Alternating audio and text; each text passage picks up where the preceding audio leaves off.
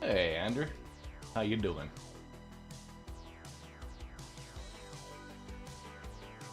Steelstone.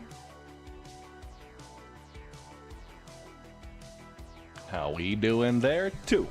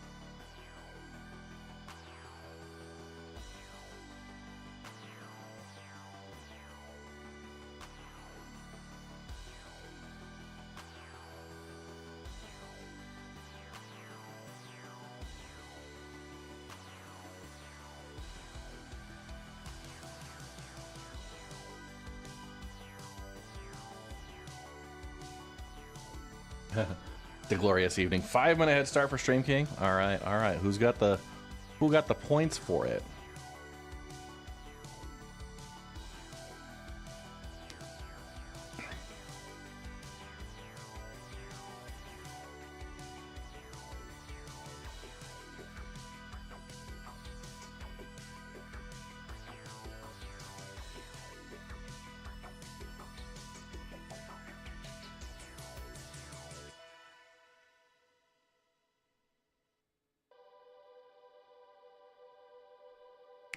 Yeah, I need to figure that out. I think we're gonna have we'll have a stream marathon or something. We can turn in points for an unlimited number of prize pools there. Get a new streamathon going.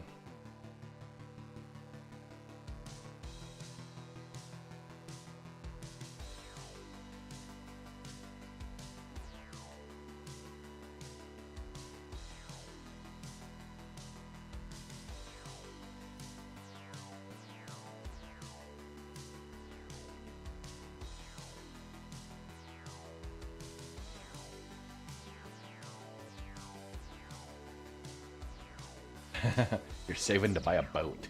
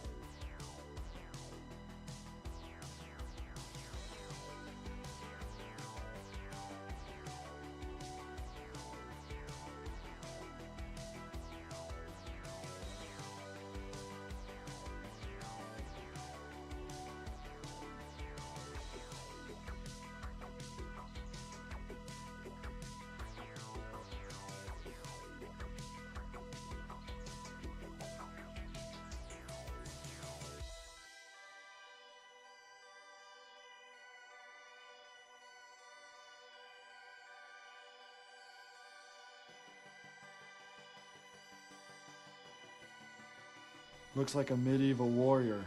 Hey, Stranix, how you doing?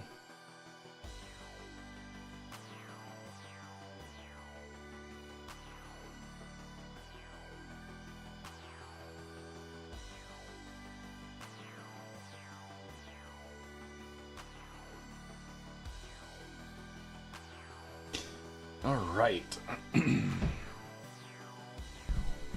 Let's get rocking in here in 5, 4, 3, 2, 1. Ad should be up.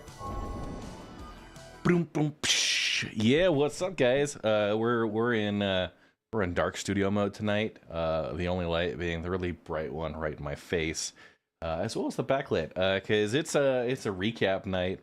We're rewatching CitizenCon because as someone helping organize one of the live watch parties, I didn't get to watch much. I was around herding cats, and there were some pieces there that looked good.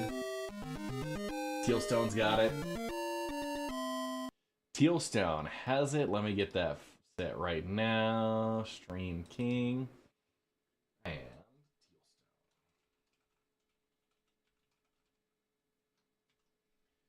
okay. That should be upgraded. Perfect. Now. Hang on. Getting a notification here. So. Ooh, yeah. Close that. We tonight are going to be doing, first of all, a behind-the-scenes look at the event from the Utah Star Citizens, that watch party that we had arranged, and then also just setting up for a rewatch of the CitizenCon presentation. It's about 2 hours long. We'll bounce through some stuff, but yeah, there's no real challenge today. Just going to enjoy the presentation, and that challenge code is RockCracker. So drop that in there for some bonus points on the giveaway. And yeah, that's going to be awesome. So I'm going to recap a little bit of the behind-the-scenes stuff that we put together for our event. Kind of the efforts that went into running a live watch party like that. And beyond that, we'll just dive right into CitizenCon, and whatever time I've got left, I might bounce into PTU. I'll have to do a fresh character copy because I know that's that'll get you some of the ships and stuff they talked about being fresh on the PTU. And yeah, we'll see. I may switch and do some Battlefield later after this is all done, just because yeah, that'll be fun. I like it. So, how did everybody enjoy CitizenCon first off? And yeah, what were your key takeaways? I know there's some good stuff. Yeah, new PTU version 3 minutes ago. I'll get to it. Let's get that. Yeah, Stranix was there. I know I saw you a little bit, but I didn't get a whole lot of time to linger and hang out with people, so that was unfortunate. I'm gonna go ahead. I'm gonna run this update while we're chatting. It'll go on in the background. So some behind the scenes. We're gonna get into that real quick, but first. I'm going to run my sizzle reel. Oh, yeah.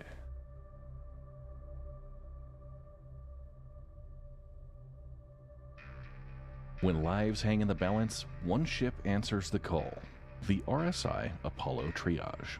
A state-of-the-art medical rescue ship designed for one mission, saving lives. From basic stabilization to advanced regeneration, this ship is a hospital in space. Equipped with 2 state-of-the-art configurable medical bays featuring your choice of Tier 1, Tier 2, or Tier 3 medical beds, the Apollo Triage is your lifeline in the black.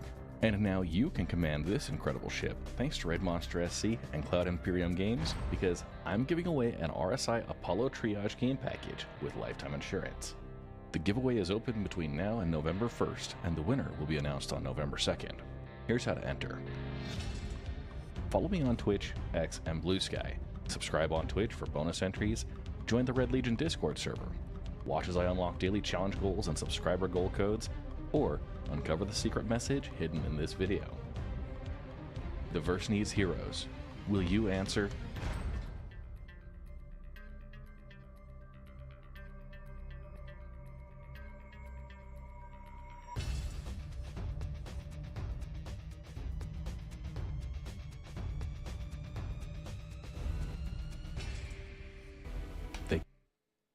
All right. One thing we are also going to do. I had this video.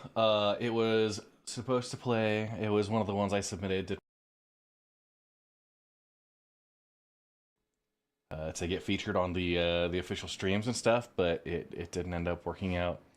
For whatever reason, my button to turn off the camera there. So I'm gonna go ahead and run this. Guys, enjoy this. They call us space dads like it's a bad thing. But we don't just mine, salvage, and haul cargo.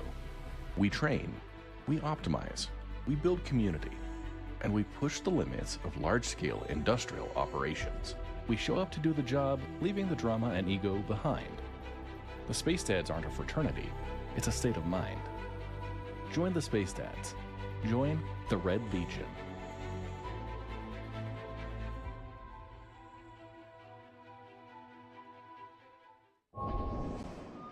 So, I've got that one set up. Oh.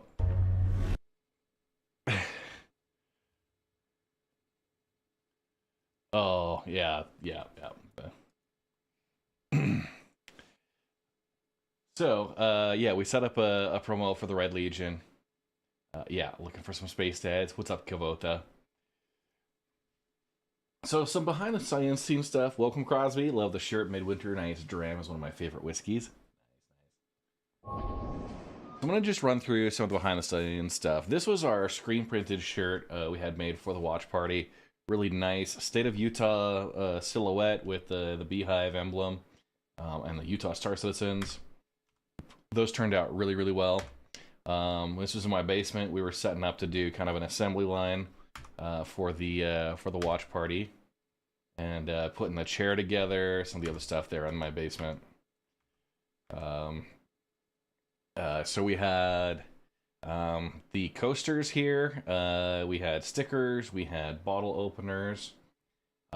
We had the silicone wristbands we gave out for the after party.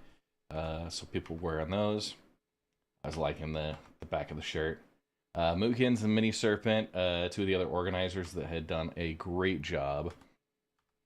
I'm glad people like the coasters. It was kind of a last minute thing. We are building the goodie bags for the Utah Star Citizens watch party. Hello. We got coasters. Oh my gosh, and flyers. Yeah, they were doing pretty good. So they all got put into these bags, and then we had shirts that we gave out with each. So, and kind of a cool thing. Angry PC Tech sent these 1SU crate 3D prints that the challenge coins and the pins ended up shipping in. And this was the whole setup. I loaded 25 bags into each one of these boxes, and we had a sandwich board sign that went out front. I had some other like shirts and stuff, other merch that got put in there. And this is what All right, so this is what we're giving away for the goodie bags. So we have a screen printed CitizenCon Direct Utah Star Citizens Watch Party T-shirt. On the front, it's got Utah Star Citizens on the chest. Have a set of nice ceramic coasters from Angry. A lot of people like the coasters, and I'm glad. And that's Angry. I was like on the fence about it. We have a cool enamel pin with but it looked pretty good. State emblem we've adopted, and there's some commemorative stuff on the back there, just the date. An iron-on patch, so for those patch collectors. A bottle opener, an essential for your latest Bar Citizen meetup, featuring that emblem on the front and back. Got some nice vinyl stickers, throw those on a water bottle or two. And then the limited edition numbered challenge coins for the event, as we get that to focus. So the watch party. What did you think of the coin, Stranex? And then on the back featuring the Utah State motif. So. Okay.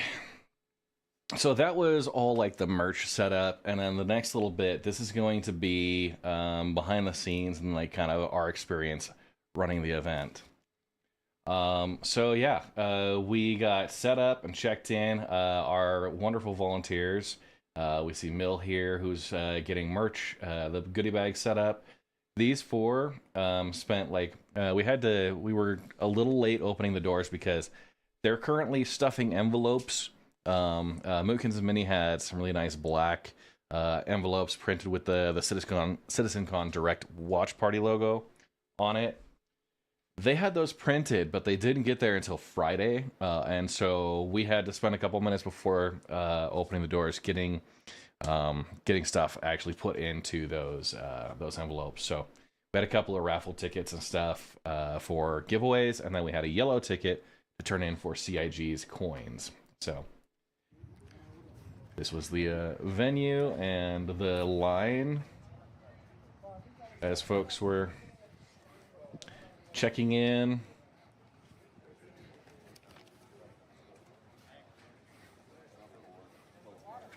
A lot of familiar faces out there.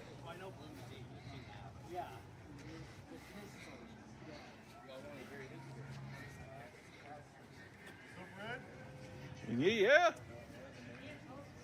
Xiao's in there in the shirt. Around the corner. Yeah. It's a pretty good turnout there. And they're getting a tree right there at the end. Yeah, and so the check-in, we actually, one of the only few hang-ups we had, as we were trying to get people checked in and scanned, the QR codes for the Eventbrite app weren't responding quickly for us. I think it might have been a connection issue or something, but Vet and his wife were working through that. I ended up helping check in a lot of folks as well. Yeah, they do general admission and after party tickets were one table, and then all of the goodie bags were at the next table. You see there getting set up. Prior to, so the movie theater seats 150, plus we had some overflow. They had a TV out in their bar area with the convention playing. So this was a few minutes before we switched over to the live stream presentation and kind of during their pre-show. This is Lee Neuschlander, who's a vehicle content designer. He was there. He's actually been doing a couple. He has some connections in Utah, so he comes back and he's been to a few. And then here's Sean Tracy, I think prepping Benoit. So Benoit Beausejour, he called and got him on the microphone for us. So Lee was giving us a couple of words. And then this was Sean with the conference call to the whole crowd for our meetup. So that was yeah, it was a pretty good one. Yeah. As we got a little further in towards the presentation start.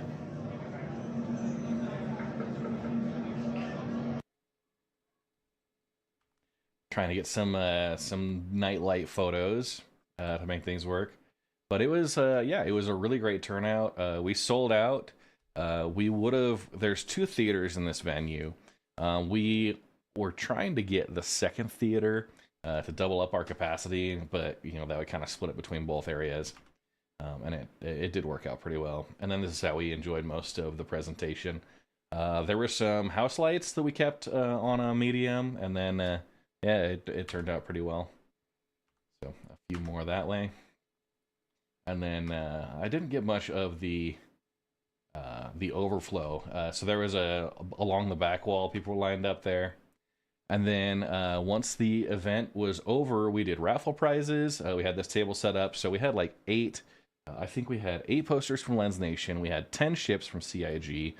We had a Monster Tech chair, similar to what I'm rocking right now. The chair with the chair mounts for joysticks. I love Lee's shirt. It says a part of John's crew.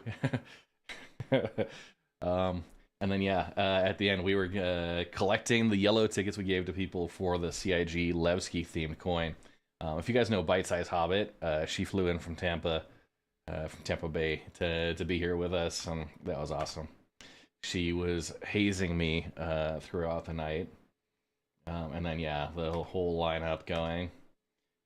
This guy won the Palakis Workshop. They had an F7A Hornet model. It was a really nice deal there. And, of course, everybody lined up around the outside of the theater to come through, meet the devs, get the coins, and go. Yeah. So... that was really fun. At about this point, they were still doing the line when I had to go over and get set up at the bar. So we had some themed drinks. So we had the Rock Breaker, which was just kind of like a margarita, tequila, lime, orange liqueur. The Drake Mule, which was a Moscow Mule, vodka, lime, and ginger beer. The Pyro Libre, which was rum, lime, coke, and overproof rum float. And then Cruise Lux, which was bourbon, simple syrup, and bitters. Now, my request for the Cruise Lux was a blue curacao with some lemon or something, so you get kind of that blue-ish. But the bartender took his own interpretation. And the last one, Orion Sunrise. It was supposed to be the Orison Sunrise, kind of like a tequila sunrise. So tequila, orange juice, grenadine, and amaretto. And we had our link for the Discord QR. So we had this private room reserved. There was a few lounge spaces within it, and like pinball machines and stuff. So people were enjoying and just mingling. I had the Red Legion flag draped on the back table there, along with some other stuff. Our bartender Clark and his assistant there, and then kind of the rest of the loungers. And then throughout the event area, the arcade space was awesome. So, yeah. And as we got a little bit further on, our lounge area and the rest of the bar kind of filled in. And then I had this one just showing me in the corner because we were going to do raffles and have people meet us. But, yeah. That was just a few photos as it packed in. We got our Bar Citizen sign there, and a few minutes before the giveaways were pulled. And these videos aren't going to load, but I got them loaded up. And then we had our prize giveaways. Now this was Vet, one of our regulars. Now after all that was done, we went and got pizza at the Pie Pizzeria in Salt Lake. There's a few of them, but In Limbo is one of the sponsors for some of our content. He had a couple of giveaways that he was supporting. Mookins Mini. This gentleman happened to be one of the friends that joined us. Lee Neuschwander, that's Vet. He's getting bunny ears from SWAT and SWAT's wife. So Vet's wife, SWAT's wife. And I can't remember these folks, but they were also some of the friends there. Yeah. Oh yeah. And then of course my meal prep after that was a big stack of pancakes the next morning. So yeah. That was fun. So I did take Sunday off of streaming just because my voice was a little bit hoarse from all the talking and everything, but I felt like it was a pretty fun time. So yeah. So with that, I'm probably gonna run into now the CitizenCon Direct actual presentations and just kind of watch and maybe live react a little bit with those. It's gonna be like 2 hours and 15 minutes, not counting if I take any pauses or breaks. But we'll get into that and kind of enjoy the show because that's gonna be. I didn't get to watch much of it. I was a pretty busy bee. And yeah, I'd like to. One thing I am probably going to do is if I can, give me just a second. My standard overlays. I'm going to shrink my video down a little bit up into the corner. Just like that.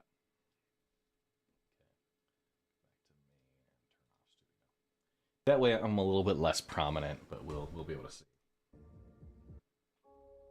This year has marked a turning point in Star Citizen's history. We have finally moved past the question of whether we can build an architecture to deliver a universe with incredible detail at massive scale, seamlessly, and where thousands of people can all play together. Server meshing has been working pretty much flawlessly at scale for the past 9 months. It has brought a more populated and active verse with up to 700 players online and in the same space at once. It's greatly increased server performance and delivered a much more responsive player experience. I couldn't be prouder of the team. They delivered something no other online game does presently. There may be other games out there that claim large player counts, or even the ability to mesh, but none do it at our detail, scale, and seamlessness. Of course, there will be continued improvements to server meshing and to Star Engine, but having moved past this last big technological hurdle has allowed us to finally focus on quality of life and stability improvements, something that has long been overdue. We're about to deliver our 9th patch in 10 months with content that has brought Star Citizen storytelling into new and exciting directions. We pushed more than 24 features, and more than 2,000 bug fixes. And while there is still a long way to go, the game has gotten more stable, performant, and fun as a result.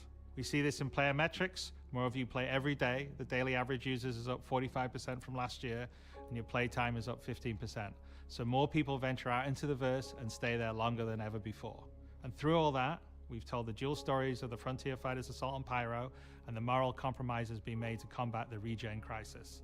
Now, as those stories come to a rest for the time being, it's time to look forward to the next chapter of Star Citizen, where the instability in Pyro and the callous actions of some pave the way to new adventures, new locations, and new threats.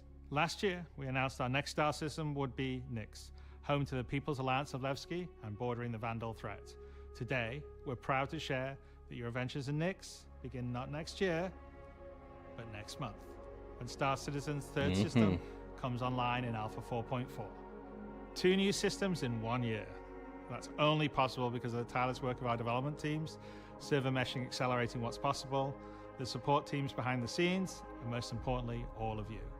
Now, I do miss that we're not all together under one roof this year, but in many ways, we're more connected than ever. Across the globe, many of you are gathering at watch parties, 9 of them with our developers in attendance, and countless others springing up in communities everywhere, and all happening simultaneously today. So even if we're separated by oceans and continents, we're bound together by the same passion for space, for discovery, and for this incredible universe we're building together. Whether you're at home or alongside your crew at a watch party, grab a drink, sit back, and let us take you inside our up-and-coming plans for the next year of Star Citizen. You got it, Chris. We'll take the first sip here. So, some interesting stuff. 45% increase in player base, and the play time is 15% increased over last year. So, that's phenomenal already. I mean, I wouldn't say phenomenal. It's good metrics already, considering last year got a huge boost. I do experience a number of other game-breaking bugs in the middle, but, you know, talking about the 30Ks and other situations that are real game-breaking issues, you know, what I experience is, you know, major inconveniences rather than complete expulsions from the game. And I think that's worth highlighting.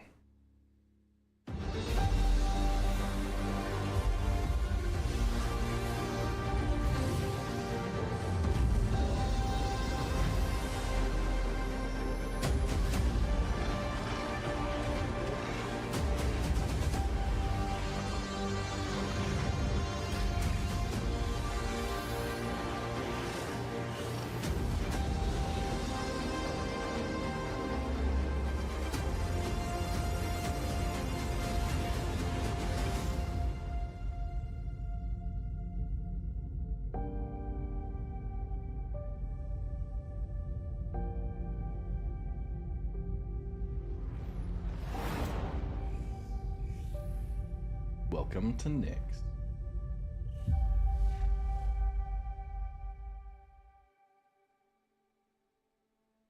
With the foundational technology now in place, the content development of the game is no longer restricted, allowing us to forge ahead with building out our first 5 star systems. Nyx will see the much-loved Levski landing zone added back to the verse, while also bringing you one of its most iconic landmarks, the Glacian Belt. Here, you'll experience a new combined arms operation that will introduce new factions and new adventures for you to discover. With this edition of our 3rd star system, we're also going to do something that's at the heart of the entire Star Citizen experience, and that is to build it right in front of you. As we have done this year, with the addition of several major locations, such as the Hathor facility or the Lazarus complex, we will continue to unveil new Nyx content throughout the year. It's a slightly different approach to how we deliver. So, it sounds like the focus, we've got the main story of the regen crisis. That might be coming to a close as they get to the end of kind of the development for like the pyro systems and stuff. Moving into Nyx, they're going to keep doing the additional story modes, stacking on top of building Nyx further. We're getting Levski and the proto-planet there, and the Glacian Ring, but it sounds like we're not getting planet surfaces in Nyx yet. Pyro, but we feel this other gets the planets. content into your hands sooner and shows our intent as we continue our march towards 1.0. I'm so incredibly proud of the work our teams have done and are continuing to do, and we're excited to have you on this next step of our journey. And as with any journey in Star Citizen, that begins with a little story. Right.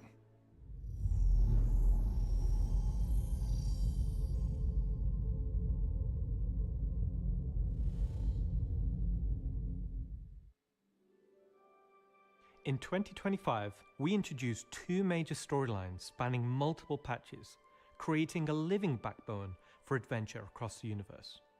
The first was Pyro Must Burn. It connected Stanton to Pyro and introduced the Frontier Fighters, who are relentless, brutal, and determined to wipe out any threats that cross them. And with this month's release, you'll now take part in the conclusion to that storyline.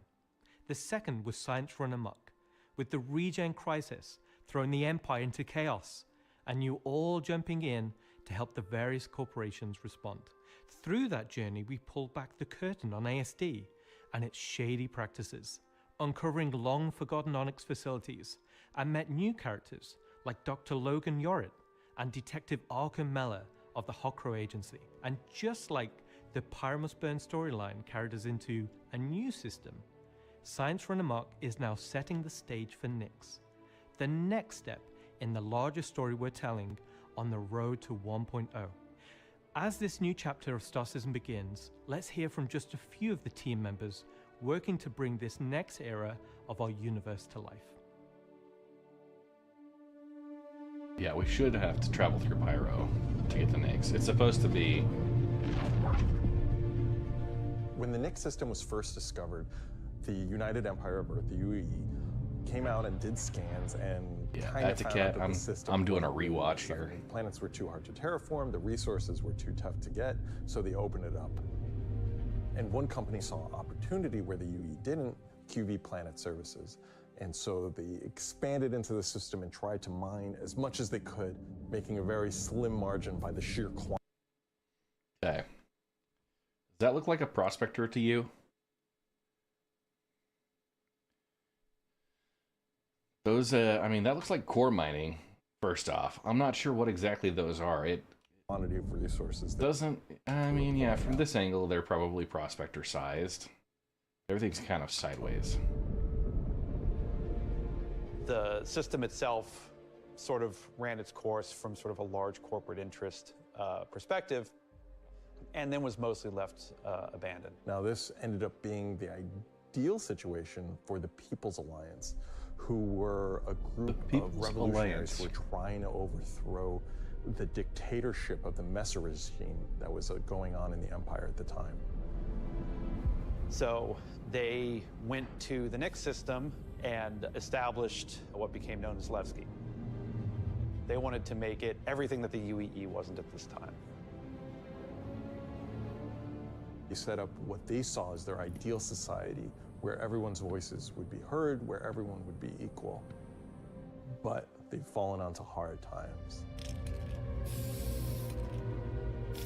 So Nyx today is kind of at an interesting point in its history. Now that the UEE has kind of transformed itself into a democratic society, what is their role? What are the People's Alliance rebelling against? And they still see the Empire as being inherently unfair. They see their role as still trying to create a free and fair society. But on the other hand, they have more problems than ever. And there's new threats lurking around every corner. And they have to ask, are they prepared to handle that?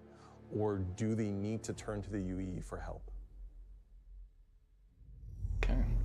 I'm not sure on the, yeah, I'm not sure yet on the location stuff, because when this was originally broadcast, I was in the middle of herding cats and only caught parts here and there.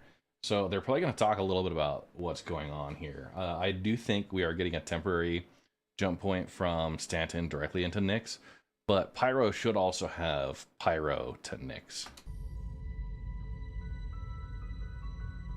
Making a Star System is you approach it from kind of two angles in a weird way. What is this system bringing to the gallery? how does this new system plug into it, and what does it bring to the table from a sort of a flavor experience? We want to make sure that whatever it's bringing to the company is unique and has some flair to it. So the Nix system is a remote system where people want to go and live free outside of the pressure and influence of the UEE. It's a remote and rugged system with a lot of hostility coming from the ever-present threat of Vandal. It's kind of like a frontier-esque thing. It's not lawless like Pyro, it's just kind of out there. Pyro's more like a Mad Max wasteland, and Nix is more like Silverado or like Deadwood, right? It's kind of like a smaller scope. The emptiness and the loneliness is the defining factor. You're still going to find gangs, you're still going to find hostile presences, but it's where people go if they want to live off the grid. The People's Alliance is the main peacekeeping force in Nix. They were unhappy with the direction that the Empire was going under the Messers. They got out. They said, we're just going to start from scratch, build our own society, but build it the way that we think it needs to be built. They're not perfect. They're just people, but they're doing their best. They want to help keep Nix safe and make it prosper. They are trying to do the best that they can, but are faced with the realities of dealing with people, which is tricky. Yeah. The Pyro Star is quite a warm star. Stanton Star is quite neutral. And the Nix is a little bit cooler. Yeah. The system has its star, and it has this dark, really, really dense gas sort of nebulous cloud. And it has points of light scattered around it, and those points of light in this gas cloud is really, really hazy. So because Nix is bordering Vandal space, it was important that we have a gap in the Nix gas cloud where you could sort of just, in between the clouds, see a piece of the Vandal space. It feels so close that it's even like protruding some red light. The level designers are using it as an actual visual indicator of where to place more dangerous POIs. So if you point your ship in the direction of it, you should find, as we build it out, that you will be in more As and they more build it danger. out. And I think that's really cool. To give more atmosphere, I was testing out adding some sort of space snowflakes, essentially. So when you look towards the sun, you can sort of see that sort of like sparkle. But then when you look you get away like sun from the dogs sun, and stuff. you'll see the reflections and sort of like little glints of light. Yeah, that's pretty cool. For the jump points in Nix, we'll have 2 on this release. We'll have one from Pyro to Nix and one from Stanton to Nix. It should be going from Nix to Castra, but we're essentially bypassing Castra temporarily. So we want to make sure you can bringing get it there back in. any way you want. Galatian Belt is a huge asteroid belt that is in sort of the middle of the system. The Galatian Belt is a combination of a bunch of technologies that we already had. The asteroid fields we use for planetary rings and the gas clouds. And it's So as far as the build-out strategy, I mean, the Glacian Ring is going to be like a lot of environmental stuff. The Castra Gates temporarily just bridges right into Stanton instead.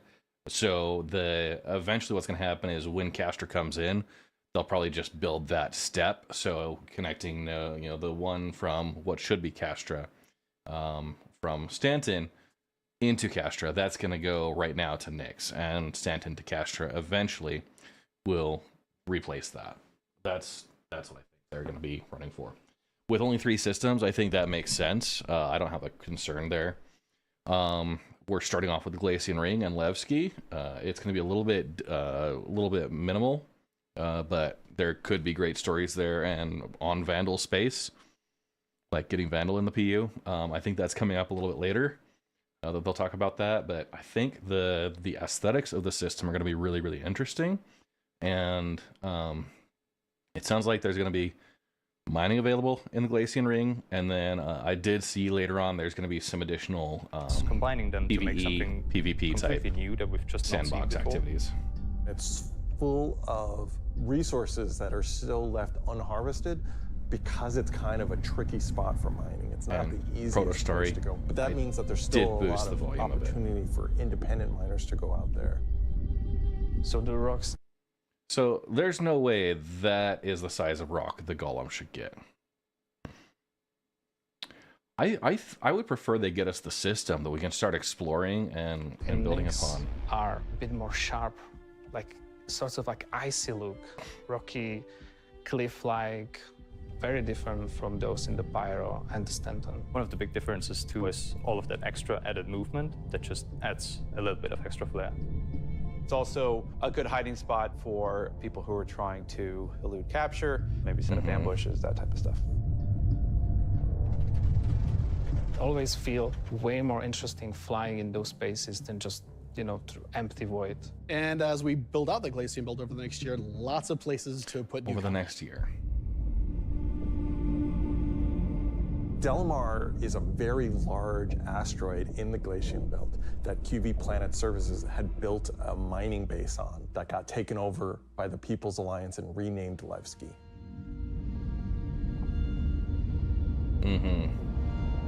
The gas Levski clouds they is put in our there. first and biggest social outpost for Nyx. It's kind of like the place where you stop before you do your panning. So it's kind of a San Francisco before you go out to the gold rush.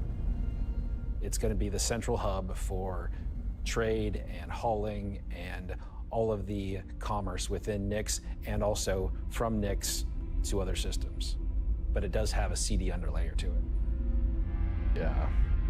Over the years, you're sort of improving the generation method of those asteroids to culminate towards this specific point to make large, explorable location.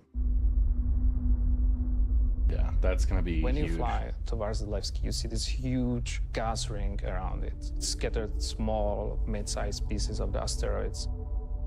Well, Levski is immediately apparently unique by the fact that it's a facility clamped onto the side of an asteroid. The breathtaking views of looking into the belt instantly gives it a unique charm and flavor.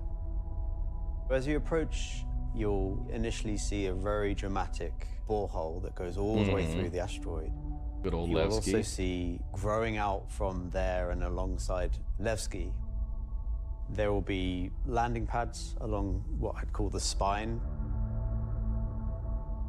Lots of industrial pipes and transport systems to bring out the...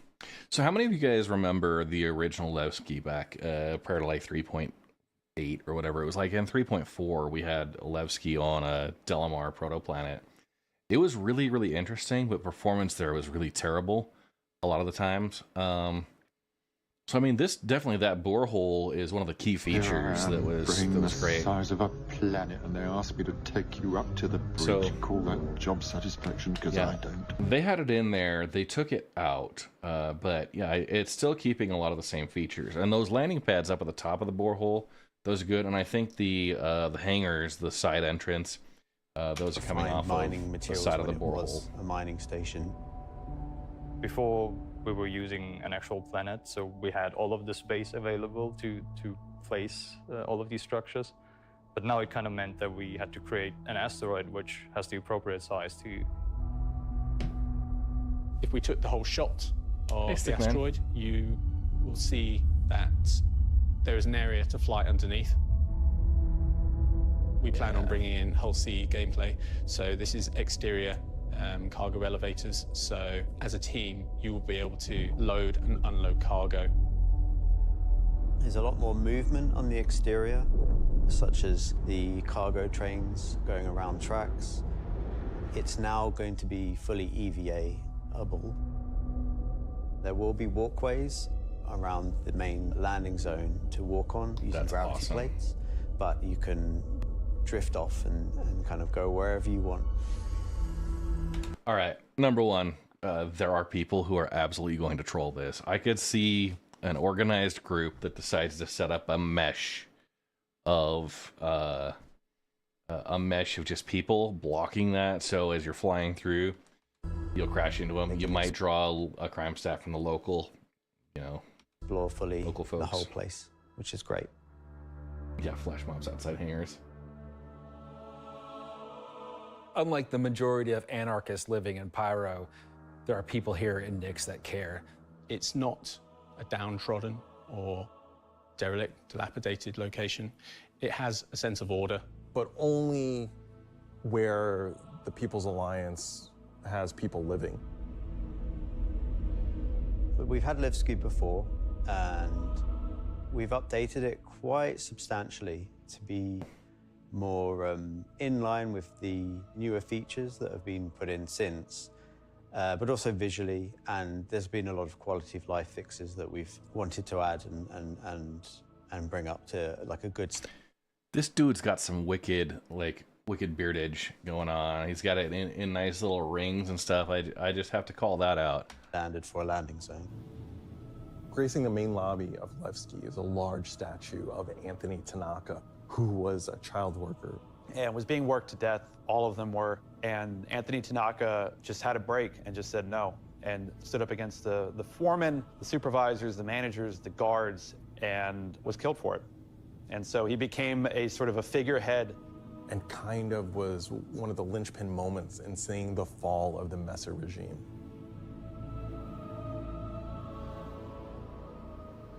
So if you take the elevator up to the top deck, you'll see the top view and the cargo area as well. So you can go through the cargo shop. You've got your normal kind of cargo needs. You'll have ability to trade and buy your tractor beam and other gear that you need. So if you were to die in the Nyx system, then one of the places you might come out from is the hospital in Levski, which is called the Mercy Hospital.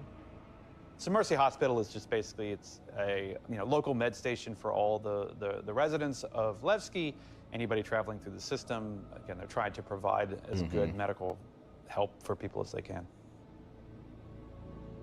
When you arrive at the HAB's location, you'll be presented with a lobby, elevator bank, and then you will take that transit to the HAB room.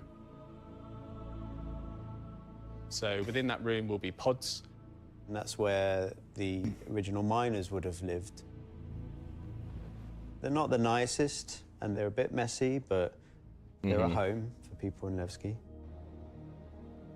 If you head down to the lower view deck, you'll go through into the Grand Barter, which is your main social and commercial area of Levski. This is where you will see market sellers selling their wares. There will be stalls. There will be kind of more embedded shops. So this has gone through a big update. And that includes things like Corderies, since the last which time is we your armor saw. shop, and also Conscientious Objects, which is for weapons. Conscientious. There's also one of my favorite places, Cafe Musée, which is where you can go down into some of the more rocky depths and grab yourself a drink, and you never know who you meet down there. If you explore a bit more around the Grand Barter, there's other routes around and little side passages. There's another shop that's away from that area called Teachers.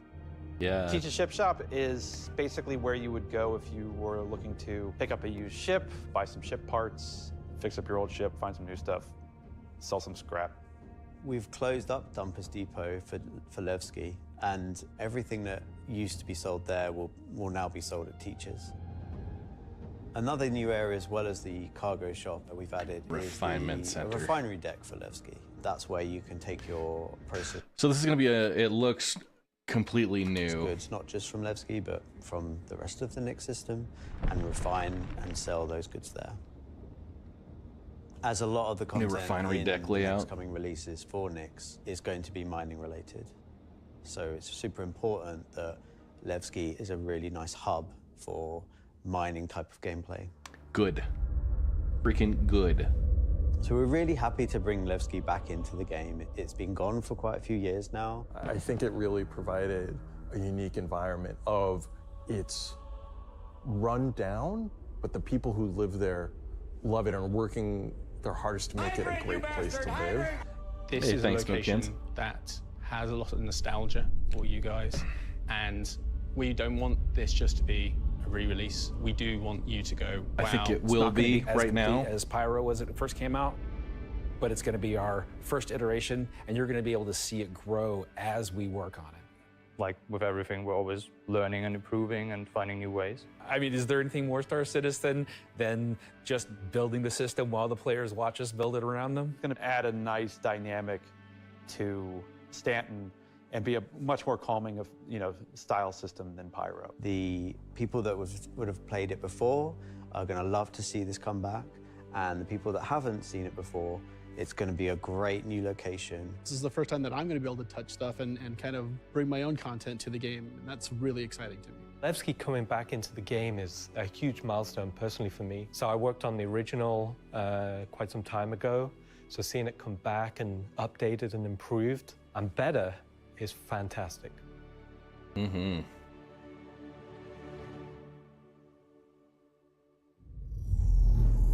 So, Nick's system, we're getting Levski landing zone, we're getting the Glacian ring. It's gonna have a refinery added. Dumpers Depot is now Teach's ship shop. The Grand Barter area looks like it's gone through a big update since the original Levski. There didn't seem to be a whole lot of like driving around areas. So Levski was on Delamar, a protoplanet, or like a small moon, basically. But now it's legit in an asteroid, right? A very large asteroid, but it's definitely giving me Expanse vibes, right? Not Tycho Station, but yeah, some of their proto planetoids. So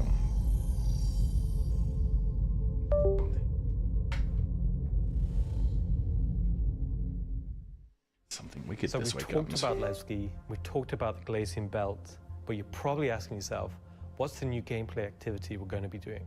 So let's find out. Welcome to Nyx is your first experience in a new space station in a new solar system. It's a mystery to be solved.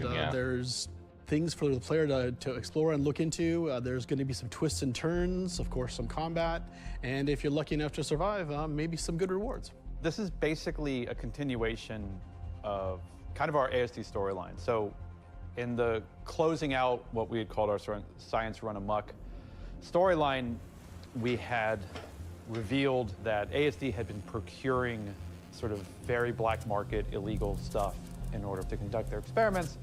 So this mission is basically going to be continuing on that trail. So the Navy has learned that illegal tech is being sold in the UAE, and they're hiring Intersect to investigate. Intersect Defense Solutions is the leading military defense contractor in the UAE. So the Navy contracts with them a lot for doing various kind of military operations that they don't want to handle themselves. We didn't want players to be working directly for the Navy. Armor. The Navy just doesn't call up random citizens and ask like, hey, if you're free, can you fly a helicopter? I guess as a player, when you can think about like, oh, where am I going to be doing missions that are capital ship battles or large fleet scale stuff or military operations, that's all going to come from Intersect Defense Solutions. Intersect have discovered the source of the illegal tech is in the Nyx system and an old abandoned QV Planet Services logistics station that's come back online. So they want the players to figure out what's going on. New dynamic locations. So when you come out Sandbox of Quantum activities. and you start your approach vector to the objective, you'll be weaving through asteroids, going through the Glacian Belt, and slowly the station will reveal itself. Now this is an old QV logistics station. It's pretty beat up, it's pretty derelict, but there's some points of interest that you'll spot as you go through. So the station itself shares design cues from old Pan Am stations found in Pyro. This architectural design found its way over to the Nyx system as the system was being established. But you'll also see some additional design cues that QV Planetary Services were adding, so it's a nice transition architectural point. It's fairly skeletal in design. You'll see logistics yards and cargo yards, but also facilities pinned inside the asteroid, creating this network of facilities. You'll notice there's a Polaris near the main hub. It's not a normal Polaris. It's damaged, it's broken. It's not a standard corporate Polaris. So at this point, you should be asking yourself, who does this belong to? Away from the Polaris, you'll see struts leading to asteroid bases. Now, these asteroid bases are locked, so you don't know exactly what's inside just yet. But all of this comes together to form the playground for the mission to take place. So not only is this facility unabandoned, but it's also under attack from a surprising but familiar foe. Okay.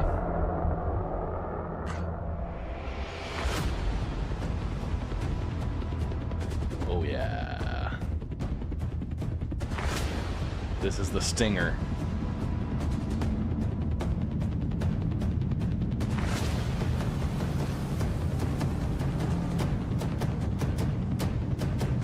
The glaive, and the Stinger. Hell yeah! First time in the P. Yes. Okay, we're getting a Vandal in the PU. The Vandal. Yes. Okay, this is absolutely what needs to happen. Right, we knew Nyx was going to bring this. So the Vandal are a nomadic, very, very, very violent spacefaring race. They've been striking out against outposts and such in the Nyx system. They don't really know what they want, don't know why they're doing it, but it seems like whoever's running the station is really pissed them off. Vandal raiding parties have been arriving in the system, and they're unaffiliated to any clan. There's small groups coming in and picking at them. But as time goes on, those raids are getting bigger and more frequent. They'll be the scythes that you're familiar with, glaives and blades that we all know and hate, and a new craft for the PU, the Vandal Stinger. Yeah. That looks, You will be it looks great. contacted by some civilians on arrival asking you for help. So at this point, you have a choice. You can either bug out, mission over, or join the fight. This will be the first time since the PU launched that you'll be able to fight against Vandal aggressor ships. This fight will be intense. The player should be able to deal with them, but they will have to be prepared and they'll have to come back in to fight off this initial wave, and that won't be the end of it. After you fight off the Vandal ships, the mysterious inhabitants of the station invite you to come on board. Which INSEC sort of will encourage you to do because it'll help further their investigation against what's happening here, why these QB stations have come back online. You dock your ship, you board the station, and it turns out the inhabitants here have a real surprise for you. The player will be immediately ambushed. These guys are not your friends. Of course, it's not going to be easy because the people that are inhabiting the station are going to fight you every step of the way. The fight will be challenging, but this definitely will be the warm-up phase of this mission. This will be the players getting a sense of what exactly is going on there, who these new people are. They'll be in unfamiliar armor. They'll be wielding unfamiliar weapons. And we want you to get a sense that you are in a new place, in a new territory, fighting a new faction. So after you survive this initial ambush, you get back in touch with INSEC, and obviously the question is, who are these people? Why are they attacking?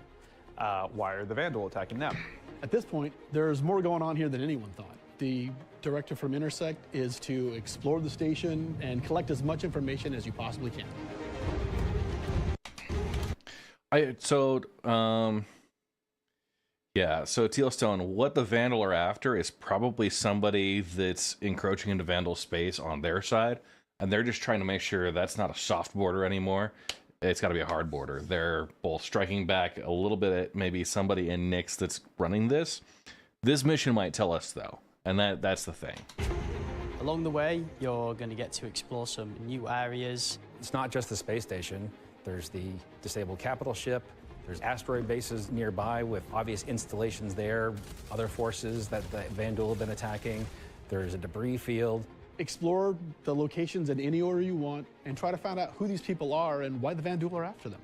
You'll find new clues. You'll find ways to solve the puzzle of what's going on at the space station and find out what kind of loot they have for you now that you've beat them.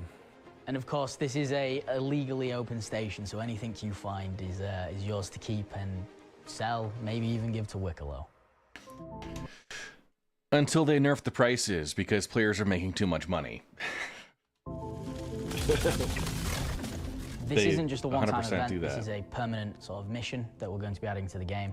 You can go back and repeat this mission and find ways to do it even better, even faster. There'll be a different story and different flavor. Obviously, we can't have the same thing happen every time. There'll be other missions that Intersect will offer to you based on the evidence that you found. Now you know the real story, and you can start digging and giving more information to Intersect along the way.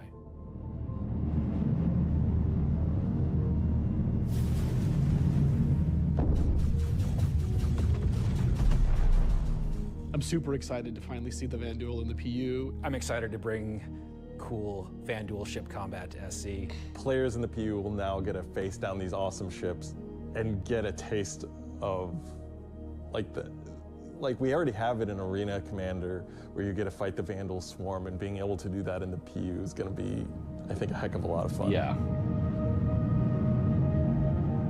So this marks a great milestone for us for not only pushing hard and adding great content this year, we're also being able to introduce the next star system and introducing the next landscape to tell new stories and add new gameplay beats into the ever-expanding universe. So we'll leave 4.4 there. If you're at one of the watch parties, please raise a toast to the great work that all the teams have been doing this year. And I'll be right back in just a few minutes to look ahead at some of the things coming in 2026. That was... Hello, everyone, and welcome to the Voyager Bar in beautiful scenic Orizon, where the staff of Cloud Imperium Games Manchester is gathered for their very own CitizenCon Direct watch party. Okay, yeah, we see Aaron Roberts there. Any other, like, super familiar faces? As the dozens of such events happening at locations around the world, we've gathered today to watch this sneak peek at just a little of what the next year of Star Citizen Zach has in Priest store there. for everyone. Oh, that was really good, everybody. I'm Jared Huckabee, your host for the festivities and for the show today. And let me tell you, it's not a joke. It's not a gag. Next week, we're hitting our 9th patch in 10 months. And then in November, we're going to finish out the year strong with the long-awaited arrival of the Nix system. And in case you missed it because you were chatting with friends, hi. It's not the lawless wasteland of Pyro many folks have been speculating, but an independent system with its own set of rules and laws and multiple ways to get there. It's an exciting time for everyone at Cloud Imperium Games because, as the architects of our persistent universe said at the start of the show, the foundational tech that we've been building for so many years has now unlocked us to bring more to Star Citizen than ever before as we continue our journey towards 1.0. Yeah, it'll definitely be like that. Before we continue with the show, let's get a few housekeeping tasks out of the way. First, we're simulcast on YouTube and Twitch. So if you want the keen communities of Twitch or the 4K ultra high resolution of YouTube, you have your choice. Second, throughout the broadcast today, we want to see and hear what you have to say along the way, and you can tell us on social media by using #CitizenCon. We're especially interested to see any photos from those watch parties that are happening across the globe, and we're going to find some way to bring a few of them into the broadcast later in the program. Third, we've also had a CitizenCon contest going for people to create their very own slice of life in the PU videos, and we played the winning entries during our pre-show countdown. The offerings Wasn't mine. super varied. The idea was to work with a team to show the life of a miner or a hauler or a bounty hunter or whatever. But one guy just said, I'm gonna make a video about how awesome I am. And I respect that. So shout out Nocturnal Revenant. I don't remember if you were one of the winners getting an L21 Wolf from Kruger for their efforts, but you won the coveted Disco Lando Complete Narcissist Award. Good job. New and to all the winners, Welcome I'm to sure the Red someone Legion. will either be in touch with you about your wolves, or they'll just Thank you for show the up on follow. your accounts. I really don't know how that process works. Probably would have been good to find out before the show, huh? He's so afraid. Either way, if you missed the pre-show and are curious if you won, you can check the replay after we're done here today. All right. I just realized that my bosses, Chris and Sandy, are sitting in a movie theater watch party in Switzerland right now. A completely captive audience. So real behind the scenes here. This is especially torturous for Chris right now because he's super excited about the next segment we've got coming up. Aren't you, Chris? And you're just sat there right now, forced to watch and listen to anything I say. Do either of you regret that decision so long ago? All right, so I've probably pushed my luck enough. Let's get to the next thing. When Nyx arrives next month, it'll have Levski, the Glacium Belt, and the new Welcome to Nyx operation we just discussed. But throughout 2026, we'll also continue to build the star system out.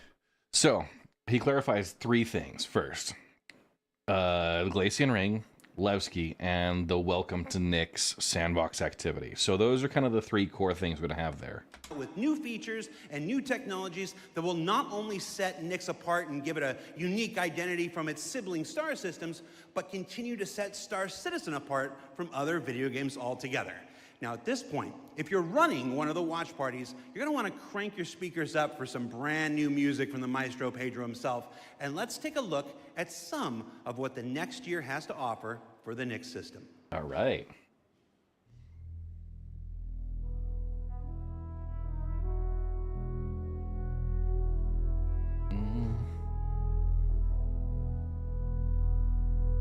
Really great. At Cloud Imperium Games, we believe art inspires the best technology. And through the development of that technology, it pushes us to create even better art. When Genesis comes to the persistent universe starting next year, it will change how you experience every world. And not just in the building of the new planets for the Nyx system. We will also go back through Stanton and Pyro and reimagine them through the lens of our technology. Previously, and more traditionally, we'd create slices of biomes, like deserts or forests. This approach moved us forwards and got us this far, but solving the scale was always tricky. And for Star Citizen, we like to do scale on another level. Issues like seeing tiling from our height maps from high altitude, or the unpredictable blending when 2 biomes connected, were common. But ultimately, things just never felt right. Our worlds were gorgeous. I know. But to us, they still sometimes felt like interpretations. Now, this was a super hard problem, which we needed to solve at the scale the Star Citizen requires. We challenged ourselves to emulate nature in the most believable way, and not just on a planetary scale, but to our level of detail.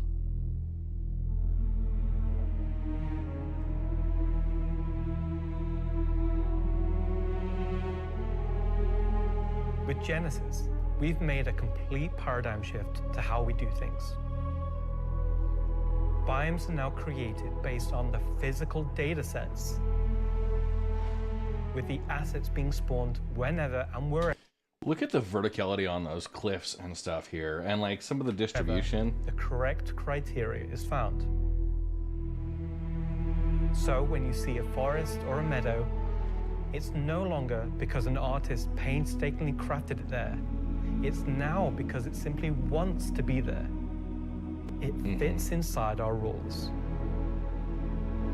Genesis also ties. This is part that I saw live. So systems.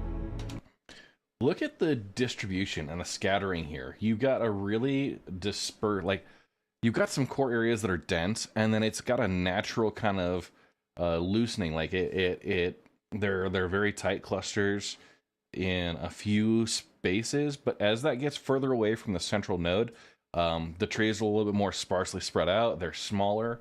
It looks really, really natural compared to where like kind of an artist just planting, you know, Our individuals. new planets are built from the information we create for our different data sets, like height maps, humidity, temperature, soil types, kind of the soil rolling maps, geology, soil erosion data, here. to name but a few. This kind of reminds me of like a glacial valley, right? So, you know, you've got really steep walls, and yeah. Means you. It's probably early to build the tech out at the scale. They're still working on tweaks to get the last little bit, and that's probably why we're not getting additional planets. But Nyx is where they're going to be bringing in that tech. Can now tell and where to testing it. find valuable minerals as the geology looks like it would be data, to name but a few. This means you can now tell where to find valuable minerals as the geology looks like it would be suitable for it. Where This screen part was piles really- exist below sheer cliff faces. Yeah. and where scree rocks piles are and broken stuff. off over time due to erosion. Of course, these new tools still give us the ability to direct the look and feel we want. Little bubble The thing attention to going here. detail That's from awesome. the tallest mountain to the smallest flower is still our core DNA. Yeah. With Genesis, we can now keep that detail-orientated mindset as we focus on the quality, and it provides the quantity. Genesis provides our planets with the ultimate sense of exploration and adventure, discovery in the purest emotional form. We want you to find that perfect place, with the planets providing an abundant resource to harvest.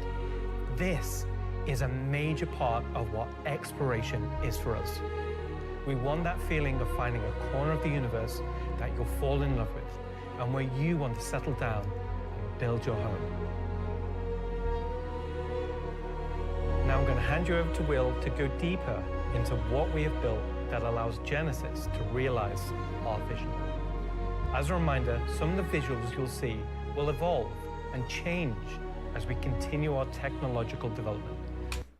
Like this rocky outcropping right here, yeah, I would build a suite right on top of there, having a lookout over this canyon area. Like that would be prime view station, right? Great stuff there. Yeah, Red Legion, we're gonna have bases in each of the settled systems. Once we get permanent, ground stations we can Hone in run into. on the final look for Nyx. Thanks, Ian. So, in case it's not already clear, Genesis is our name for a group of technologies that are improving our ability to build worlds, refining those that we've already created, and ultimately expanding our persistent universe to the scale and quality that we all expect. I work on planet tech, so let's talk about how that's continued to evolve since our presentation last year. And instead of just highlighting some really cool biomes that we can create, let's go ahead and show how all this work applies to the upcoming planets of Nyx. So there are 3 planets in Nyx. Nyx 3 is a gas giant, and I think it's blue. It's not going to surface. I don't really know. Nyx 2 is a yellow, toxic. It's got like this high pressure atmosphere, and it's like a very volatile Venus. planet with high risk reward gameplay. It's going to have some really interesting biomes for you to discover, but for now, just know it's going to be dangerous, because today we're going to focus on what we consider to be the hero planet of this system. A hero planet, Nyx 1. Nyx 1 has got a rugged, remote beauty. It's got a diverse set of biomes, from weathered rocky mountain ranges to vast sweeping forests and grasslands, and from damp, expansive wetlands to claustrophobic, festering swamps. These core biome concepts give us a fantastic platform to hone our technology, in some cases because the current tech couldn't do them at all, or because we want to completely step up our game for them. So, let's approach this planet in much the same way that you, the player, will, from orbit. The orbit appearance of the planets going forward is far more tied to what is present on the surface. Previously, we had different data that drove the orbital and ground coloring. That's because the orbit was designed to look like vegetation that we'd place on the surface, and the ground coloring was trying to be a mix of soil, rock, and the organic compound coloring that forms the kind of colors there. Now we author much more of the data in a unified way. When you look at... So, hang on. They talk about this being a little bit more organic, and I already see some repeated patterns. This area right here, we got the one string here, right here. This, we're seeing a little bit of repetition, slightly. Now, the coloration is a little bit different. That drives some differences, but I bet you we find this same type of pattern in a few other areas. That's more, it's being driven that way. It's less noticeable than it would be before, and like certain other areas, they're just, it's not noticeable at all. But right off the bat, like in this example, I think I see what looks like 2, maybe 3. Much more of the data in a unified way. But like just critiquing this at this level, right? That most of the unique geological features are looking really unique, right? I see this little fork here and maybe a little bit of a fork here. It seems like there's enough variety, even with the features that are kind of being recycled, that those are actually having different coloration of the vegetation, right? Which I think is being pretty successful. When you look at Earth, you see blues and greens for ocean and vegetation. And it's really hard to do brown or those type of yellowy key tones for features. sand and soil. We wanted to keep it as simple as that. The same set of textures and data that define the color of the soil, sand, and rock on the ground. Okay, yeah. So now you've got your elevation maps, mountaintops, sea level. That's actually pretty awesome. I used to create the orbital look. We then assess the presence of vegetation and competition between different species on each part of the planet and use that to blend in tones of green, including variations due to species health and the current season. So like here, yeah. Just looking to see if there's anything that's blatantly obvious, like repeated. I mean, this kind of trident feature, 1, 2, 3. I see 3, maybe 4 versions of it that are kind of incorporated in some level, but each one does have, more or less a pretty unique looking variation. Creates a far more complete. So you can get the core structures underneath that will be repeated, but enough variation there that it's not like super obvious. Like if I'm being nitpicky, I can see it, and that's even just on there. Image and allows you to identify features, geologies, and potential points of interest all the way from space. Let's go down to the surface and start with something closer to what you're used to, but in a whole new light.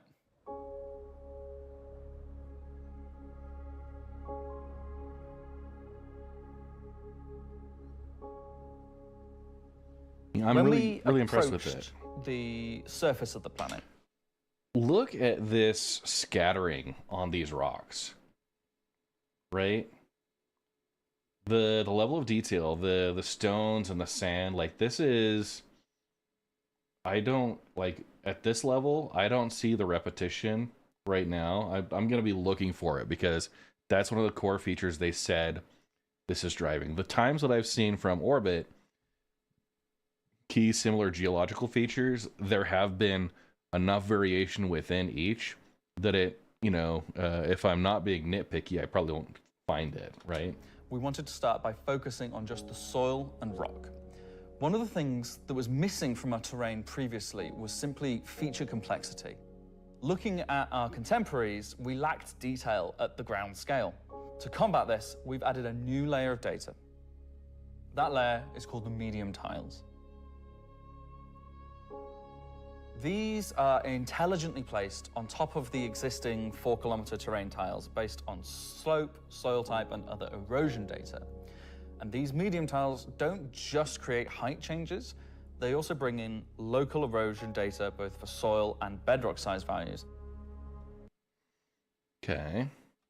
And this gives us a whole new level of terrain detail, of scale, and allows us to create far more unique locations across the planet. So now that we've nailed the surface, let's have a look at adding some rocks. We've now got 2 major contributors to the rock content of our planets. Firstly, long-desired feature, cliffs.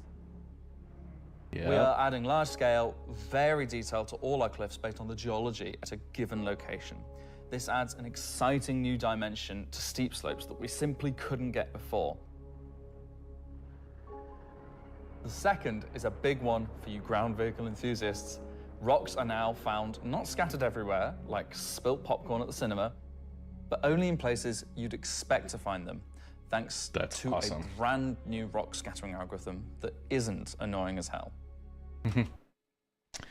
So this part is really awesome. The scree piles underneath the cliffs, and you see you've got larger rocks and high density in these areas. You've got smaller rocks that kind of scatter out a little bit further down. You got some that seem a little out of place as they come down this hill. Some larger ones at the very base, but they collect in a more natural area, which is great. Using physical data generated for each large and medium tile, now rock distribution And aggregate size, yep, high, medium, and down to low. Should make sense and has a physical basis.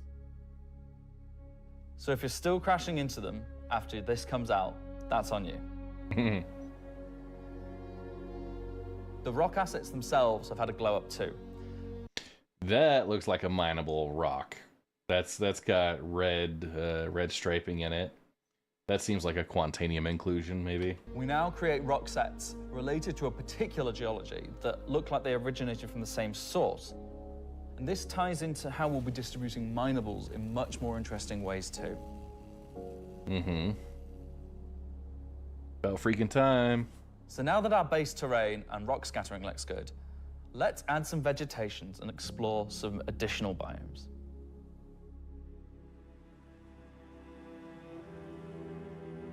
Nyx 1's forests and grasslands are full of trees, various grass species, rock formations, and they're found in all sorts of elevations like mountain valleys, open plains, and dense meadows. Okay, so big soil quality maps, and that determines where the trees are coming in. They need a high or a mid to high quality. A good point to make. When we start to add a bit of fresh water, they begin transitioning into more wetland-type biomes. And while forests are super cool, let's focus on the grasslands and wetlands today. So, interesting grasslands. How are we making these look so great?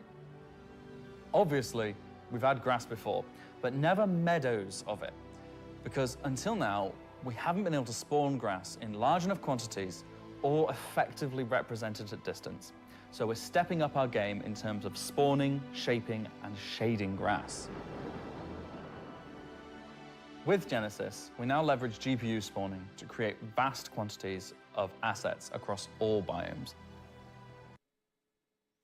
Okay, yeah, I mean, the scattering here, I'm not seeing any tessellation artifacts. I think the dispersion is looking really Whether it be dense unique. meadows or more complex collections of ground cover like you can see in these wetlands. We are also able to fit our grass tiles to the ground by conforming them to the unique terrain underneath. Now we can finally cover complex terrain shapes with grass and ground cover assets, and as a result they are now gravity aligned, meaning each blade is oriented as you'd expect and not sticking out like before. That's good. Next, let's take a look at how we light our grass. Now, as in real life, the shading of a grass blade, or indeed a whole field of grass, is lit very differently to like a flat surface. We now use a solution that shades meadows of grass far more like fur or hair. And this, if you think about it, makes sense. At a distance, a field of grass is far more like a carpet or cloth than a flat surface. This improves how our grass looks from a near perspective, as well as bringing us nicely into how we're solving. You're seeing the tips of the grass blades illuminated here, where the bases are kind of shadowed from everything in front. Distant representation of grass. So, let's talk about the distance problem. One of our biggest achievements with Genesis is allowing us to build beautiful biomes out of flora and geology assets like a building set. Can I say Lego? No. Too late. But in the past, this broke down very quickly when objects simply disappeared when viewing the same biome from 10, 20, 100 kilometers away. Because we don't hide planetary transitions and allow you to view complex regions from very large distances, there are almost infinite perspectives from which you can see a location in Star Citizen. So, how can we afford to evaluate complex spawning logic at runtime for the entire swathes of the planet? Enter the virtual terrain. Virtual terrain, or VT for short, is how we now cache and represent our terrain at varying scales. Hey, Lewisism. This has been the enabler for all of the lovely advances in terrain complexity and asset spawning we've shown so far. And it's also how we now evaluate and represent vegetation from a distance. When creating the VT for each part of the terrain, we assess if vegetation has covered the ground, and if so, what shading should be applied. For all of our biomes, we're now able to use the same shading model for the distant representation as the close-up asset, whether that's our lovely rolling hills, some more dramatic rockscapes, those muggy wetlands, or even our festering swamps. So yeah, we didn't forget about the swamps, and they're coming to Nyx 1 as well. Built using the lessons learned and all the technologies we've developed, these swamps now spring into existence from the planetary data. This biome combines all of the elements from the other biomes we've shown you today, from water interaction, denser spawning, unique ground coverage, and I think it creates something really unique. What's that back there?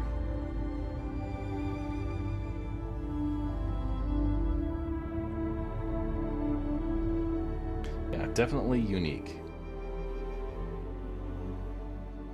Anyway, that's our update on the planet tech portion of Genesis and how we're using it right now to sculpt looking the identity really, really of good. Nyx 1. And I hope you're as excited as we are to explore this and everything we haven't shared yet next year. It looks really, really good. So yeah, when As you can see, Nyx 1 Genesis comes in, is now inspiring everyone here to create planets of the quality and believability we've always strived for. A meeting of technology and art that I truly believe will set our worlds apart from anything we've done before. And with that said, let's move on to a little travel between systems, literally.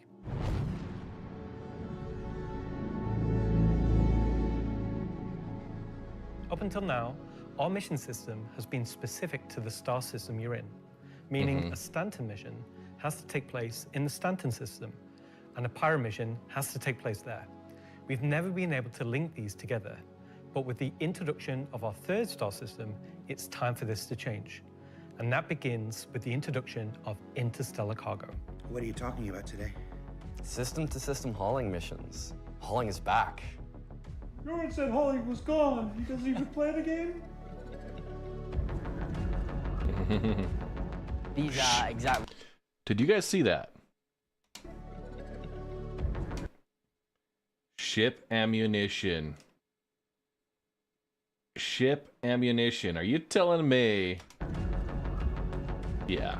These are exactly what they say on the tin. Missions where you're going to start in, say, Stanton and end in Nyx, taking various volumes of cargo between the stations. So there'll be high volumes of cargo that kind of fulfill the purpose for the Hull C and the other series of Hull ships. Okay.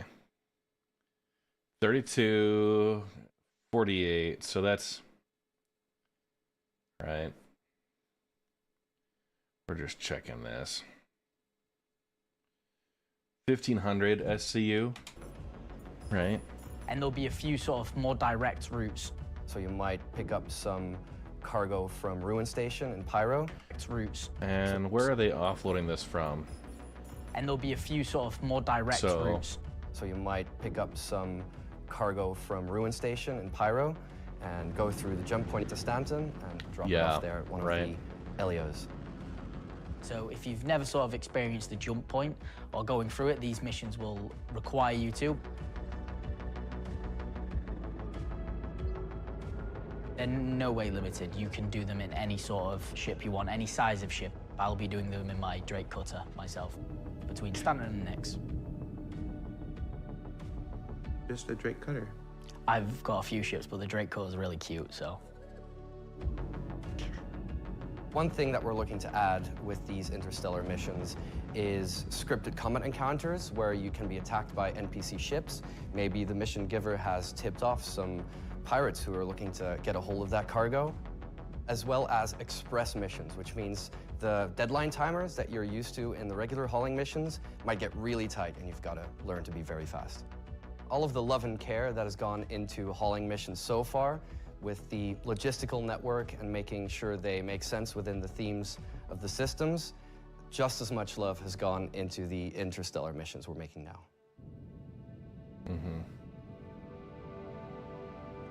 At the start of the show, we said we was going to build out the Nyx system right in front of you after 4.4 launches next month, and why we want to keep as much of what we're doing behind closed doors so you can discover it for yourself, in-game and on your own. We still are excited to share with you a brief look at one of our up-and-coming locations we're calling Rockcracker. Rockcracker. Yeah, I saw this one while I was eating. I was like, this is... So, first off, this looks like early concept work. We've got a more static asset for the mole that's just an image overlaid there. Right. This is conceptual artwork, maybe a little on the in-game, but very early towards it. Okay, so Rockcracker, Jared, is our internal name. Rockcracker is where you have to crack a rock. It's a big rock. You want more? So way out into the Keeger Belt, you'll find these old QV breaker stations. The Keeger Belt.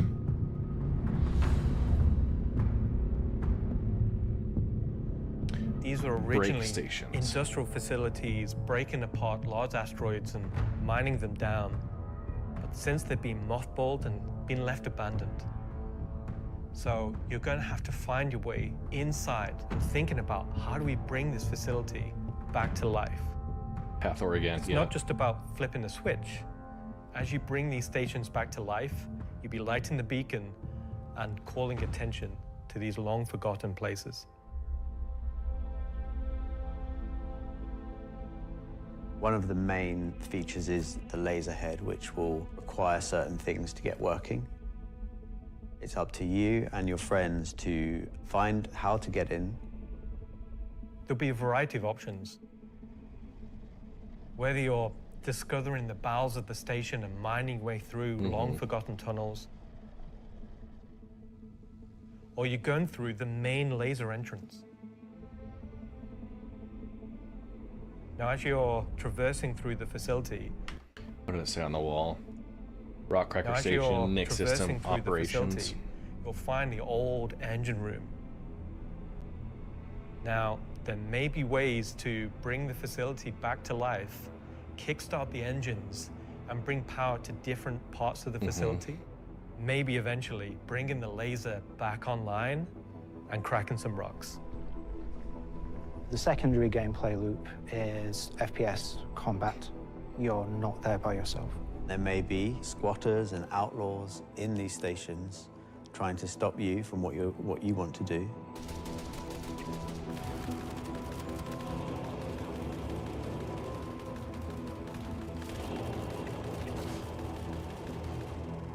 Yeah.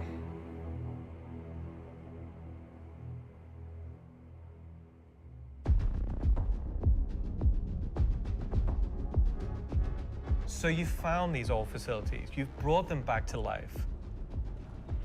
You've systematically brought power to various functions of the facility. You've activated the laser. You've fired the laser. You've broken apart the rock. And then you'll be able to fly your ship inside and see what's there. So you fly a ship into an asteroid? Yeah. You just get into your ship and fly in and start searching around and trying to find the pieces that you want to mine. Hey, Tealstone, thanks for the lurk.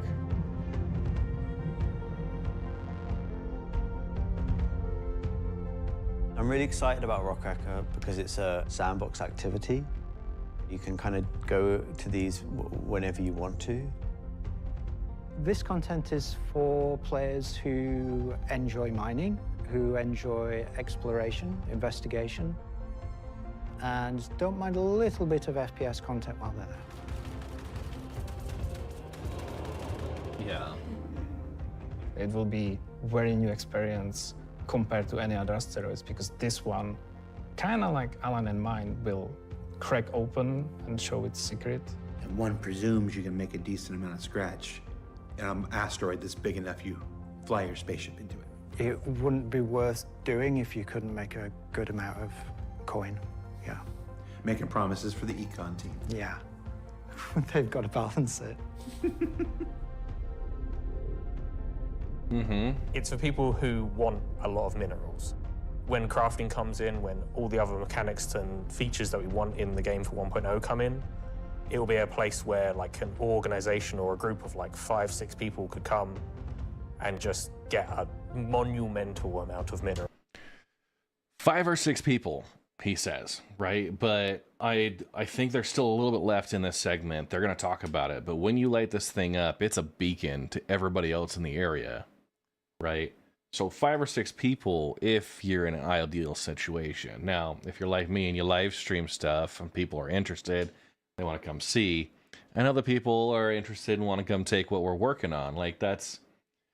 It's going to take an entire org. And yeah, we've had Hathor events where where you can do that, but it is also going to be a sandbox, open world location where with the server sizes going up and dynamic server meshing and stuff, you are going to run into people.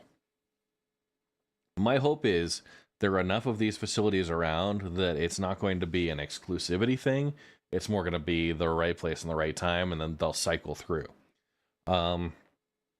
You have to fly inside, which is going to be a challenge, I think. I'm not sure exactly at what scale they're aiming for in there. And also, it's going to run into the same problem that we have right now in the Hathor, where if one person overcharges a rock, it kills everybody in there, right? You're talking about a lot of proximity, right? Yeah, I would expect this to be, at least initially, a PvP magnet. For sure. You're going to have people that are just lurking, letting you do all the hard work, and as soon as it's opened up, they'll come in and wipe your guys out and go do their thing. And you're going to say, well, just hire security. Yeah, but like you can also get overwhelmed pretty easily based on the fact that you have 20 people who are trying to get the thing up and running and 10 people security. Or you could do 10 people trying to get it up, 20 people on security, and be bored out of your mind, right? It's... yeah, 5 to 6 just from mining? Yeah, probably. And that's about what we do with Hathor right now. But the one thing is, yes, the economy team needs to balance it out. And they need to do a lot better job at industrial stuff right now, because mining sucks profit-wise. Salvage sucks even harder with the most recent update profit-wise. And like crafting and base building, yeah, we're gonna go bust our ass for all of that, but it's not paying out. Like we would need to charge a premium over what we'd get at a station to be able to do that, and we need to be able to charge that premium reliably without running into bugs like duplication issues. Because we tried to do that. We tried to stockpile Quantanium for Polaris bits and stuff. The dupe issue came, and we were stuck on we had over 2,000 SEO Quantanium stored that we would have been able to sell for, a big chunk of change, right? But that all got wiped out. Nobody wanted to buy it because of duplication issues that it made it unnecessary, right? So they need to balance that out, as well as consider the fact that if there's a sudden flood in the market, it's going to be a nightmare for large scale orgs that are doing industrial stuff. So that's a look at some of what's coming over the next 12 months. In addition to what we've shown, there'll be new mission packs tailored to the People's Alliance and their struggles. Yeah. There'll be events that invest you into the evolving storyline of all 3 systems we'll have in the game. And of course, when we begin populating these with new planets, there'll be a whole host of ground-based POIs, settlements, and structures inhabited by those trying to make their way in the verse. And all of this in service of building star systems that complement the massive corporate yard of Stanton, the lawless ganking of Pyro, and now the new frontier of discovery for the Nyx system. Should I say ganking? You already did.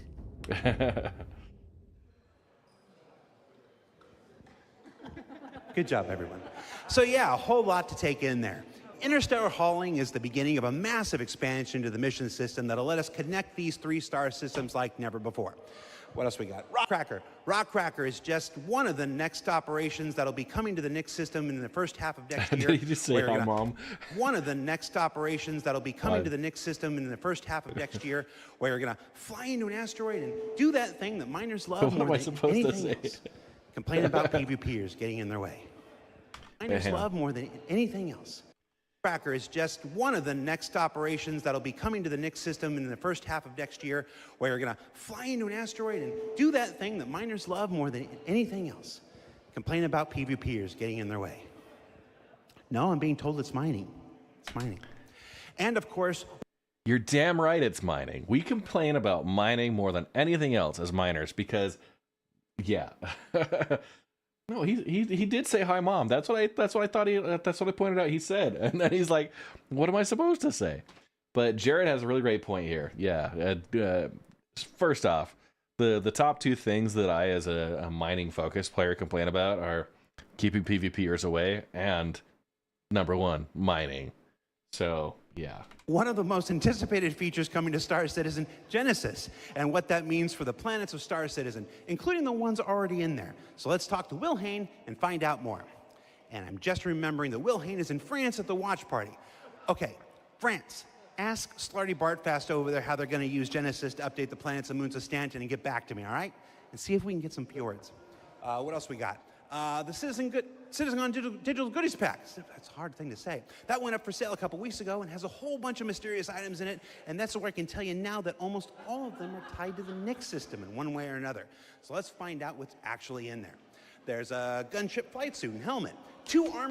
Okay, so what the shit is that? A big drill in the back, guns, a Levski poster,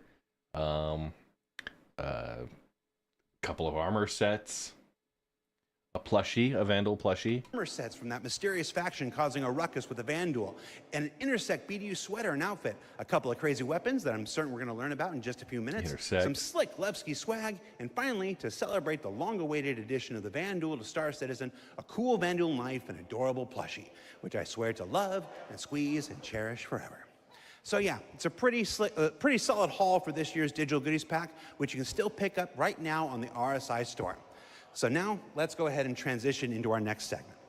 Much of what you see in the show today has been the culmination of a lot of people's work in... What's up? All right, I had a dream about like this once. Yeah. Okay, so against everyone's better judgment, the thing has finally happened. Can I help you? How you think the show's going? Good. We're getting the Nix Star system and the Vandal are coming. Kind of been a lot of Nix, right? Well, yeah, but it's a major milestone and it deserves a major showcase celebrating everybody's hard work. And you got more, right? Well, yeah, there's spaceships coming up. Cool. Wow, it's like they only scanned the original community portion of me. If pictures steal your soul, imagine what face scanning in PCAP does. Well, this has been super cringe. So I'm gonna head out. Bye. Oh, regular CitizenCon is still better. You should have done that. Of course. Thank you. Part of me that isn't a soulless marketing puppet. All right. No. No. No. Let's just go to some spaceships, shall we?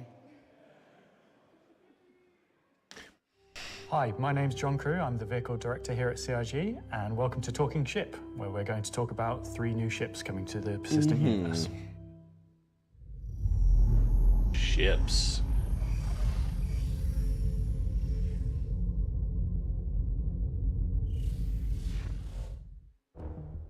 The last year has been pretty hectic in terms of vehicle deliveries. I think we've delivered the most we've ever done in a 12-month period, and we've covered all the way from tiny little snubs all the way up to capital ships. We've kind of filled out a few little gaps. We've introduced some new ships by some old manufacturers. We had the Polaris come out, and obviously people have enjoyed playing with that. We snuck the Idris in without none of you expecting it for a while, and it's been a busy year. It's nice to start revisit some of the older catalogue and some of the bigger ships again. I think my favourite ship from the last year is a tie between the Wolf and the Golem. Favourite ship in the last year? probably the Wolf. I feel like it's the obvious one. I'm trying to think of something else, but I really like the Wolf. Everyone's mentioned the Wolf. The Wolf's everyone's favourite. The Wolf, obviously, a return of Kruger, a completely new aesthetic to the game. The Wolf was, you know, it was kind of everything we set it out to be, and it revived an old manufacturer. We've not seen anything from a while, so yeah, I'm going to say the Wolf. The Golem, I think, is just an incredibly well-formed ship in such a small package. It really just shows off that Drake aesthetic, giving you the absolute bare minimum needed to perform a role. I honestly do really like the Zeus. I think it came out really well. It's kind of hard to pin down a favourite, to be honest, because we've released, you know, a lot of really cool ships. Next year, we've got some super exciting ships coming up. We're ticking off a few big ones, which is good. We're going to see, again, maybe some ships from some manufacturers that don't have that many in their lineup. There's a few big challenging ones starting, so they're good. A breadth of ships, should we say. The 3 new ships we're going to introduce today all tie in some way to the primary factions fighting over the Nyx system. We'll start with the People's Alliance and Anvil Aerospace. Right. Anvil is a very military-based brand. It's been a brand that's in Star Citizen for a long time, fighting for lots of military contracts and lore, often up against Aegis, and to the point it actually beat Aegis in the past. You will be familiar with a lot of their ships' designs, such as the Hornet and Lightning.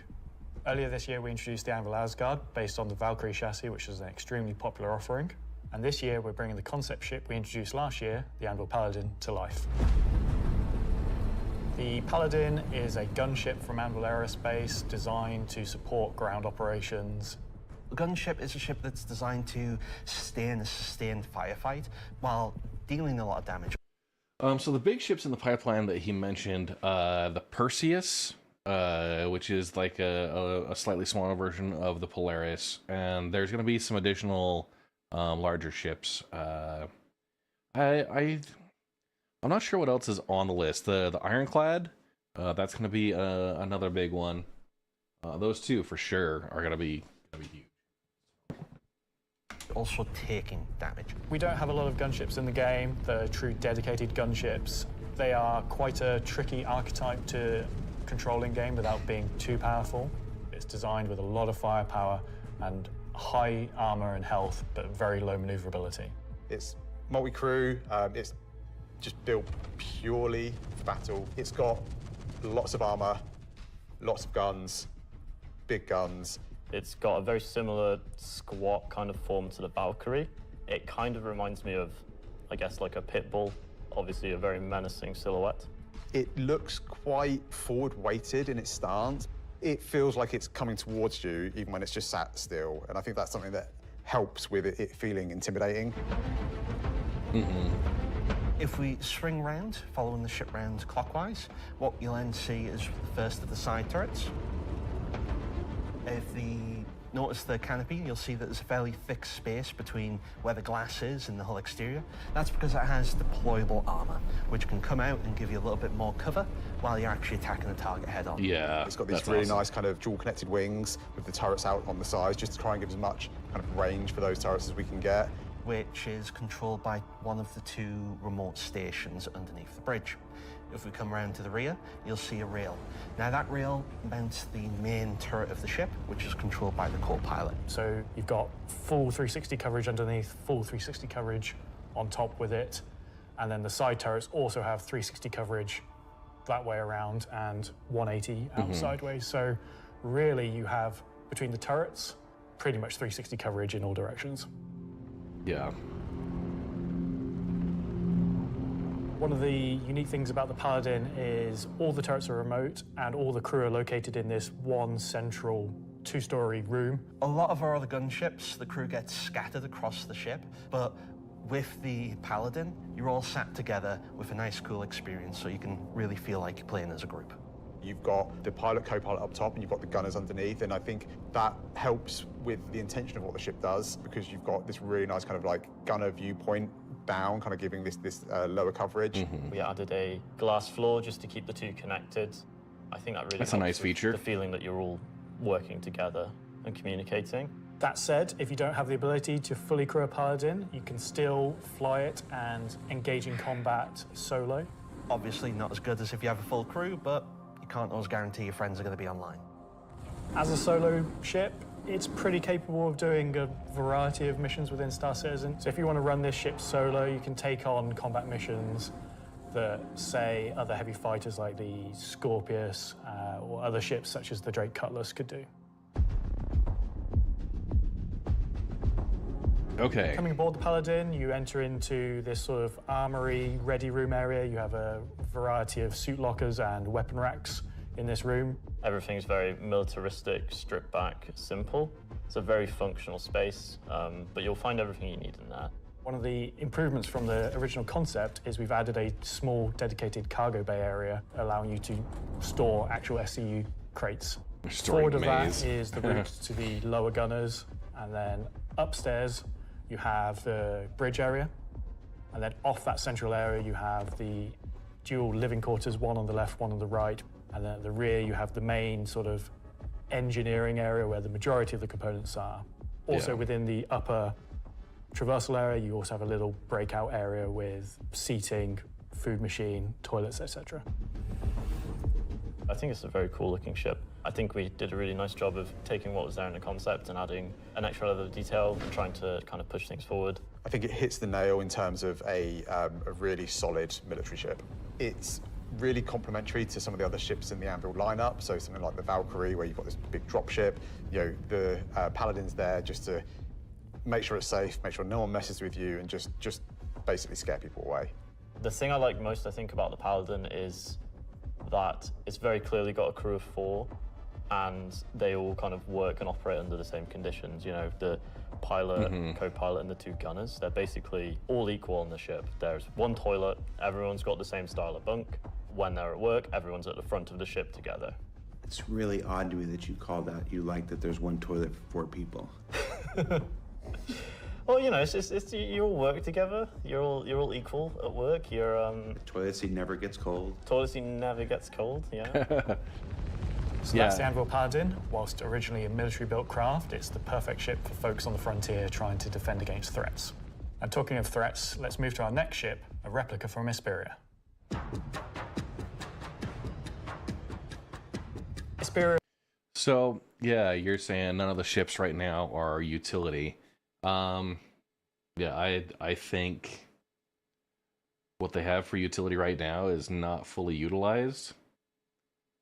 But yeah, it's going to be interesting. We'll see what the rest they've got. They're a high-end manufacturer. They specialize in recreating exotic and particularly alien spacecraft. Effectively what they're doing is they're remanufacturing them, making them a little bit more suitable for kind of human flight. And the latest offering from Hesperia is the Vandal Stinger. The Vandal are big, scary space aliens. They're like 7-foot-tall, evil war race that sort of take over, steal technology, absorb it, fuse it all together into their own needs. They are the relatively nasty aliens that you sometimes hear about and haven't seen much of yet. They also make really cool spaceships. The Stinger as a Vandal heavy fighter was reserved for their higher tier sort of ace pilots or high-ranking members within their clans. Okay.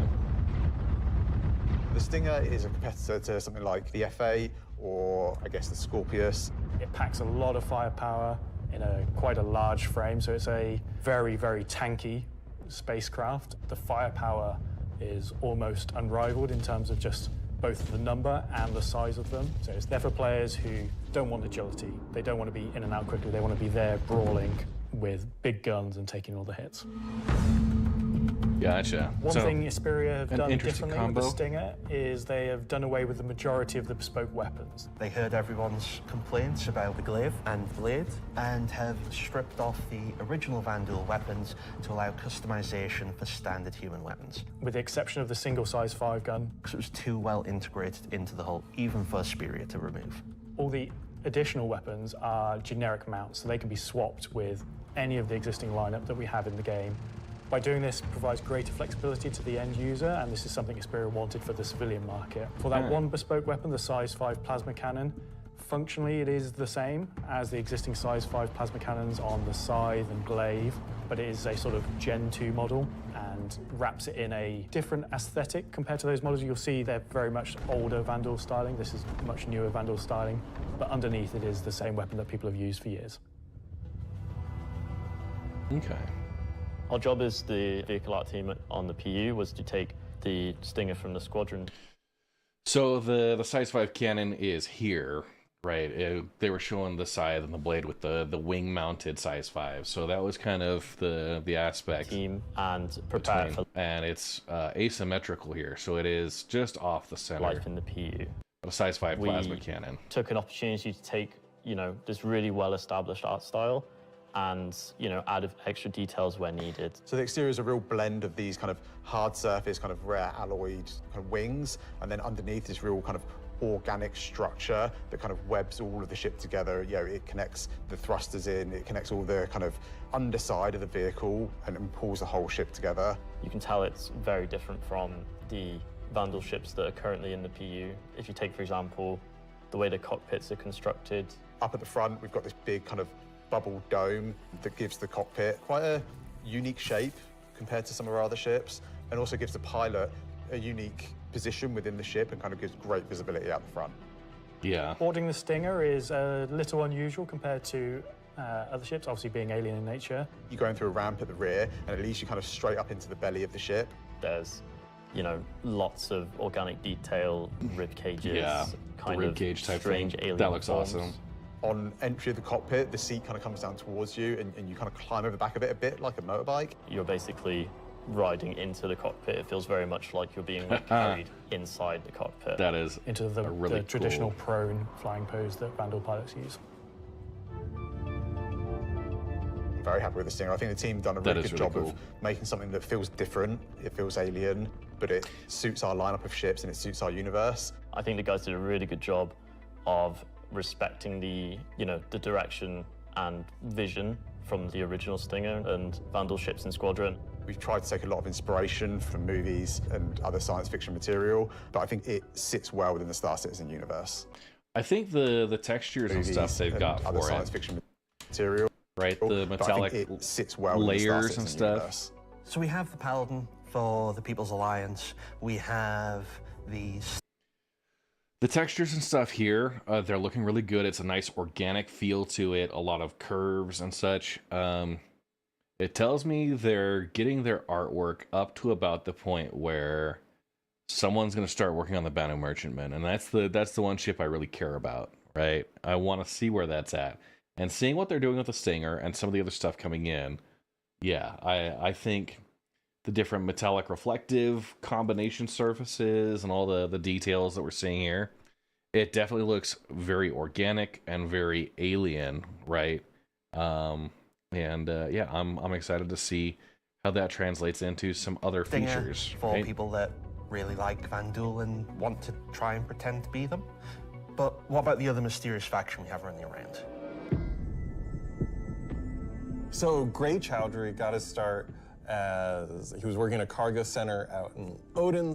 He started being able to get his hands on some stuff that other people couldn't, items that necessarily you couldn't find on a store shelf, but you wanted anyway. I think Gray is interested in, happy customers.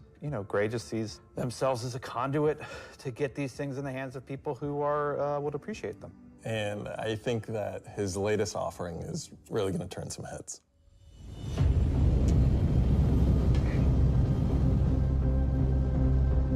So the Shiv, well, we don't really know what it is, to be fair. It's what happens when someone who is a genius at aeronautics and ship assembly is given free rein to do whatever they want. It's the best of whatever they can find lying around, put together to make something truly unique, wonderful, Kind of just arguably looks a beautiful, little and ridiculous. just released out into the universe to see what happens.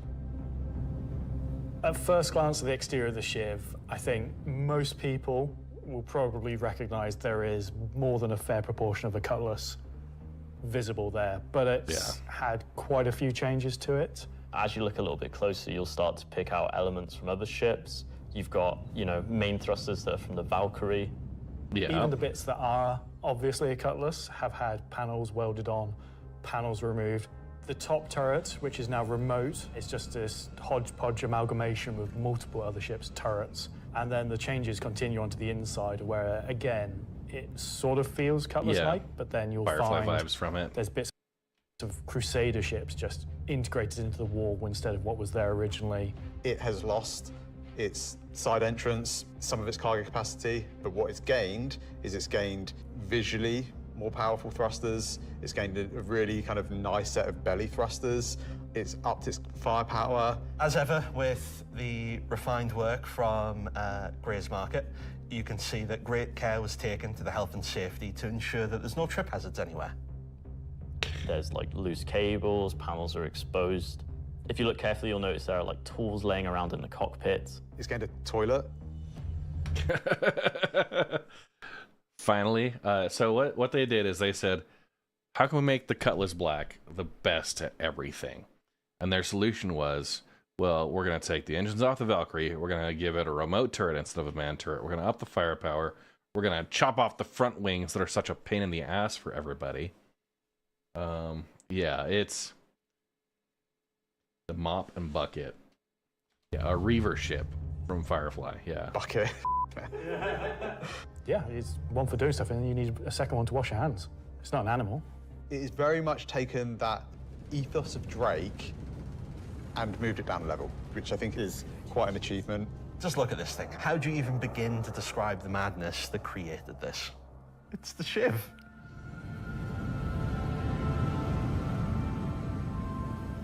This is something new and different for Star Citizen. Where did it come from? I'm not going to answer that. Just Nope. nothing. Just No comment. Gray goes to places and talks to people. I mean, you know, there are just many ways to find these things Fanciest bucket in my 890. You know, I mean, are they legitimate, you know, manufacturers? No. Are they operating on the right side of the law? Maybe not, but, you know, money's money. Does Gray have a motto, an ethos to live by? It probably comes down to, don't ask where I got it. Don't ask how we got it. Don't worry about it. Just ask if you want it. I think the Shiv is for someone that is looking for something a bit different, a bit away from the norm. They just want something that's unique. It's definitely for people who like a rustic aesthetic. It's a fun ship, but it's also really strong, to be honest, and it's absolutely a statement. All right, I noticed right now I'm getting some frame drops. What I'm gonna do, I'm gonna take a quick pause and do a bio break. I'm gonna make sure the frame drop issues go away. I'm gonna check my, actually, I view my current log. Yeah, I'm still getting the timestamp updates. That issue, it's kind of, I think this is all based on scene switching.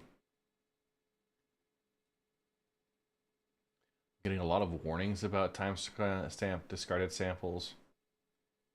So yeah, I'll probably skip the Shiv as well. It's an interesting one. I'll fly it. I'll give it a look. But yeah, it's very much kind of klooched together. Hang tight here. I'm gonna be right back after doing a bio break. Hopefully that's enough time that this frame packet loss thing is resolved. I've looked into the issue, and it seems like it mostly is my network card. We're gonna do some additional testing, and we'll look at some other options for me to do the dual streaming at 2K, because I would love to be able to continue to do that. It's just right now, yeah, it's I'll need to keep an eye out on that. So hang tight right now. Oh, an Asian, the last sip of the beer before I am done. Okay, that can's done. I'll be back in a minute.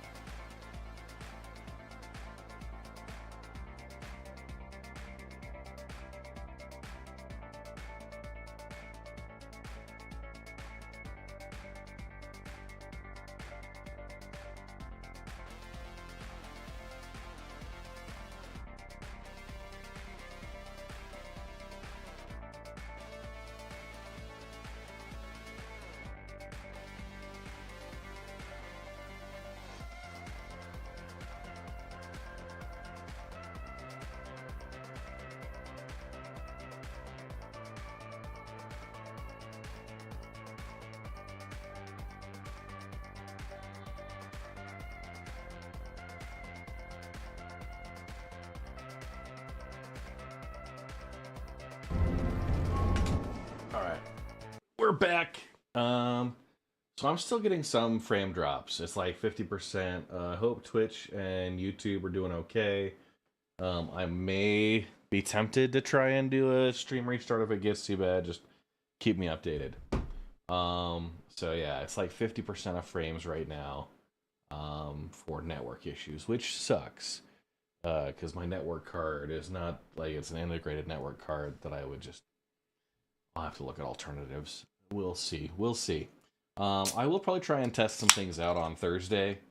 I've promised Mrs. Red Tuesday and Wednesday that I'll be devoting some time for her. And also, if you guys are watching on 2K, on 1080p, or on mobile on Twitch, if you can let me know what's having hiccups, if you're still seeing hiccups, keep that in mind. So, all right. Yeah, as far as the ships, the Paladin looks good. As far as a gunship, I like the Anvil aesthetics. The Stinger, I actually think I'm getting one. I like it.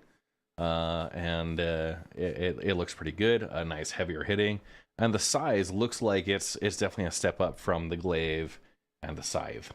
The shiv is, yeah, it's a smorgasbord. It looks like the buffet platter at Vegas, so I'm happy with the 3 ship offerings. They are obviously very combat heavy. There's something we wouldn't normally release all at once, but honestly, all of them are a different statement, and they're all cool. As always, super excited to release these ships into the game and just see how players react and play with them. It's always my fun camera to see specifically, maybe? the quirks and the shenanigans that people I'll turn get my up to. camera off and see if that. So that's talking ship for another year. So. Yeah, you can do the thing with Lexi. Talking weapons. Yeah, the audio is fine. So I I've think just the been video informed that we have to do a timestamps. bit of a timeshare agreement this year, so we have to throw it over to Alexi for Talking Weapons, which is an extremely original name.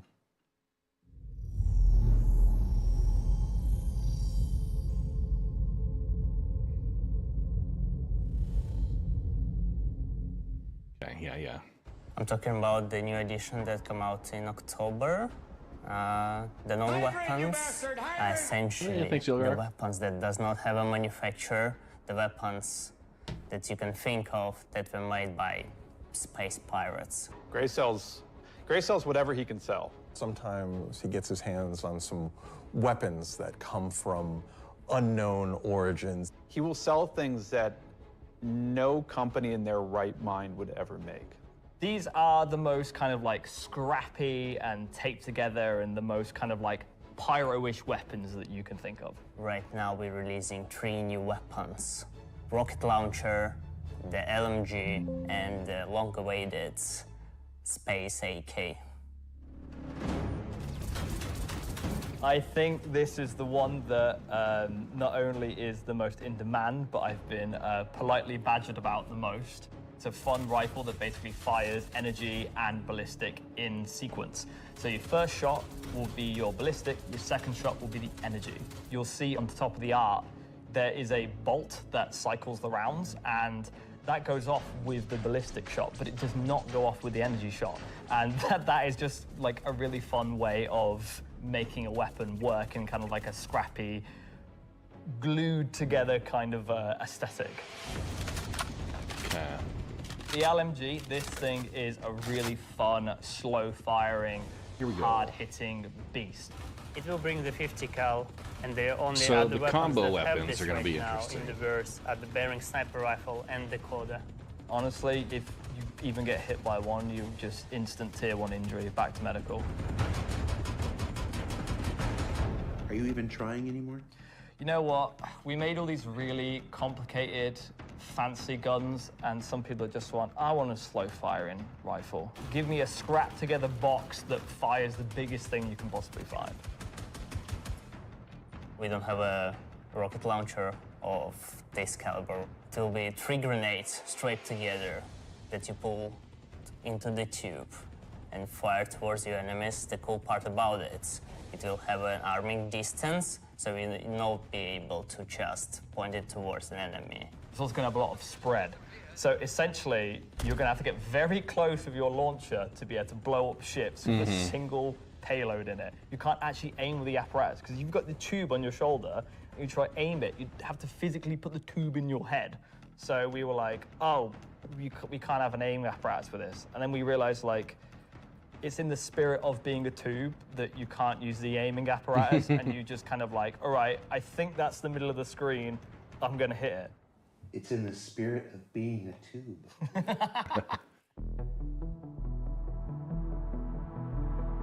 Are we gonna talk about binoculars? Binoculars are really cool.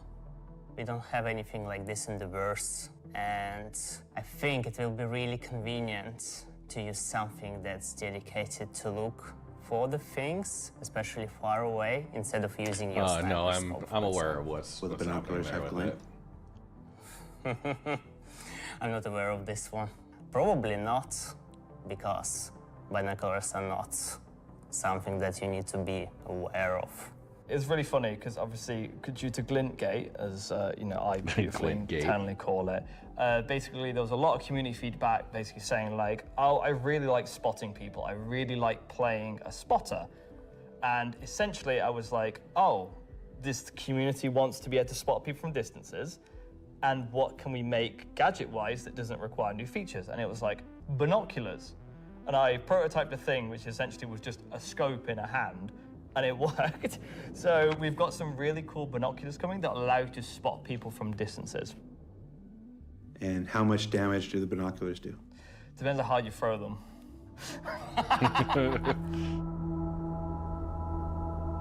That's a good answer.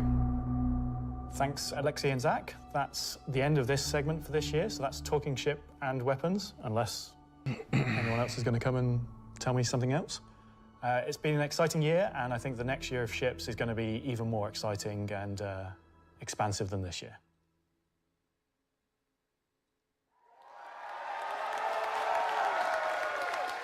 Okay.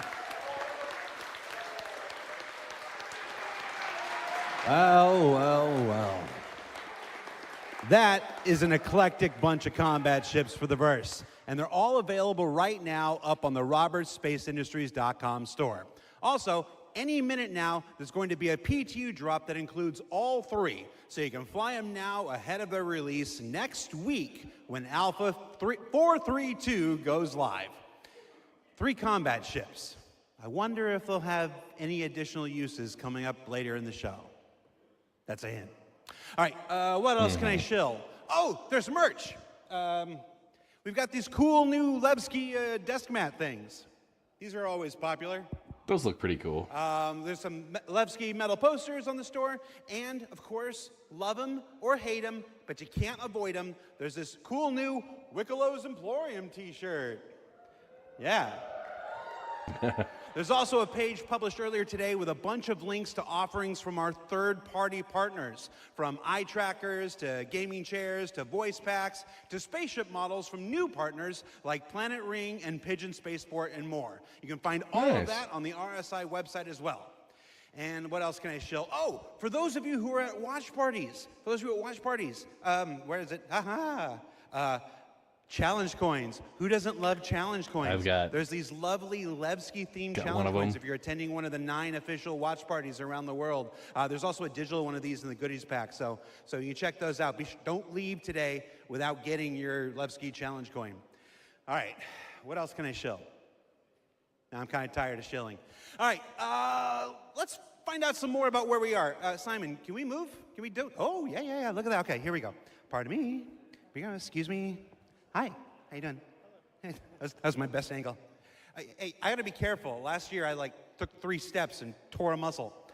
She's full of bubbles in the background there. This is the 9th floor of CIG Manchester's Manchester office. That's Ollie Brown.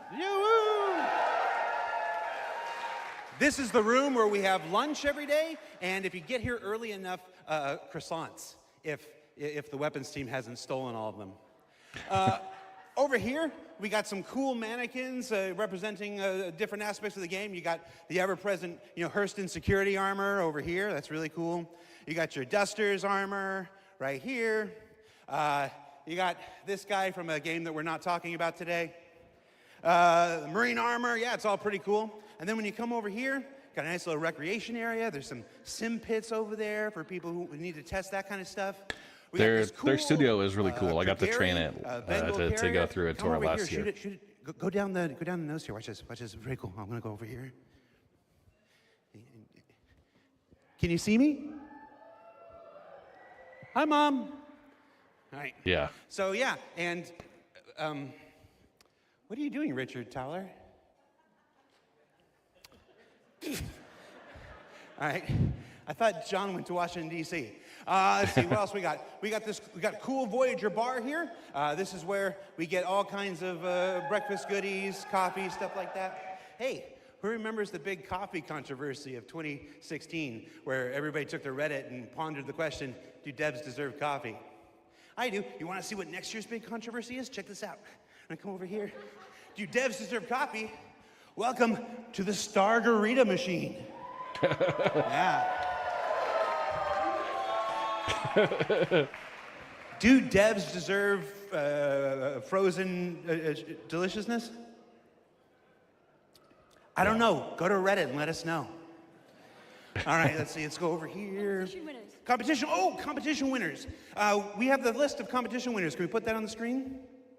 Yeah, sorry, competition winners. Remember the competition for the CitizenCon winners? The people made the videos, and we gave them a Kruger L21 Wolf. We actually have the names. They're behind me. Look.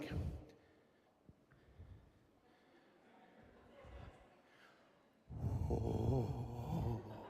All right, that's cool. Also, everybody's got food. Do I have food here? Oh, somebody's supposed to save me pizza. All right, so we got. Oh, you guys saved me a lot of pizza. Let's see. There's like 3 different kinds of pizza here. What if we just combine them into like a challenger situation here? Oh my God.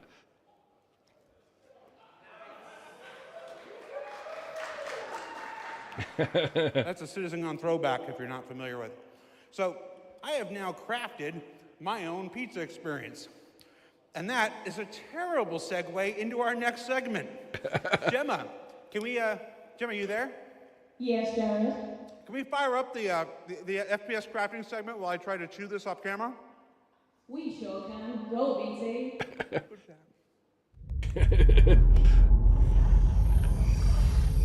Jared does a great job of hosting there. All right, so crafting. Star Citizen, at its heart, will always be an enormous sandbox experience where you can set out to tackle the universe in whatever ways you want. But that doesn't mean we can't shape parts of the universe here and there to better suit our needs. That goes for both you and us. Let's start this part of the show with a look at how crafting is going to change everything from resource gathering, refining, and even combat when it comes online in the next few months. First version of crafting is going to be quite small in scale. We're going to use it as a kind of a concentrated effort to allow the players to experience the initial UI, the flow of gathering materials that have different quality, and using those to craft items which are better than what they have currently in the game. The first version is going to be primarily FPS items that you can craft, weapons and armor.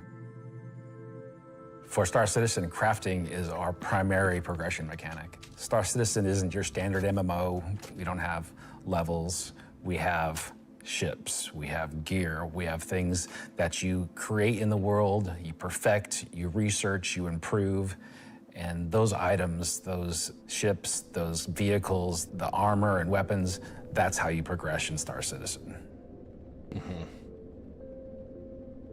Crafting isn't just a progression mechanic for creating new items. It's also a fundamental change to how we handle resources in the game. The materials that you collect, how you refine them, quality matters. Crafting the weapons, you'll be able to have some quality materials to influence the item stats on those weapons. It'll be somewhat random, potentially weighted on the location of the material. Some will have a higher chance of higher quality. And once you take those materials to your crafting bench, the fabricator, you can use them to craft, and the different attributes will be increased based on the quality of the materials you use. It's not just iron ore anymore. It's iron ore of the quality that you know will get you the stats for the item. Okay, so more. It's iron ore of the quality that you know will get you the. I wanted to look at this. So we have here. This is mutability. It's read only. Copian Tundra, Copian Horn, Q855. It's for the item. Q164. So that might be the quality factors. That's the Velakar Adult Fang. That you desire. And Irradiated Adult Fang, that's Q324. It's not just mining.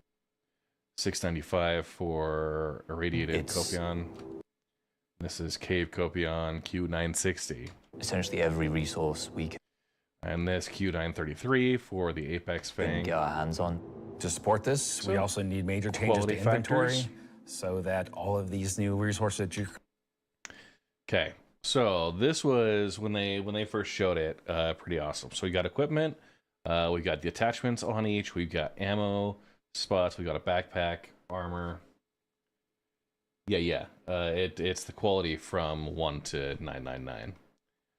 Helmet, glasses, okay, that's cool. The internal developer interface. Okay, so personal, we've got box 1, maybe box 2.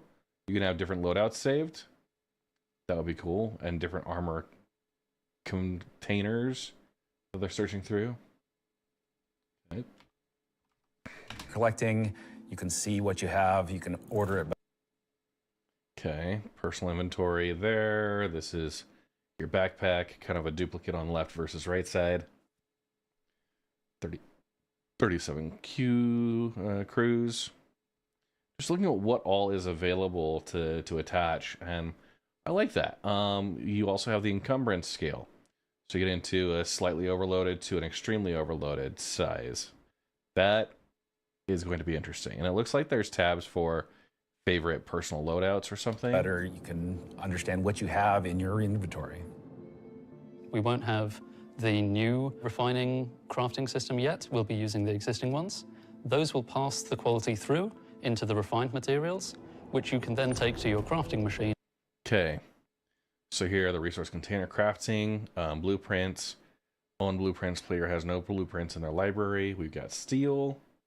It doesn't show and what start quality. making your personal items. Once you have your blueprint and your quality materials that you've refined, then you can...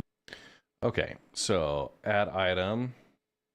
Test Fang, select 202. Adult Fang, no optional costs. And put them together on the item fabricator.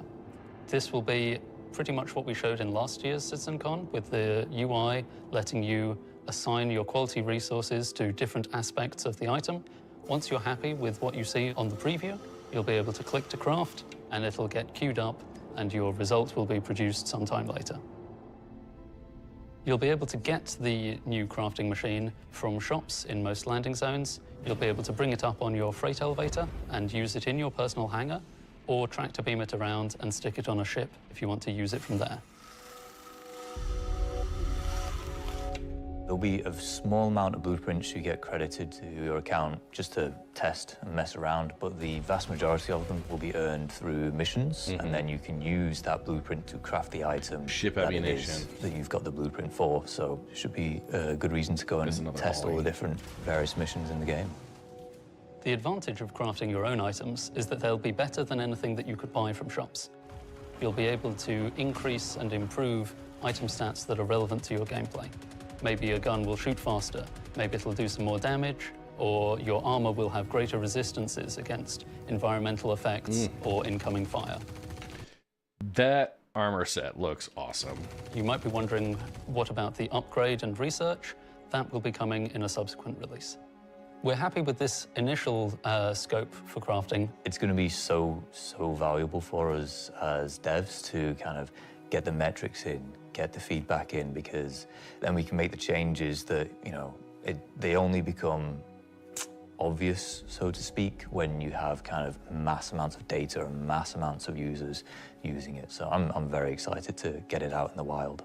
It's our intention to get crafting out on tech preview by the end of the year and get the testing we need so we can release it when it's ready. Tech preview. So crafting on tech preview by the end of the year is what he said.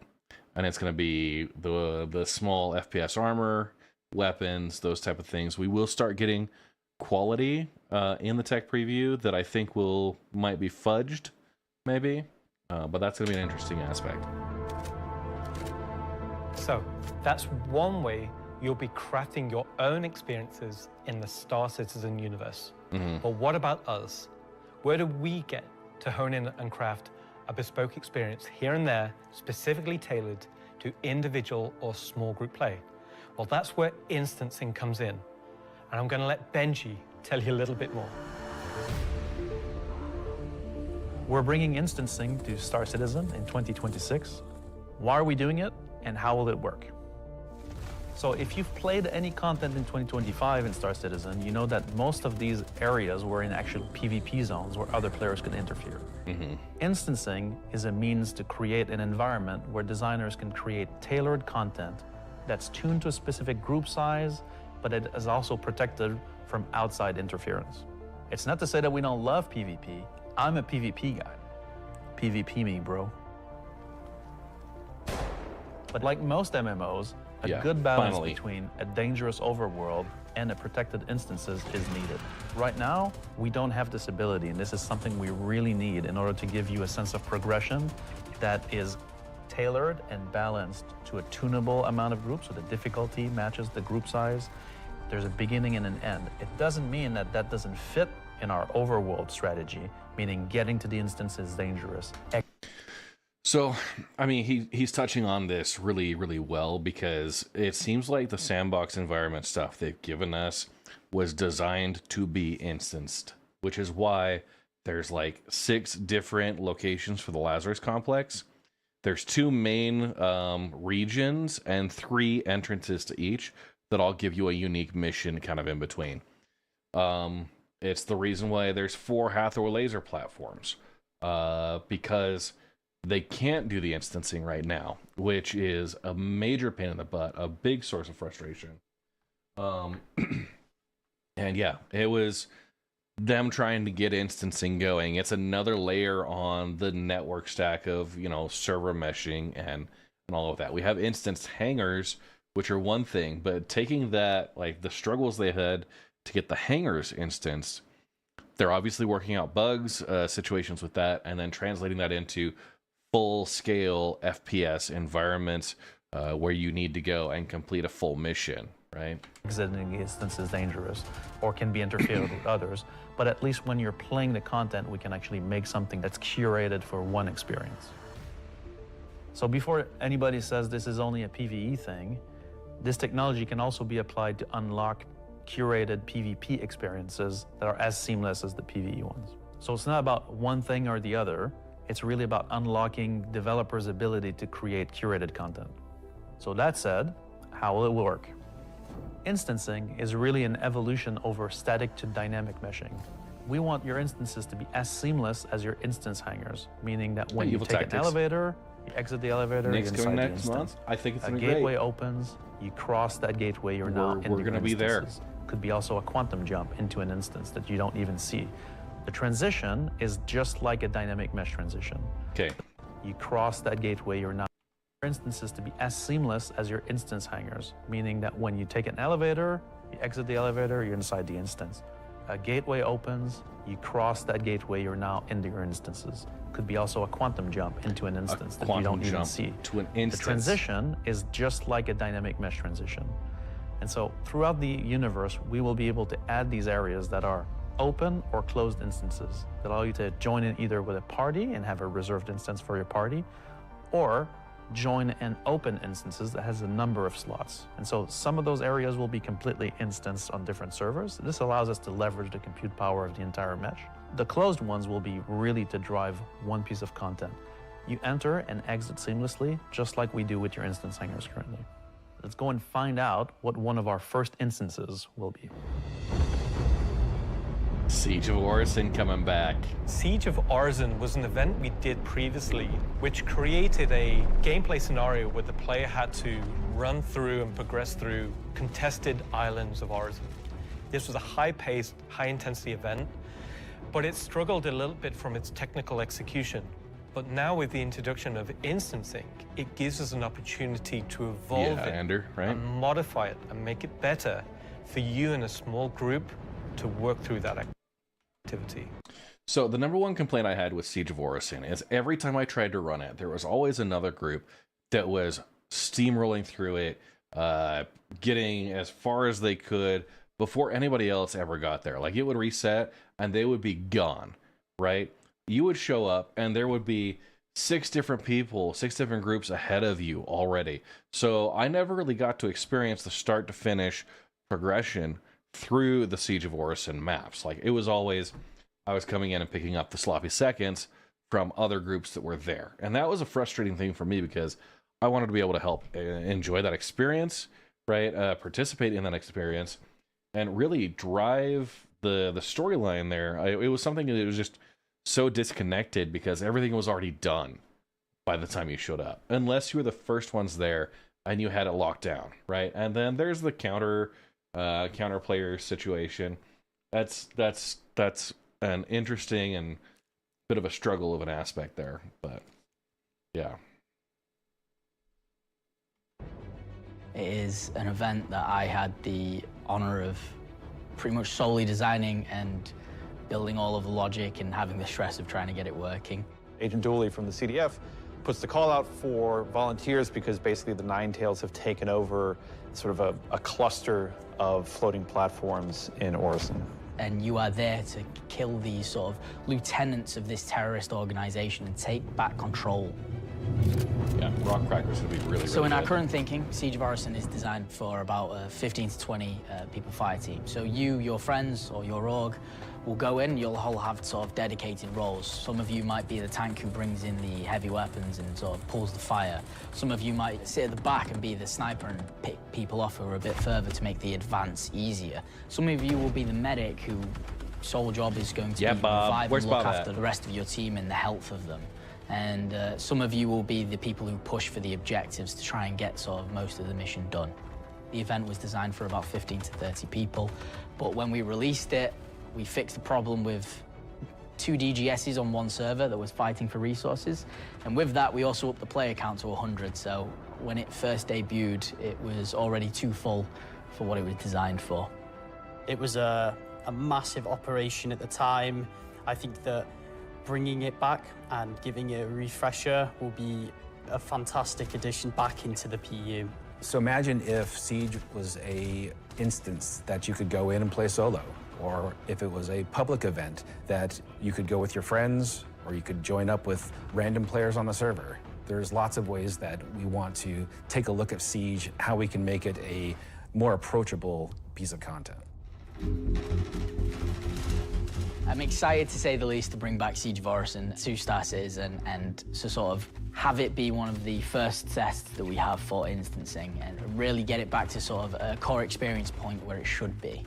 So while the next season is quite heavily focused on Nyx, I'm also very happy that we're not really ignoring our other 2 systems of Standard and Pyro, and we're going back there and we're sort of improving and expanding on the player's life in those 2 systems as well.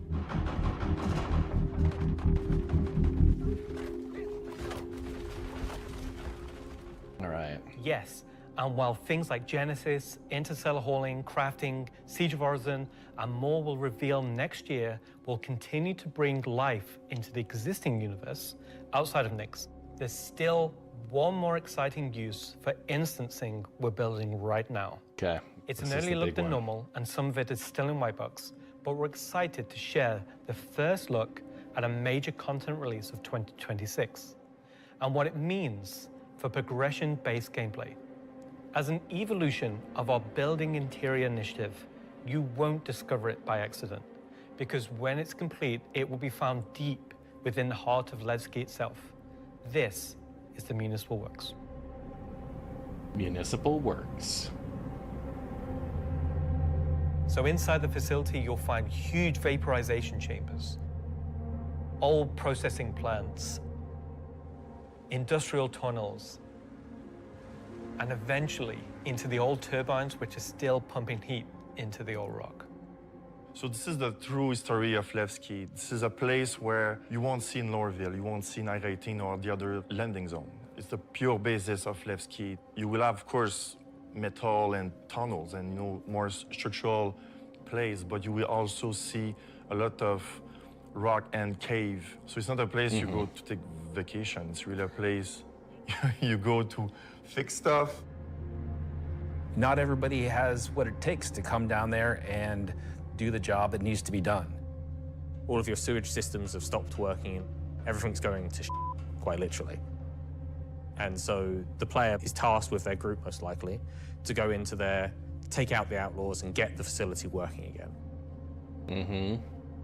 So let me get this straight. This is literally a mission to fix the toilets of Levski. It's not just the toilets. You're also trying to turn on the air. Air is a bit more important. It still works in Levski, but they have maybe polluted air because it's not being cleared properly. It's not just for the toilet. Poop mission. Poop mission. It's also a little bit more exciting than just going into some vents. It's like a free-layered system where there's 3 chapters.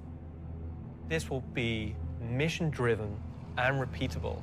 Everything from mining to salvage to combat to investigation, a variety of roles. Narratively, it's a real sandbox. Every progression you do will unlock a new area that will link back to previous areas, complexifying the play space. We've been wanting to have more gameplay around landing zones for a long time. Now that we have instancing tech coming online, that allows us to do something that provides really cool gameplay close to a landing zone. With the missions, that's what will create different overlays or change the spaces or change the progression, but it'll be the instancing which will enable us to create tailored content to you and your group. So you're going to be able to play a part of it, make your progress, and then log off. And then the next time you come online, you'll be able to pick up where you left off. It's going to allow players to return back to it at different states, depending on how much you've progressed, and be able to keep it going until you've reached sort of the end of the whole 3 chapters. Where you're not going to have other people getting in your way. It's you, your team, your party. It's a way of giving players content where they know exactly where they're at and they can keep going back to it and improving sort of their own progress and ability to jump through them faster and faster times as well. So that's a look at how we'll be allowing players and developers alike to create more crafted experiences within the greater sandbox of the persistent universe. Okay, is that it for me at this point, Jared? Almost. Throw it back to me, and I've got one more for you after this. Back to you, Jared.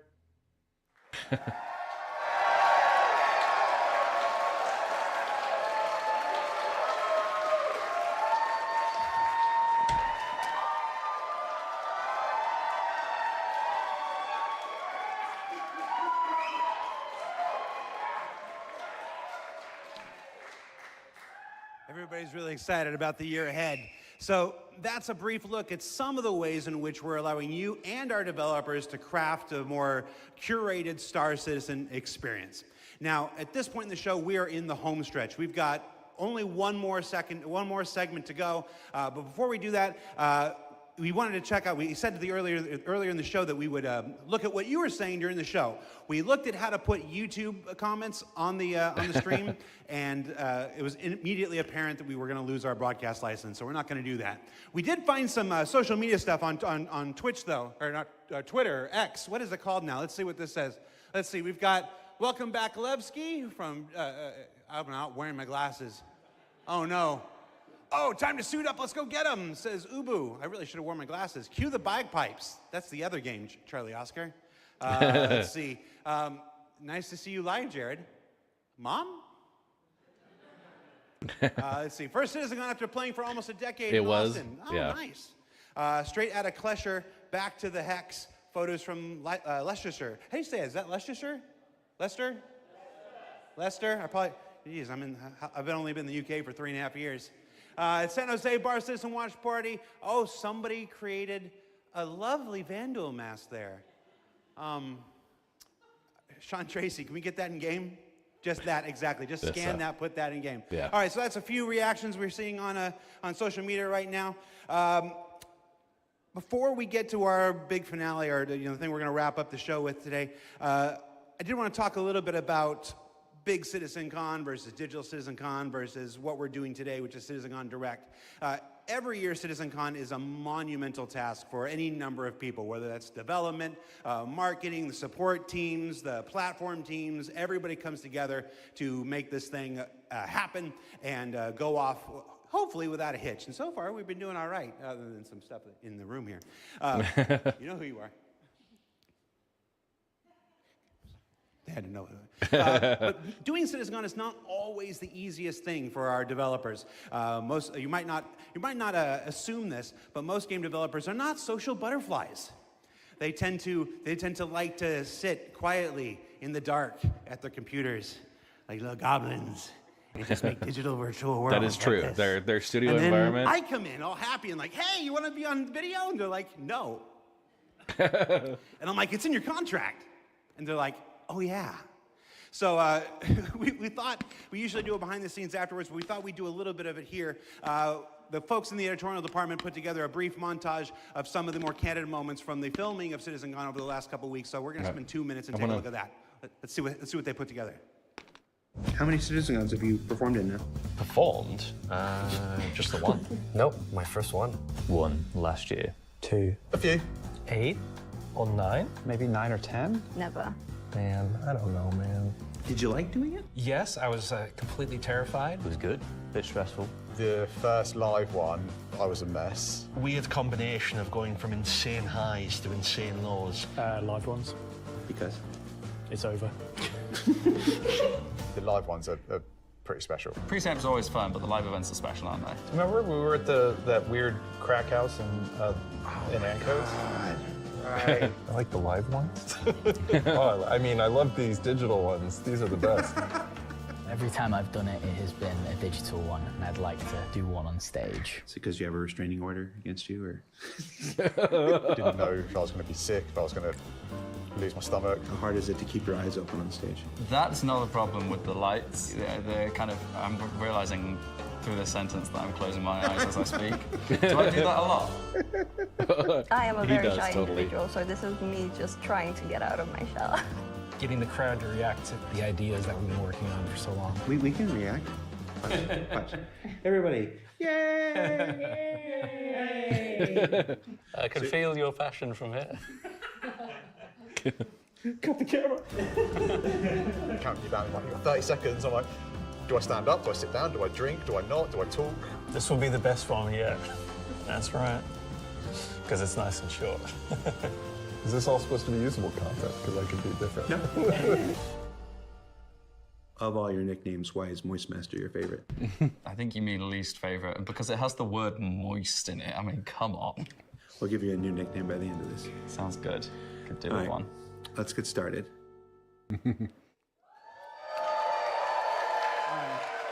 So for those of you watching at home or at the watch parties, you're like, why are we showing that? I put that in there because I'm eternally grateful for all of the CIG staff and developers who take the time to appear on these things, whether it's ISC, SCL, CitizenCon, walk on stage, be pre-recorded. It's not the easiest thing for everybody. And on behalf of the community, if I can speak for them in this regard, I want to say thank you for participating. Now, let's wrap things up here. So, let's see, how do I want to do this? At this point, we've only got one major story left to tell. But before we do that, it wouldn't be, we wanted to do 220. One more check-in. Okay, about half an hour left on we here. started last year. Last year, Rich Tyler took the stage and presented his roadmap to 1.0. And we didn't want to go an entire year without talking to the senior game director himself to get his update on that 1 year later. So we're going to throw it to him, and we're going to go to our last segment, and when we come back, we'll say our goodbyes. And if you're at a watch party, it's time to get, I was going to say, that's not a word I can say on the camera. Let's just go, let's just throw it back to me. Go to me from 1 week ago.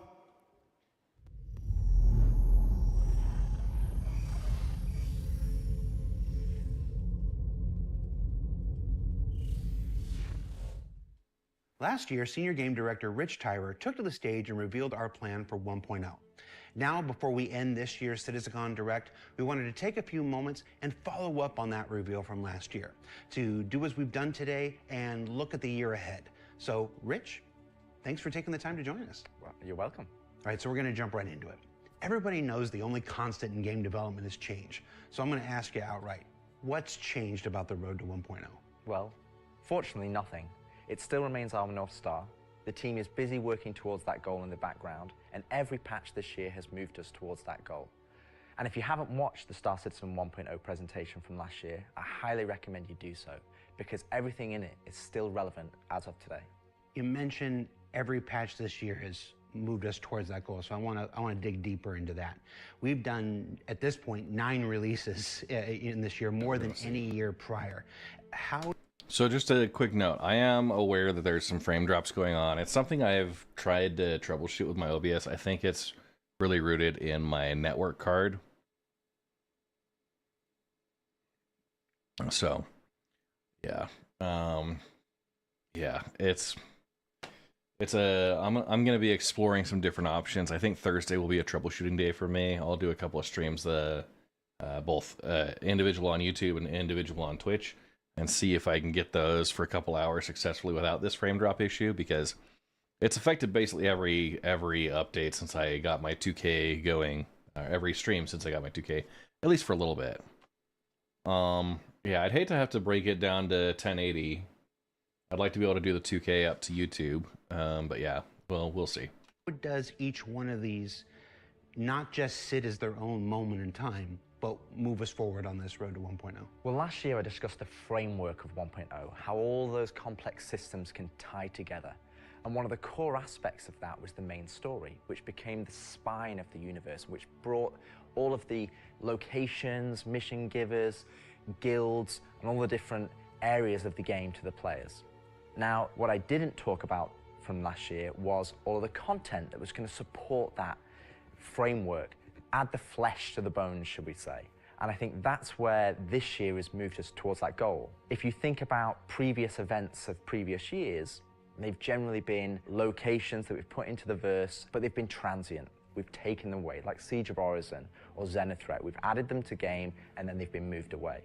And I think with the addition of the patches this year, when you look at the Hathor facilities, Onyx facility, these are permanent additions to the world that not only have their own story, as when we release them with the patches, but they'll also become points of interest and areas that the larger 1.0 narrative will utilize. Since we're on story, I'm going to stay with this here. Since we launched the PU back in 2015, it's always been this sandbox where players can do what they want. They can bring their own story to the verse, and that'll never change.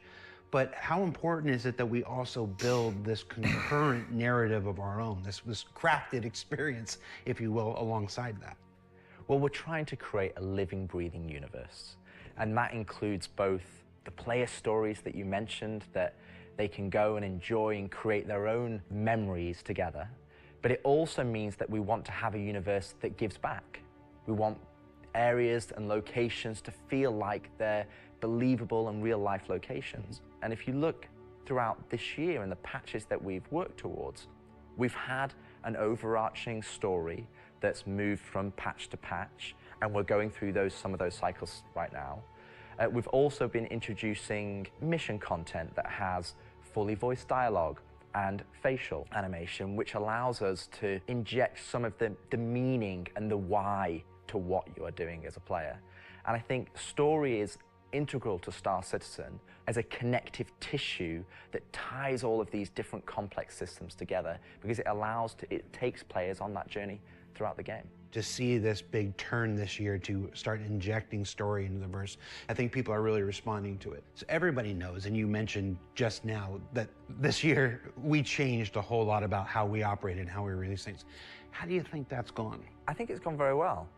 I think if the mantra that I've always been pushing this year at the beginning of January was patch always goes. And I think this year has seen a different development strategy for how we've been moving the game forward. That's where this different strategy has allowed us to really take a wider approach.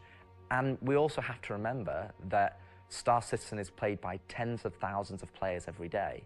And while we have lofty future goals, we still have to make decisions right now that make the game fun for the people that are playing it all the time, playing it as their daily game. If you look at previous years, we've had to hold a patch back, we've had to make concessions, mainly due to around a feature may not been ready or right to go into there. There were 3 months, 4 months, sometimes 5 months between Exactly, patches. and I don't think that's good for anybody. I don't think it's good for the players. I don't think it's good for the development team. I think it's better to have regular cadence of drops. One good example is this year for A Line of Mine.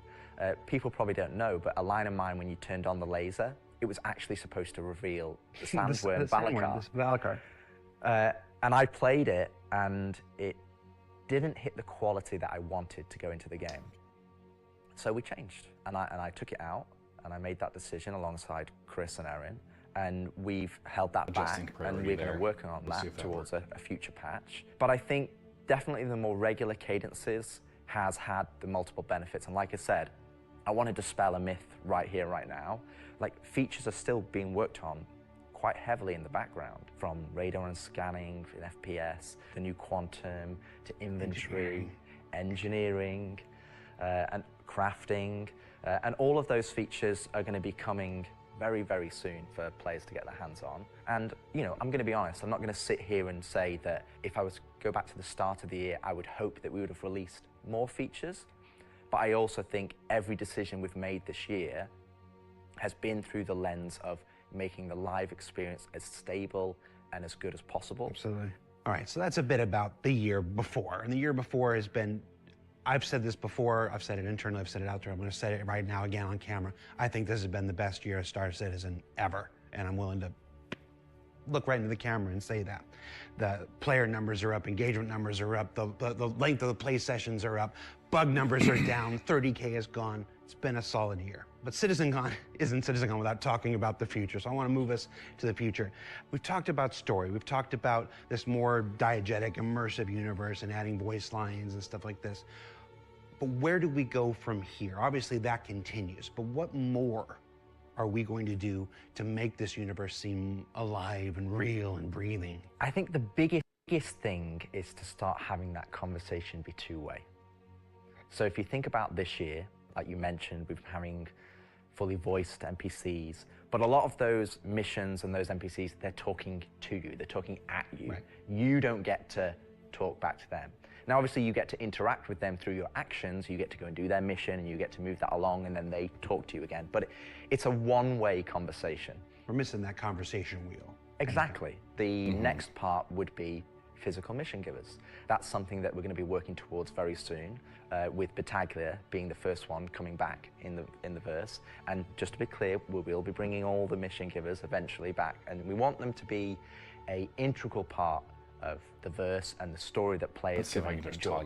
We want the locations to be brought to life, and as we mentioned last year, we want. Okay, we're gonna do a quick thing and talk.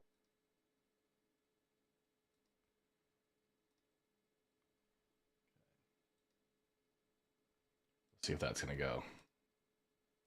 To have interactive scenes that you can go and be part of, and obviously the full end goal is towards, you know, to have cinematic stories in the game, and that is what we're going to be pushing towards. Okay, we'll get it here. Hopefully, if a restart helps. You know, to have cinematic stories in the game, and that is what we're going to be pushing towards. Everything we do, every decision we make, is through the lens of moving us closer to 1.0. We'll get back here just a bit. So hoping that this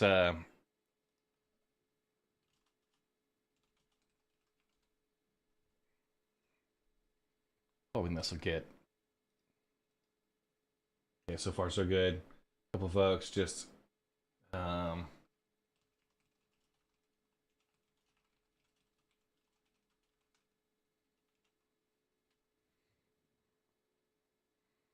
yeah, I know, right?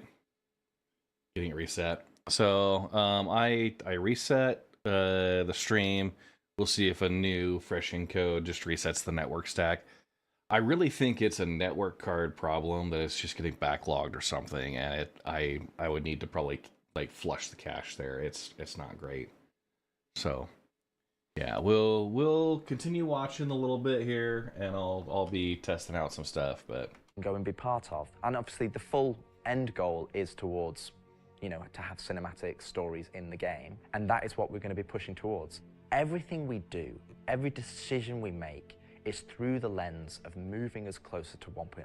It might sometimes be difficult to see why those decisions have been made at the time they've been made, but rest assured that Star Citizen 1.0 is still our North Star. That's what we're still aiming towards, and that's what we're going to be moving forward with every patch next year as well.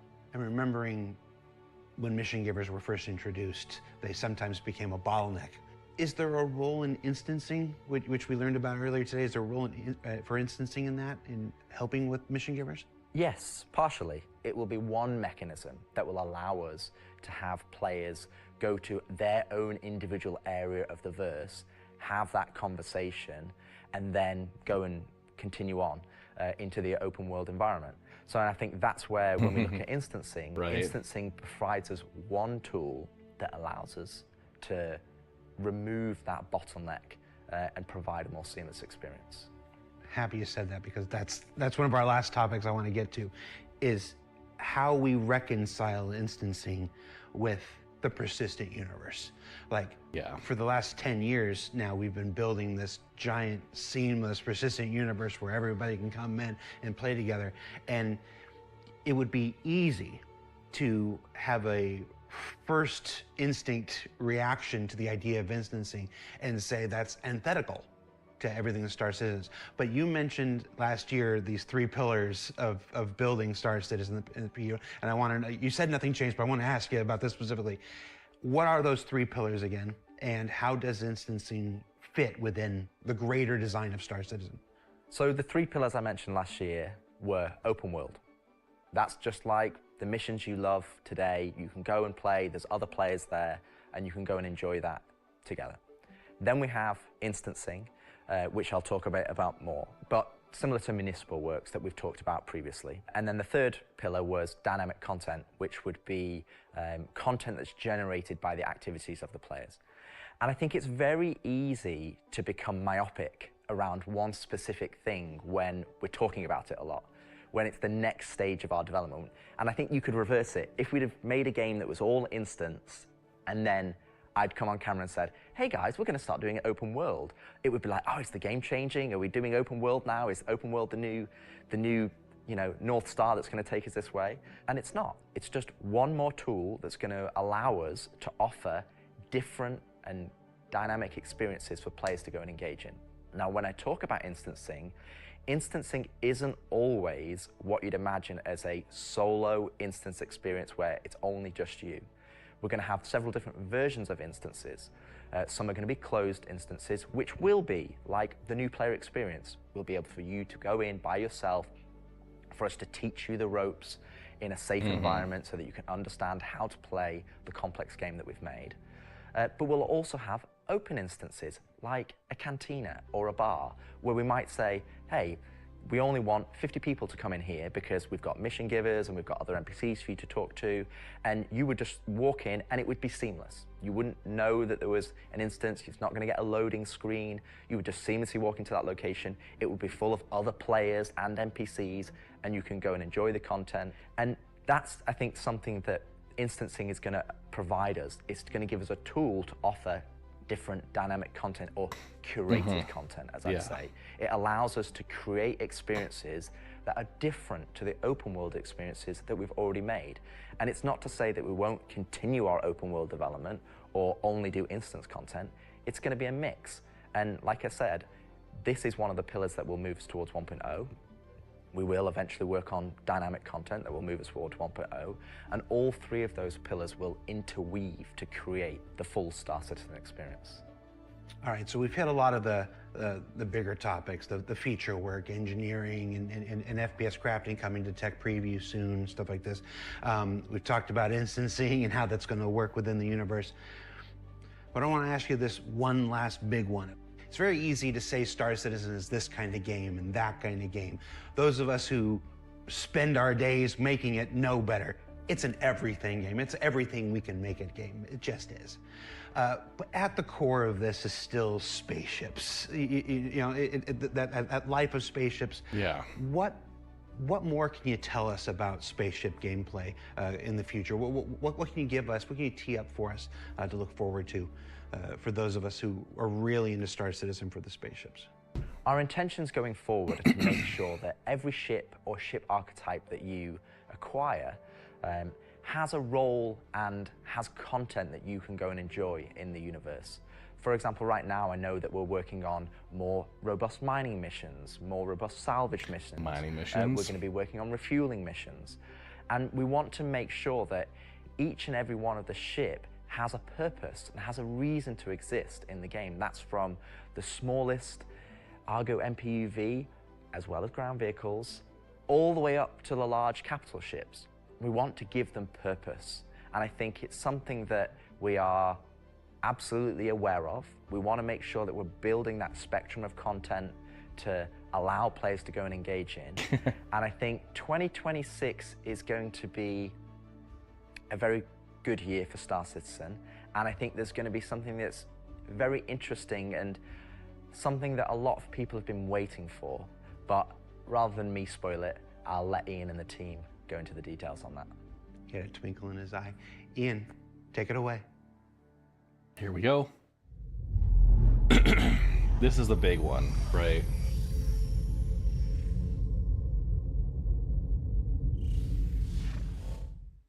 So the persistent universe has existed for over 10 years now. During that time, we've created lots of gameplay systems, we've added hundreds of locations, we've added lots of mission activities for different purposes: combat, cargo, mining, salvaging. But for combat ships, the only thing you've been able to do is fight other combat ships. In 2026, this changes. We're going to be delivering a spaceship-focused activity space which incentivizes the use of different gameplay roles. These are going to be scenarios where you're going to have to plan and strategize and create operational tactics to overcome your objective. So what you're going to see is very early. It's early in the pipeline process, and it's going to come online about mid next year.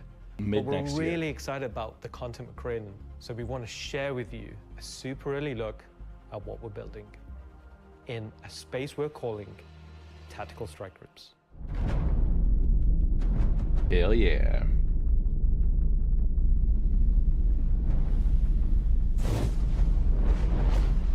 The People's Alliance are still trying to get to the bottom of what this new faction is really doing in the Nyx system. They've sent a capital ship to check out a station and run into more than they can take care of themselves. Unfortunately, that team came under attack and members of their groups were taken hostage.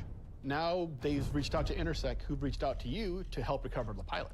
Of course, it's unwise to do this alone, so you'll need to put a team together to attack the station. When you arrive, you will have this big asteroid, kind of broken asteroid, and on this you will have this base where you will find three big arms. You will see in the middle, you will have this big energy core. Everything here has a purpose. It's not just for the show, just something nice to see.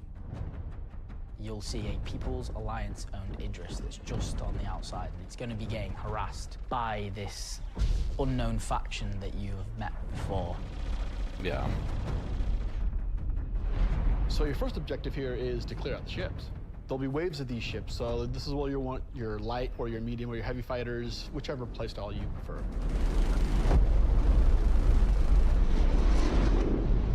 So while one part of your group is dealing with the fighters, now it's time to actually assault the station.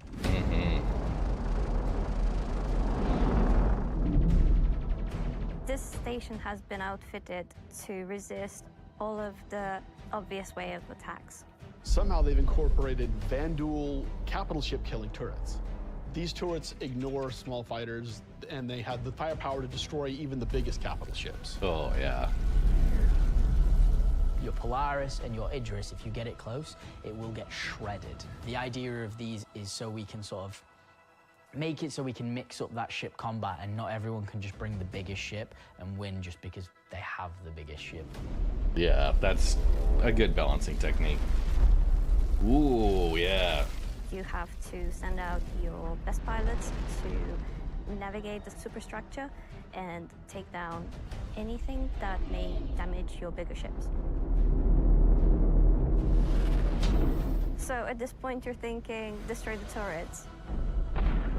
But it's not that easy. This turret has shields that you've never seen before. It won't take any kind of damage.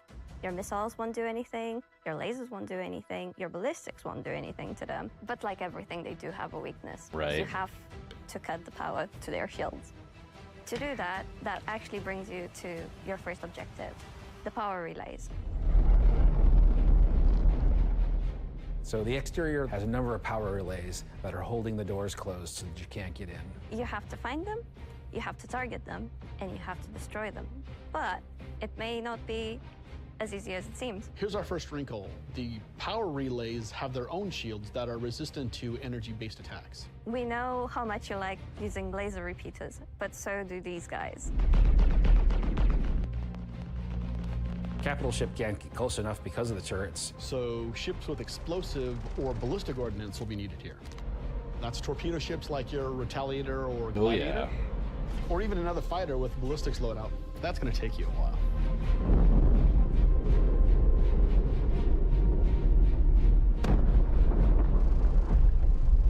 That looks awesome. Once the power relays have been taken down, the station opens up. And this is where things get really cool. Now it's time for you to fly your ship inside the station. Yeah, you, in your ship, fly into the superstructure of this station. How cool is that? Perseus. I feel like this is a proud dad moment. Thank you, Jared. We're just going to call it what it is. It's a trench run. Trench run.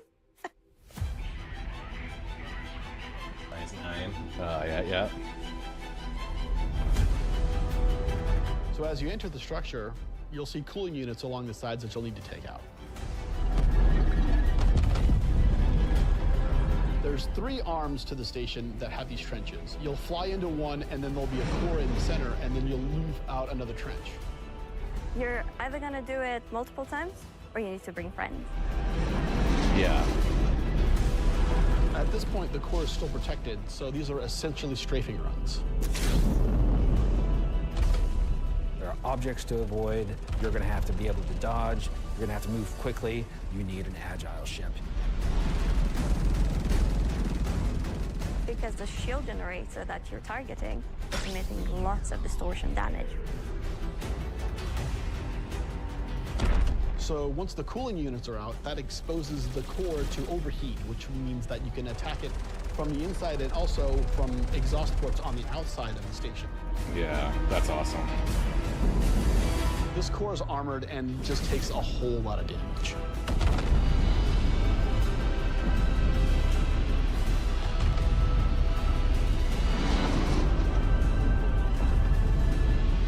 Once the power core goes down, the turrets come down, and then the capital ships can get closer. Why is that important? Because during all of this, you spend a lot of ammo and munitions and ballistics, and you're going to want to top up. This is where we're gonna get our new feature in, ship hangar refueling and rearming. Yep.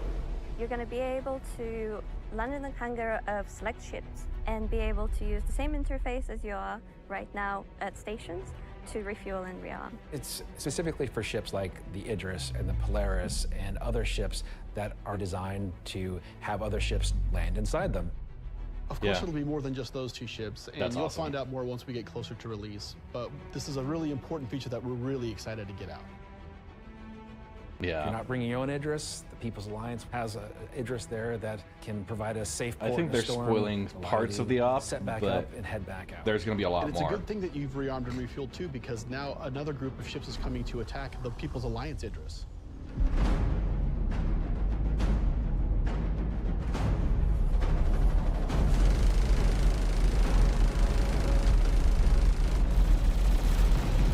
So while the fighters are protecting the Idris, what's happening at the station? Well, that's where the dropships come in.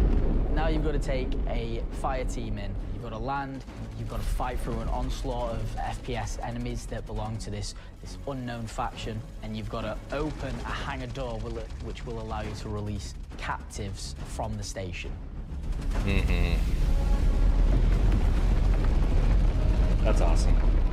After you've opened the doors and that person's taken off, you've just got to make sure they get to safety.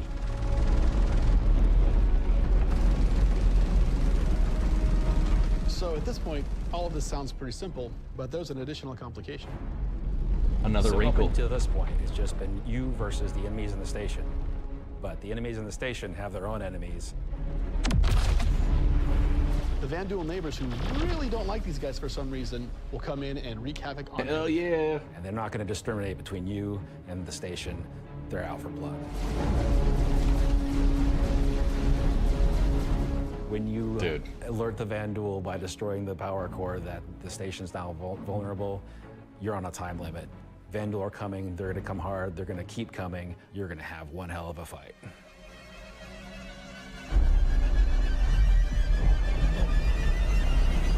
Give it to me, baby.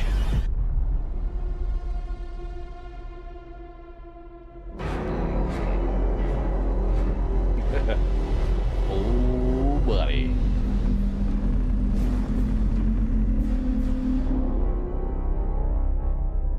Yes. All right. Yeah, that's going to be an awesome aspect of the mission there. Tactical strike groups. I'm personally so invested in this. So throughout 2025, we created a variety of content. Some of it was... Cap, do you wanna see that again?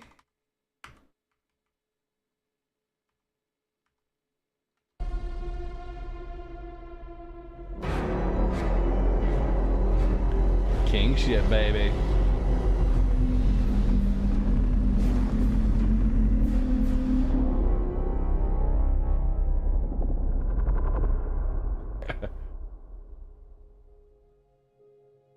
Tactical strike groups. This guy? I'm personally so invested in this. So throughout 2025, we created a variety of content. Some of it was very focused on FPS combat. So Just a frigate. Driving a more vehicle-based experience is very important. Yeah. This is a defining statement that I want to do. He's very excited. We're a spaceship game. There are prized possessions. To the objects we fall in love with. This is the content we want to create, which creates scenarios and roles for you to use those spaceships.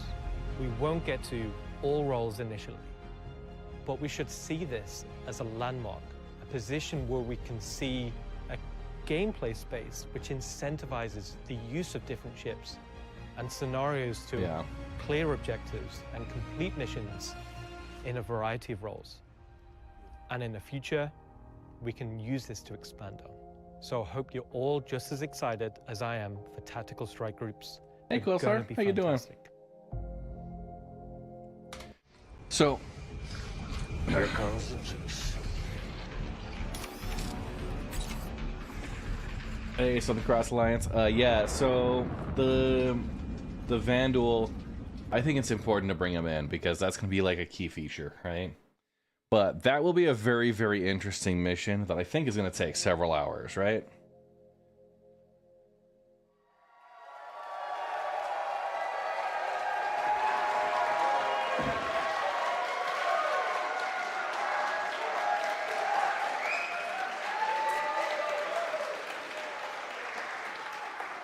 Okay.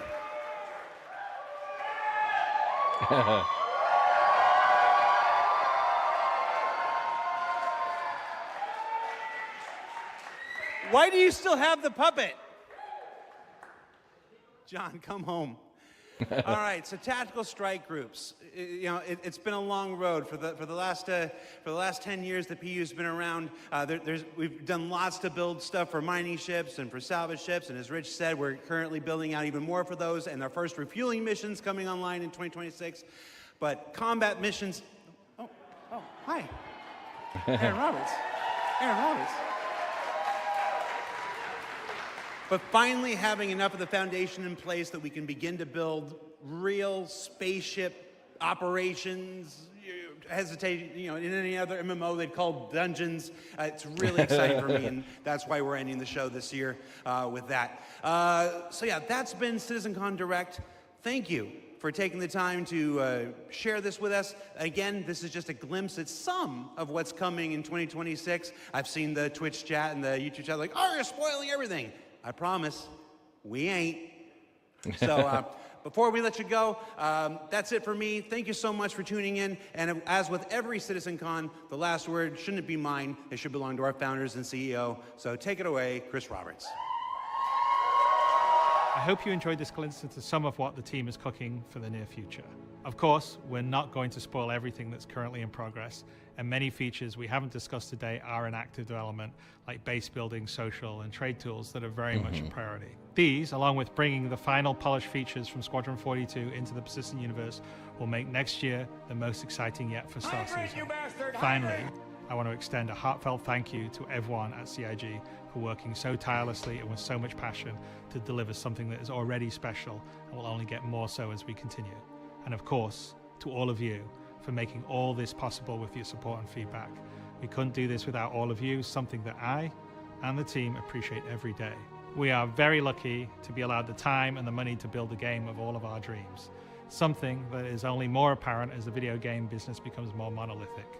We are one of the few large independents left standing, and there is no way we would be allowed to dream as big as we are on an original game and take the time to achieve that dream if we were part or funded by any of the few remaining mega game companies. So thank you, and I look forward to seeing you all in the verse this coming year. Awesome. Yeah, that was excellent. So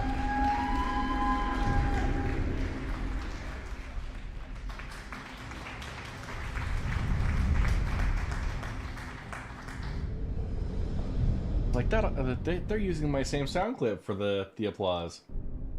Okay, so recapping. Starting off, we're getting Nyx in the next 30 days with, the Glacian Ring, Levski Landing Zone, and one other they talked about. What was it?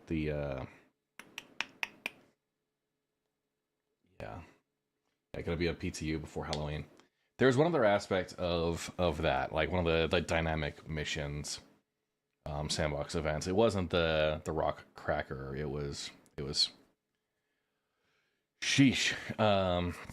But we'll also get delivery missions between planets. Oh, the municipal works. Was that? I didn't think municipal works. That was still pretty early. There was another aspect on the Nyx side that was going to be a little bit larger. Yeah. So that was more of a dynamic mission thing. They're going to be building it out as we go. We'll get Nyx 1, Nyx 2, and Nyx 3, the planets. They'll be built and released throughout. Overall, like ships, the Paladin, the Shiv, the Blade. Let me check out there. I think they're going to be really exciting, right? And what I'm going to do is I'm going to just make sure I've got my account copied to PTU. Yeah, if you wanted to hop on, I'll pounce into the restricted voice chat, and I've got open mic here. But yeah, we can go through and talk about the Utah Star Citizen event. We'll do some of the photos we got from there on the Utah Star Citizens. I'm gonna just go from top to bottom here. And let me know when you're ready. If you hey. So yeah, we've got Mookins here, who is one of the other organizers for the Utah Star Citizens event. So you want to talk a little bit about the live watch party, and I'll just go through some photos with the group. It's funny because I still haven't seen the whole CitizenCon Direct video yet. I was so busy running around, helping out stuff, trying to make. Yeah, right. I was the same way. We didn't get to see much of the initial stuff there, but So I want to say though, so starting out, I think we were there at 10:30. Was it? Yeah. I mean, there were like I got there at 10:30, and there were already people waiting. I'm like, geez, guys, you are just absolutely insane, you know. Yeah. But yeah, no, it was crazy. I think the line went around that corner to. Oh, yeah. Yeah. I Gosh, got a it was video as we opened the doors. There was already like 20 people that had gone in, and then as I was Yeah. videoing down the line as people were still going, it was around the corner, outside the movie theater there. Yeah. So. Yeah, absolute insanity. Yeah, it was crazy. Yeah, we last minute we got all the registration stuff done together and stuff. That's the line right there. Yeah. Oh, Yeah. it was. I'm just kind of scrolling through the photos here. Then, but yeah, it was great. Dudes were hanging out at 11:30. Like, yeah, yeah. So we had they were doors open for the venue at 11:30. We got access at 11, and when we showed up at like 10:30 or so, there were already 4 or 5 people waiting out front and just like kind of lurking and stuff. So this guy here was actually one of the first. He was there with the startup crew, and so I think some of them were expecting like a pulse from last year because that's actually what happened last year at Manchester. Like some people actually got like little goodies for like being the first. Oh yeah. Yeah. Back there though, were some posters that I printed and I had everyone signed. Oh yeah, yeah. One of those posters is actually going to Sean Tracy. Yeah. At the Austin office. So I'm gonna be saying that to him this week. Yeah, that's awesome. We got some video. I was the MC, so kind of addressing the crowd there. I opened up with one of the best dad jokes ever. All right, and the folks that there really appreciated it. I came in and I was looking for Michael, right, and I had anybody named Michael raise their hand. I was like, Michael, pointed them out, and after identifying a couple of Michaels in the crowd, I said, this concludes our mic check, and got partial groans.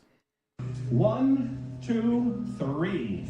I don't know if it plays back on the. Oh yeah, it plays back on stream, but yeah, we had the CitizenCon. Unmuted. 1, 2, 3. So we did the vertical videos for all of that. So here, partway through, all the signatures and folks getting set up with that. This was I think during some of the early presentations. So we had Lee Neuschwander and Sean Tracy were our group, our CIG devs. So we let them get set up. And your presentation there as we were kind of wrapping up, I think. Near the beginning, yeah. Oh, near the beginning? I think it was near the beginning, yeah.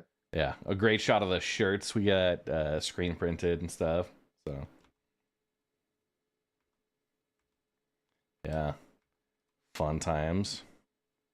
I will say, like, my biggest genuine concern was the internet there.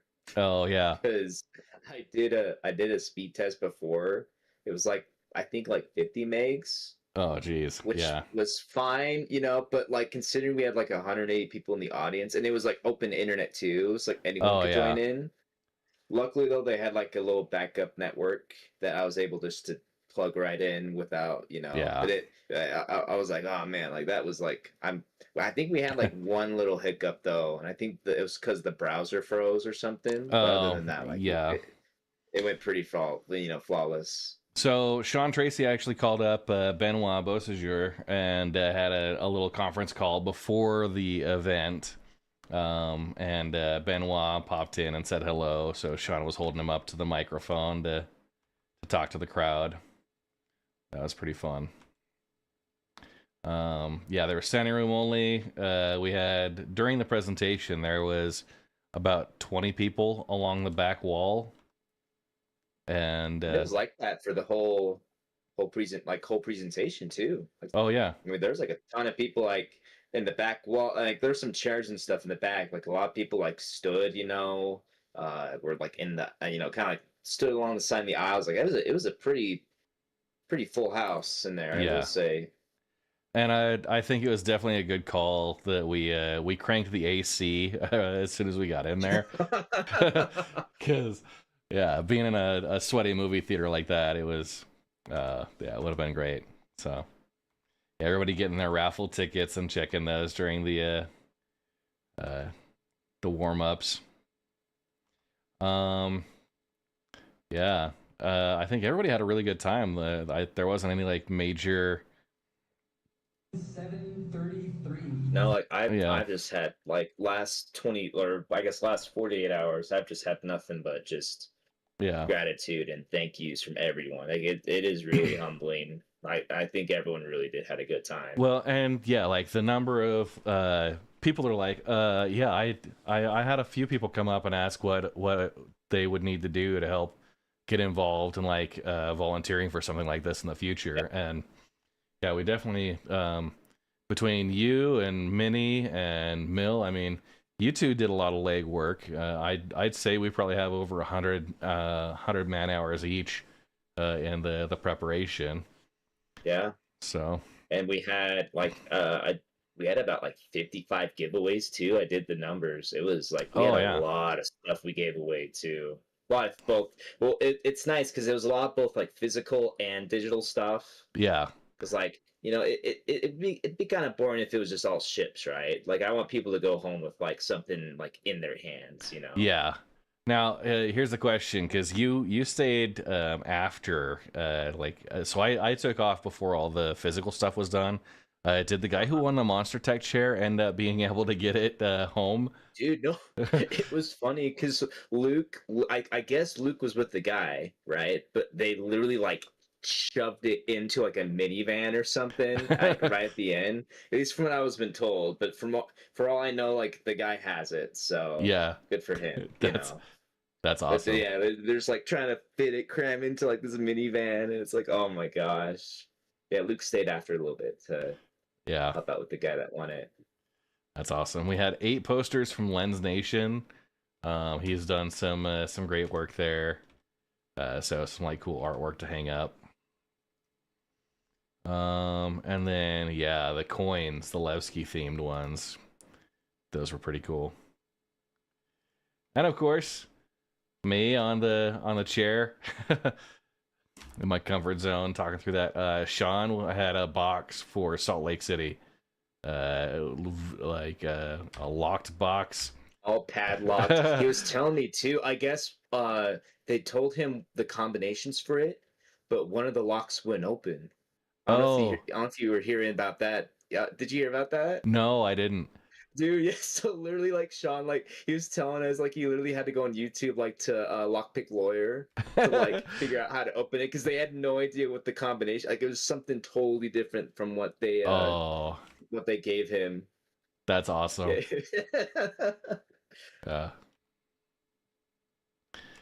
Yeah. Oh, the guy too, I guess the guy that won the VKB sticks too, because I'm thinking in mind like, oh yeah, we'll have them shipped to you or we can meet up somewhere. But I guess like Luke from Monster Tech, he literally just took them off and the guy's like, I have them. I'm like, oh, sweet. I don't have to worry about you then. Yeah, that was awesome. Oh, that's you watching with one of the kind of Benoit coming in. Hanging out at the back. Like I literally had to, because I was like, I literally had to stay there because like in case like something happened to the stream, I just run to the projector room. Yeah. I didn't want to be in the audience. Yeah, I showed the different themed drinks we had at the after party, and then some of the lounge activities going on. How was that though? Because you got there just in time, right? Yeah, we got there. They had been set up, and I had gotten a few early ones, but gotcha. Did most of the people then just kind of just started playing games and stuff? Yeah, hung out. Yeah, so we had like 40 or so people in the one room. It could fit there, and then we had the whole rest of the arcade bar up for grabs. So it was a pretty, I would say the private room was more of an intimate experience. Then of course me getting the rum and cokes for Lee and Sean, and then with all the raffle ticket numbers at the end, getting them transposed in there. That was. Oh yeah. I went into command mode there because you were trying to type the numbers in for all the winners to get them onto the Discord server so people could check that. And like people kept coming up to you because I'd taken a photo of the sheet and posted that and said we're gonna get the text versions real quick, right? But people kept coming up to you while you were still trying to type in the numbers and like redeem, and I'm like, nobody talks to him. Nobody talks to him. Hold on, yeah. Yeah. That was honestly like that was one of my also another biggest concern was like, you know, someone won something and I just didn't, you know, like we wouldn't be able to get in touch with them but no, like actually like everyone I've talked with as far as the digital stuff I've gotten in contact with. So I'm glad like, you know, I'm glad we got all the ships and stuff sent out to everyone that won. Yeah. So yeah, I think I know during Quantum they had a few people that did win something, but like they just never responded or whatnot. Yeah, I know that was one of my big concerns, and the other problem was we had a tight time frame on everything, right? And I was just like estimating time to get people checked in and stuff like that. So, like basically we had 185 people, with organizers and stuff, 185 people there, and if we took 30 seconds per person to check people in, it would have been a 90-minute like check-in process. So I knew we had to be pretty quick with that. And then like for the giveaways, just the number of things. We had 8 posters, we had 10 ships, we had like 5 digital packs or whatever. Like it was a lot. So yeah, I think we operated pretty smoothly there. But it was considering too, this was like another thing with Quantum that I'm genuinely surprised. Considering we had no like prep time or not even like a rehearsal. We didn't even had a single rehearsal. We was just on the fly, you know. Like it turned out really good. Yeah, that was awesome. For being like very very impromptu, you know. Yeah. Oh man. Well, I have 2 options. I could go play the PTU, which sounds like it lost its release candidate status. Let me check some of the ships there, or I could switch over to Battlefield 6. And I did hear though some people were even trying to like some people are having issues getting into live, so gotcha. Might want to grind out some skins on Battlefield, you know. Yeah. I'm gonna show a couple of videos before I bounce out just some other recaps. But yeah, man. Guys, we've been talking to Mootkins, one of our fellow organizers for the Utah Star Citizens. You know, there's a lot that we could. I think we had. I'd give it an A- for this year. But yeah, for just the video or the just whole like overall event. Gotcha. I think it's a solid A. Maybe an A-. There was a couple of things that I was like, we can definitely do better next year. I think being sold out was a big factor, and then also, you know, we could probably try and better organize the shirts and the goodie bags. Like we sold out of those a couple of times, and we're able to like get back up because people just didn't order early. Like that was one of the big concerns was that they weren't sure if they wanted them. We didn't have final artwork and stuff from CIG approved until like literally like a week and a half after we'd had to place the orders for like shirt sizes, stuff like that. So well, it was crazy too because they like literally like out of the blue, like I can't remember what day of the week it was, but like literally just like out of one day, like we had like 28 orders, which was crazy. Oh yeah. Normally we would get like 1 or 2, maybe 3 orders a day, you know. Yeah. Yeah, it was crazy. They must have had some like really crazy like Instagram or social media push because man, like we had just one day, just boom, ton of orders, and we're just like, oh, crap. Yeah. Oh man. Well, yeah, I'm gonna bounce out of voice, and I'll run a couple of videos here for a bit, and then I think I'm feeling Battlefield right now. I'm gonna run that for a little bit longer tonight, and then get to. I'm gonna do family stuff for Tuesday and Wednesday, just to focus, because we put a lot of effort into Star Citizen the last couple of weeks, and Oh yeah. last Friday I did a Battlefield marathon. So, yeah. Hey, I gotta say though, Ed, like you did an absolutely just awesome job. Not only like just herding all the cats and stuff. Like I really appreciate like all the designs you did for the T-shirts, all the coins and stuff, the goodie bags, the even like the video promos that you did. Like Yeah. dude, like top of the hat to you, man. Like seriously. Yeah. Well, Like, appreciate that. I just had like a Google spreadsheet planned out, and you already had this really nice presented video loop going. And I'm just like, oh, all right. Yeah. Yeah, man. Well, hey, I appreciate that. We're gonna have between the organizers actually. One of the things I like to do is I like a post-mortem and say like what worked, what we could improve on, and stuff. And so our organizers for the Utah Star Citizens one are gonna be. We'll meet privately in about a week to go over everything once the dust is settled and all the giveaways have been distributed. So, but yeah, no, I appreciate everything. And yeah, we'll get out. I'm gonna run my Space Stats promo. It's gonna be great. Okay, I'm gonna hop off too. But again, thank you so much again, Red, for everything. This was an awesome show. Yeah, cool. Appreciate it. All right, so we're going into this. I made a video I submitted. It didn't get picked, but I've made it live anyways. So enjoy. They call us space dads like it's a bad thing. But we don't just mine, salvage, and haul cargo. We train, we optimize, we build community, and we push the limits of large-scale industrial operations.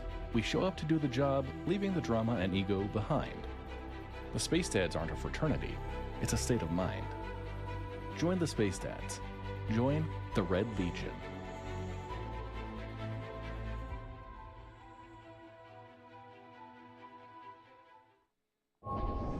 That was, yeah, I was pretty proud of that one.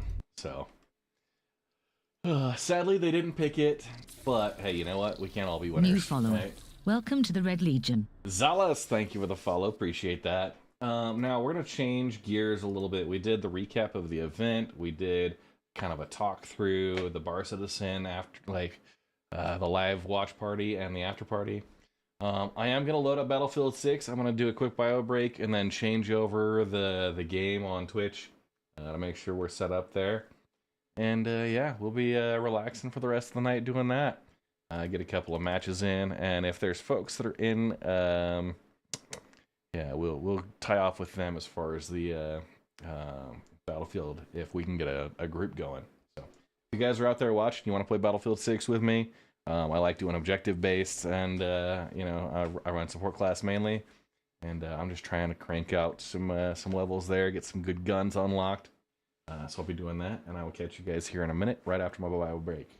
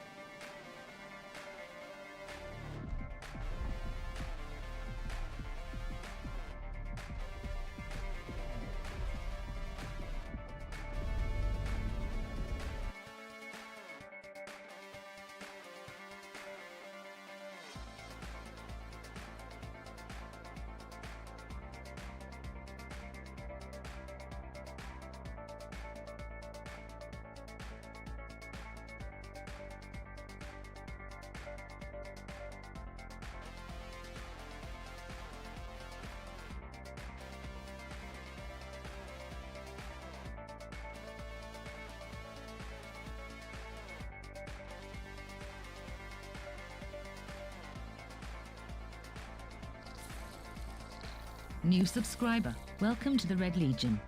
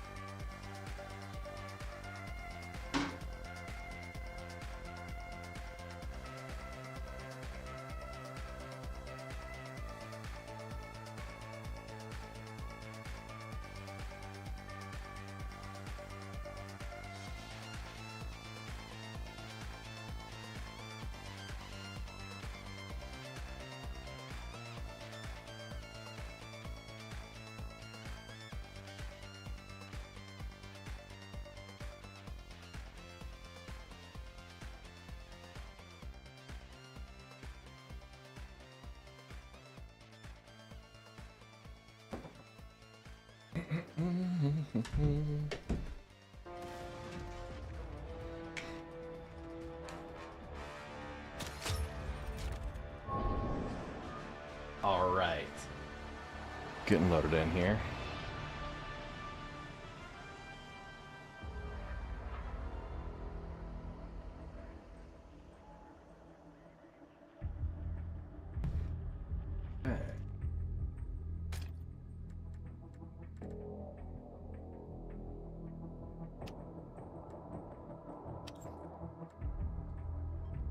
Arc Dave. We'll see who's gonna join up.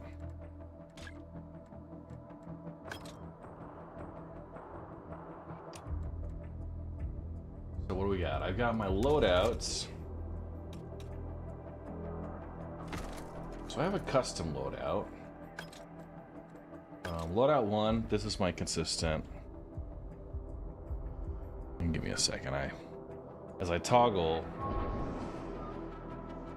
it defaults to a different voice setup. What I'm gonna do is set up for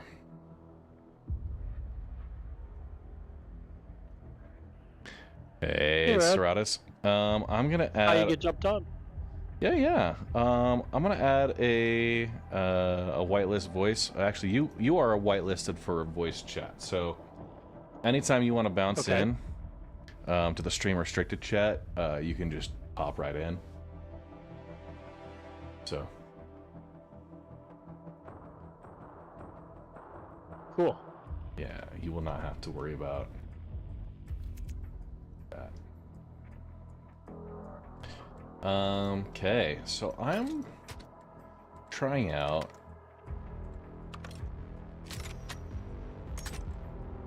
here.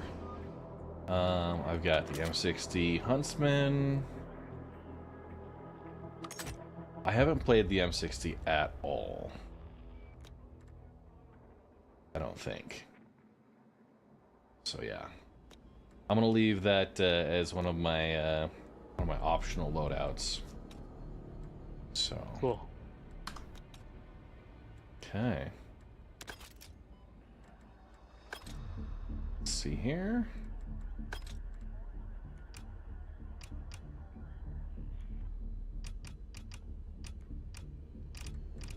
So do you like doing escalation, breakthrough? I kind of like breakthrough. I play whatever. Okay. We'll do breakthrough, objective base, and we'll have kind of a balance of attack defend. Unless you wanted to go closed weapon, all out warfare. Doesn't matter. Okay. Let's go breakthrough. It'll Let's keep do the it. maps a little tighter. Attack and defend rolls. It's gonna be Go awesome. shoot people. Yeah. Res a lot of people. Yeah. Searching maps.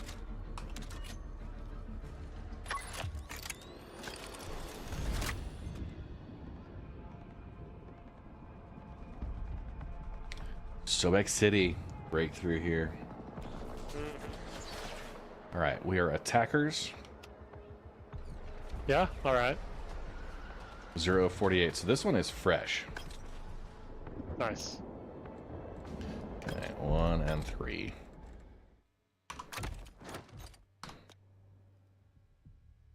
Okay. Let's do it.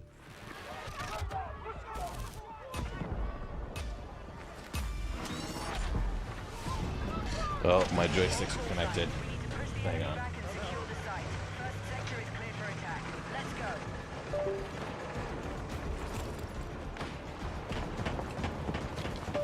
Alright, there we go.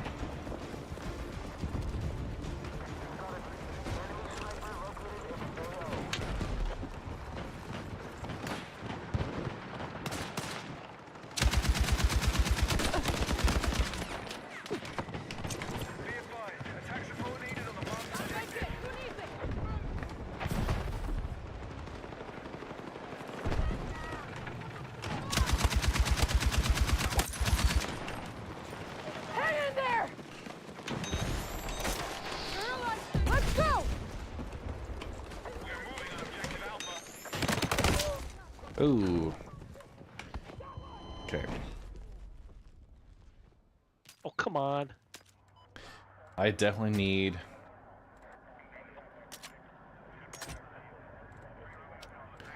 Okay, the M60. I can't customize it at all. And it's got the base... I think you have to. Yeah. I think you have to level it up some. Um... Come on, medic. I see you, man. 12 meters away. Yeah, those basic sights are crap.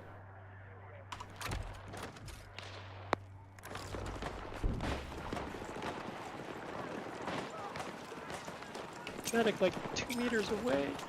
10 meters I'm coming. away. I'm coming. I don't think you're gonna make it, dude. Oh wow, you made it. You're a lifesaver!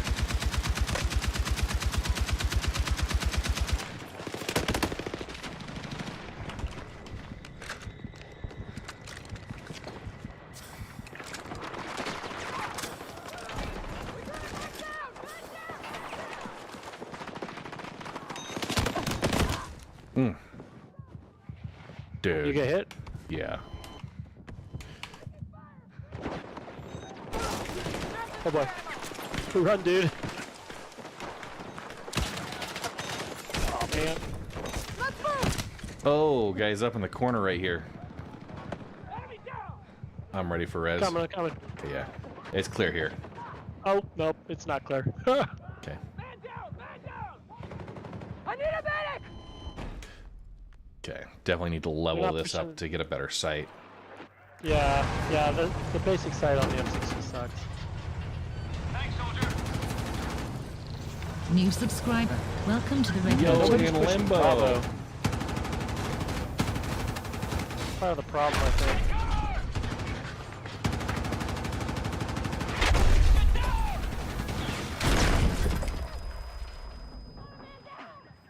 it was great to meet you, man. That was awesome.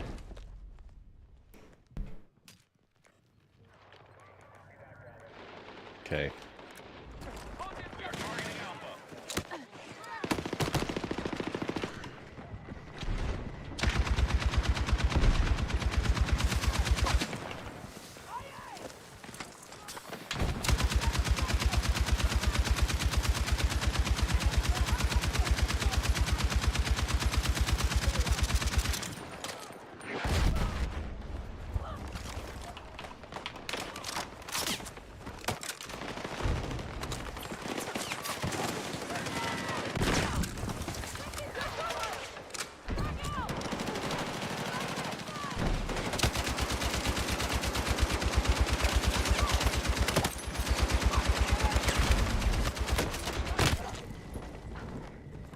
Ooh.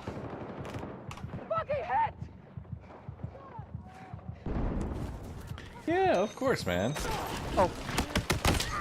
Dude. No desire to plug any of that. Alright. Medic standing by again. No, just... Oh man, they're taking over this building.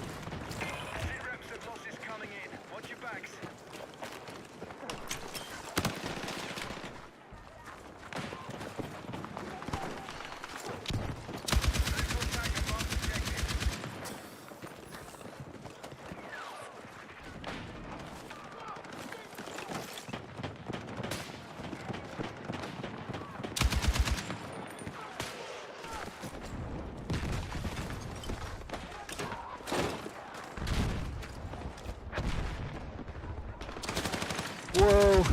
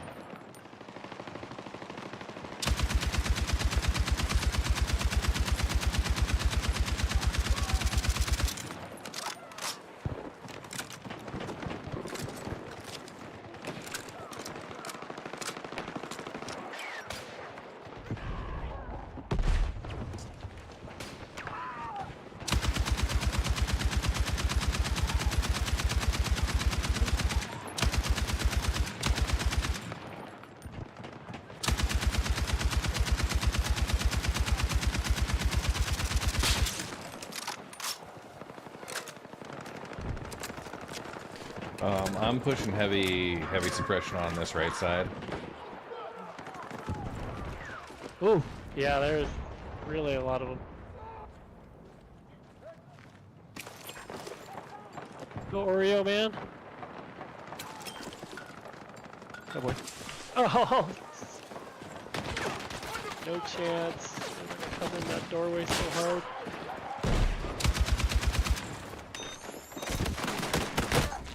Dude, I res this guy as he's killing.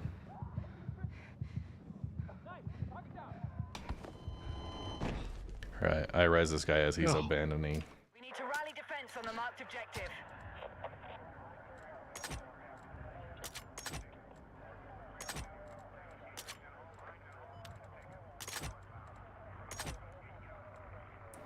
Oh, yeah, can't.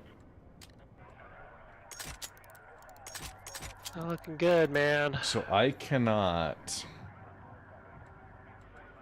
customize this until I get to level 20, I think. Oh yeah, it's locked. Yeah. Okay. I think we need to try to hit Bravo too, but then Bravo is sort of hard to get to, looks like. Yeah, Bravo's been pretty tough. I'm trying to get it. Yeah? Alright, I'll spawn on you. Yeah, the M60 was okay. I've switched to IAR now.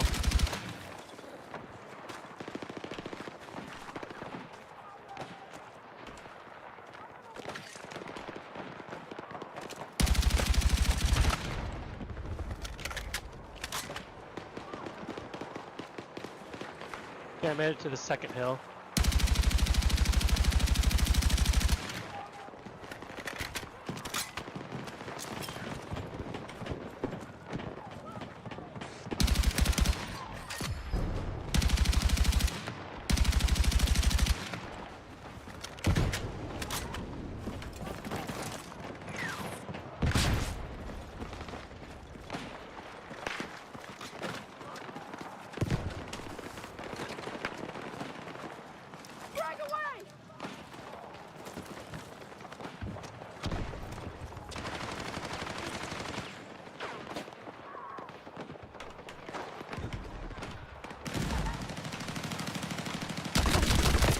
Oh. They're close, aren't they? Oh no, just this guy back here. Is there...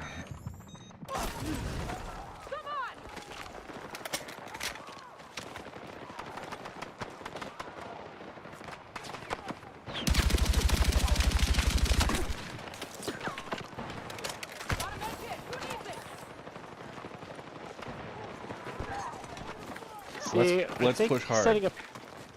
Well, we need more team members to push with us, I think. Getting annihilated over here. Okay, yeah.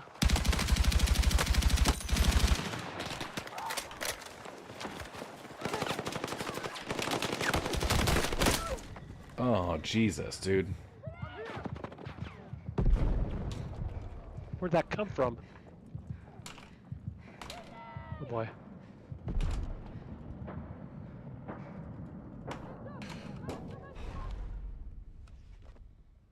Oh man. Yeah, right. Well, it's not attack, man. Attack's hard, dude. Attack's real hard.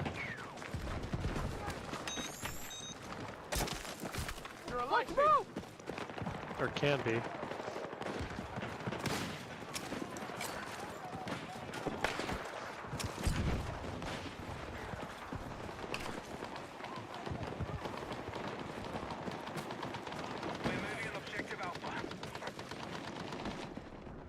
Go out of bounds for a second.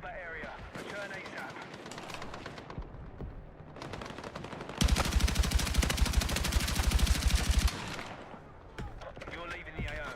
Return to combat.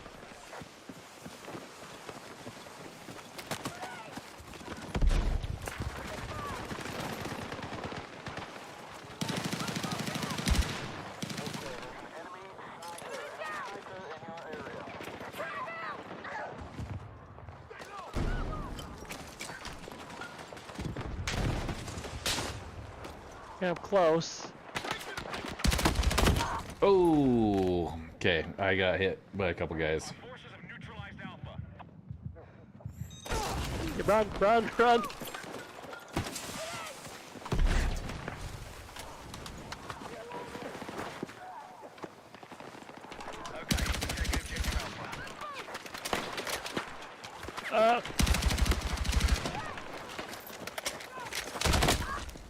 Yeah.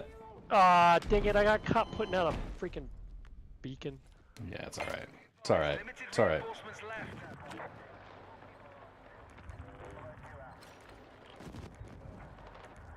At least we're trying to push as a squad, though. Our other guy's way over there doing his own thing.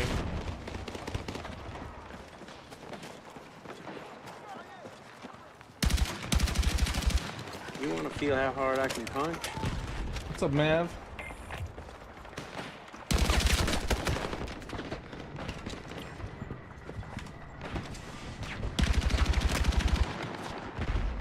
Ooh.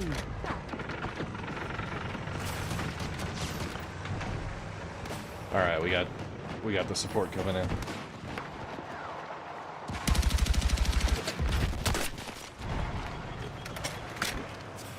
Oh, nice.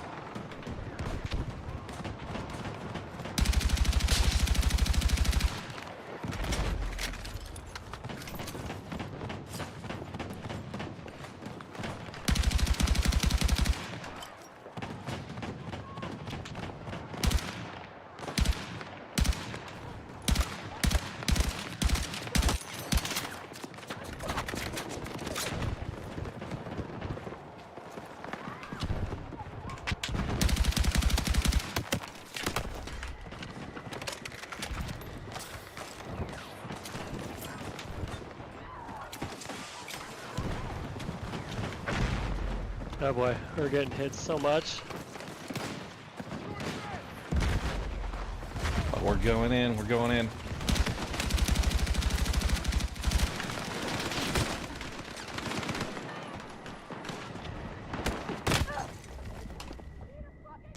We're pushing hard, it's coming out.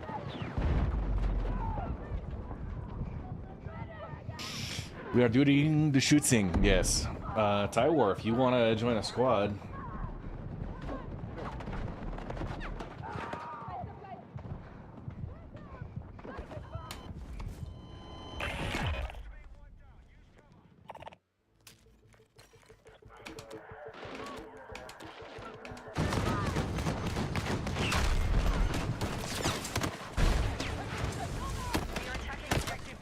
Oh. Fucking hit!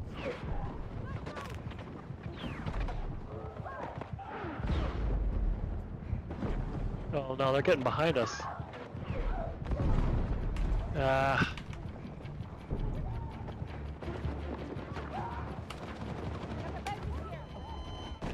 He's coming! He's gonna flank you all from the side!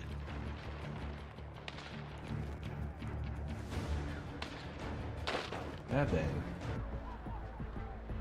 We had it. Well, not really.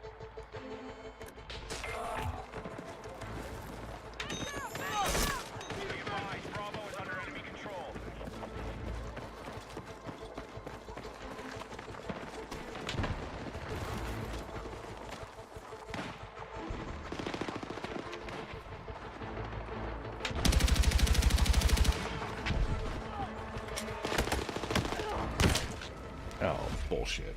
Okay. If I can get out and defend, man, it would be great. Yep, maybe.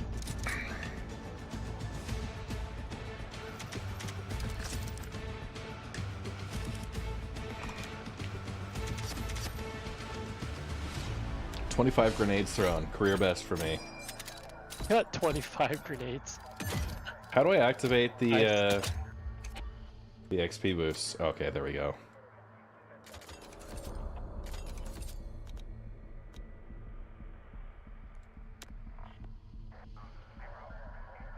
Okay.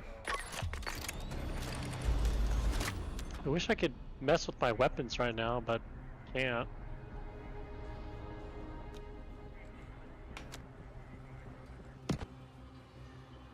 Yeah, right. All right, Siege of Cairo.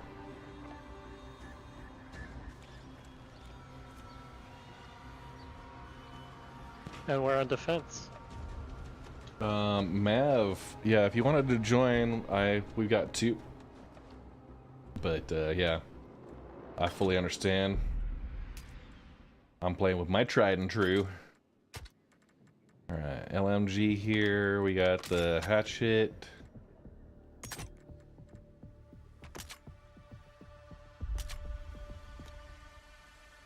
We're defense.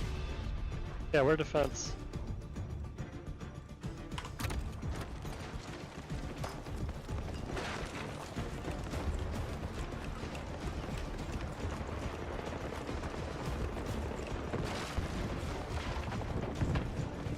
Oh crap, there's a tank right there. Nobody said anything.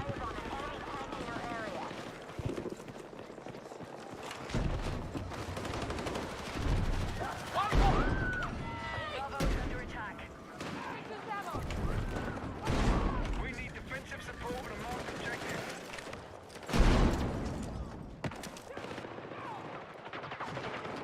Be advised, we've lost objective Bravo.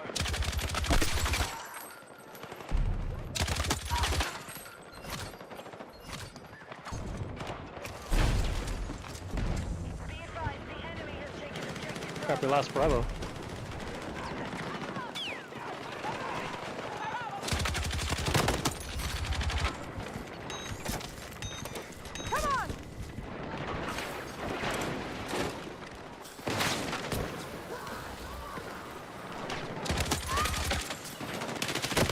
Oh, do you get me? Yeah, here we Try. go. Yeah. I'm good. I'm right down here. I'm upstairs, man. I am also upstairs. Oh, is that you then?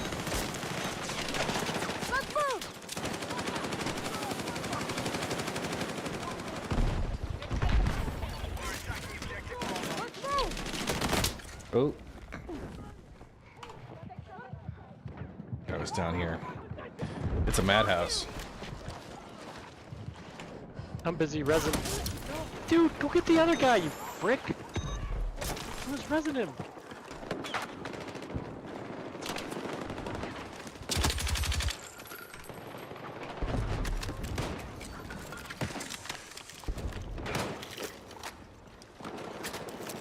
Where is he hiding?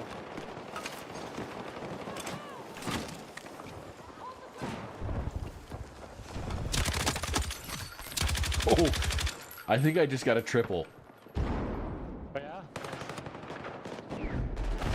Okay, we captured Bravo.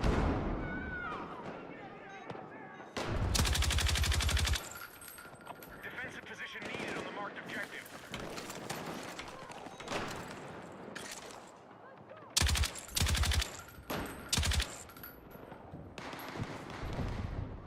Enemy forces have taken a hit.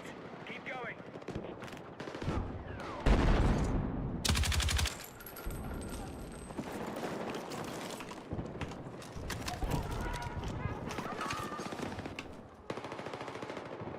Oh, we got a tank right there, man.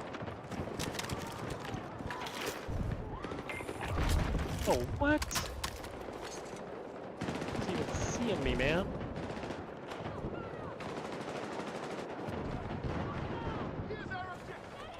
Hostiles are attacking objective Alpha.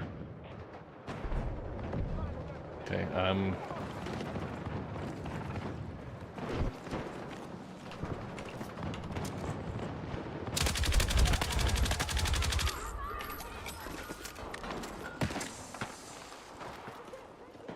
Oh, where are they all? Oh, they're right over here.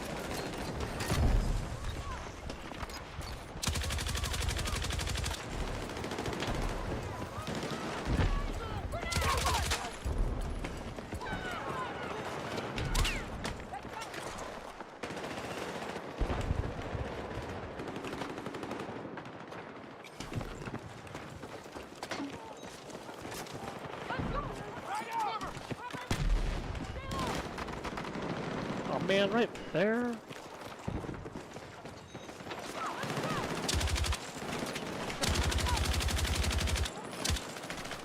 Objective Alpha neutralized.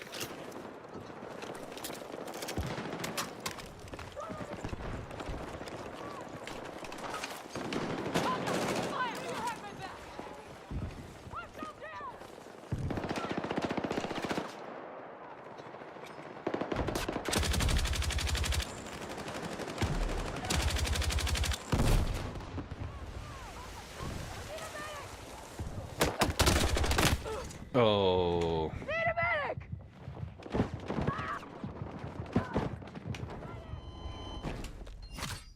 Oh. Yeah, B's pretty hot.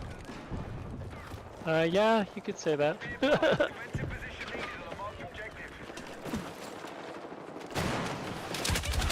Oh yeah, they're all over my body now. They're in that outer courtyard.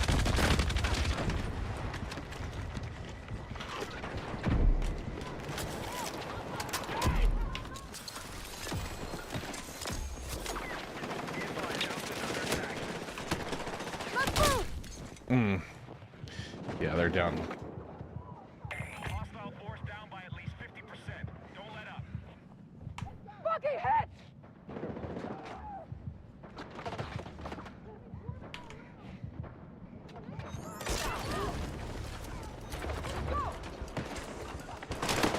Got shocked to death. Oh, yeah, yeah. I got a few of those. It's caught reloading.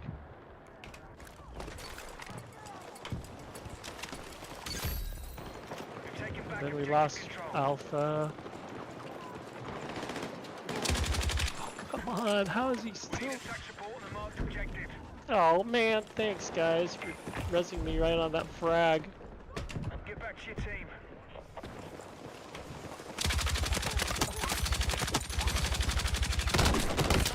Ooh, I nearly had a triple.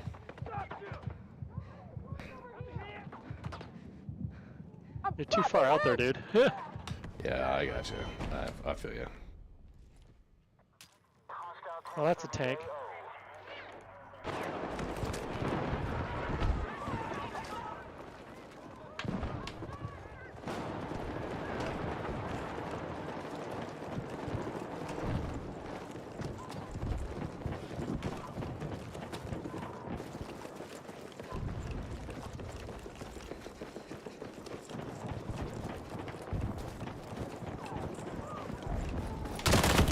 Oh, coming on wide left on Bravo. Yep. Oh boy. Ah, dang it, again, I get res on top of a frag. Really guys, don't res me.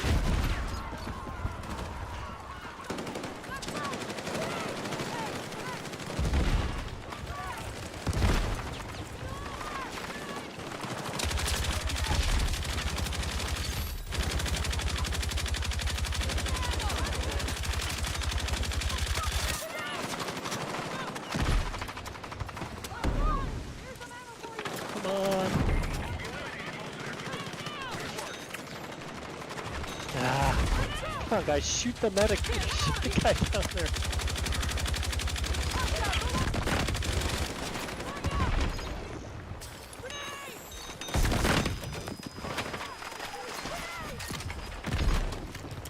We're losing Bravo.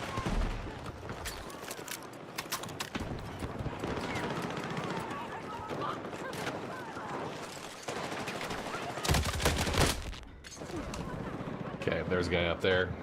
I think they got him. Coming. Okay.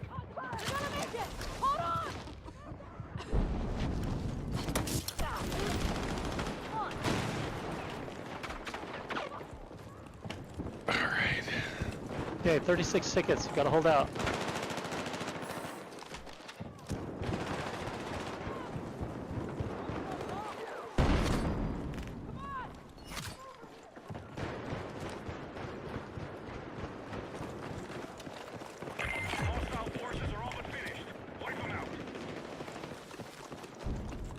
Oh man, he's waiting for me.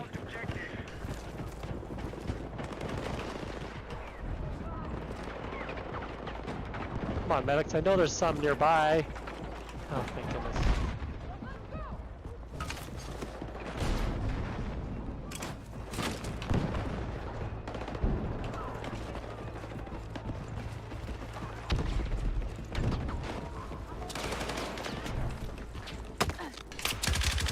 Crap, there's a whole bunch of them around that corner.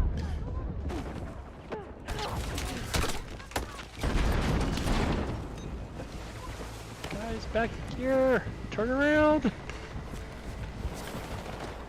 Oh man, no. 16 tickets, we got this.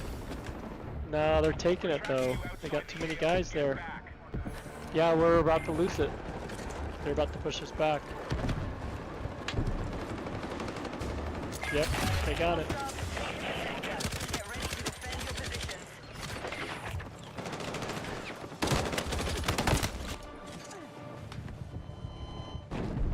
Jesus.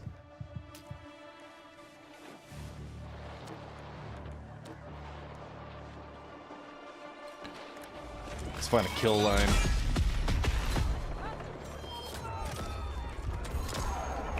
Okay.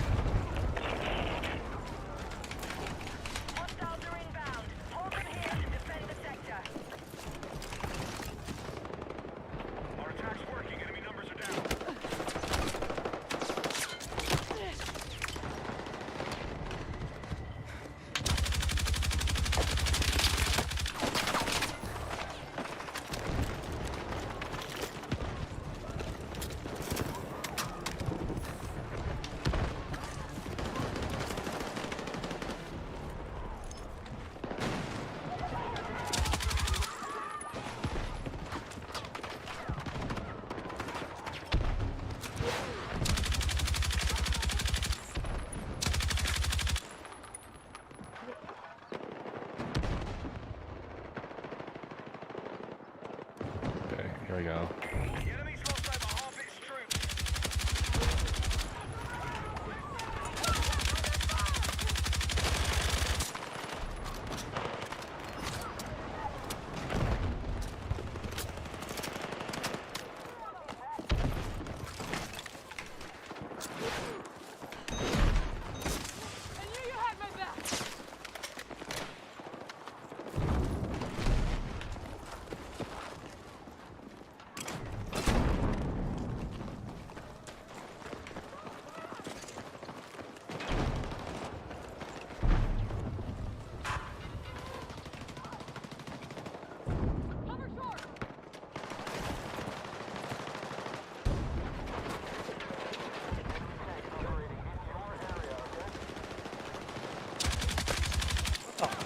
Come on.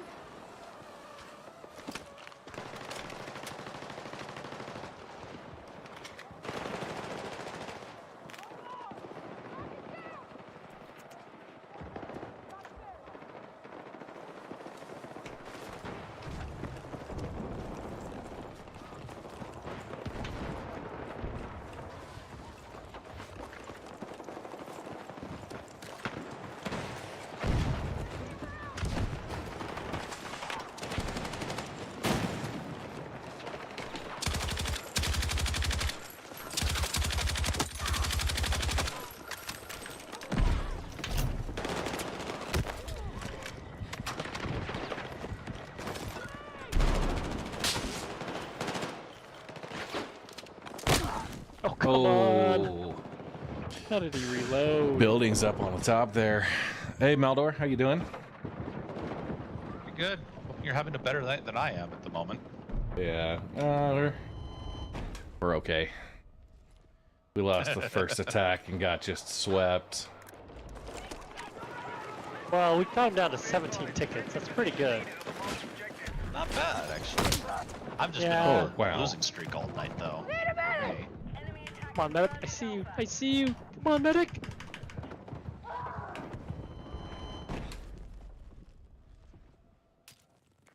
Aww. Ow.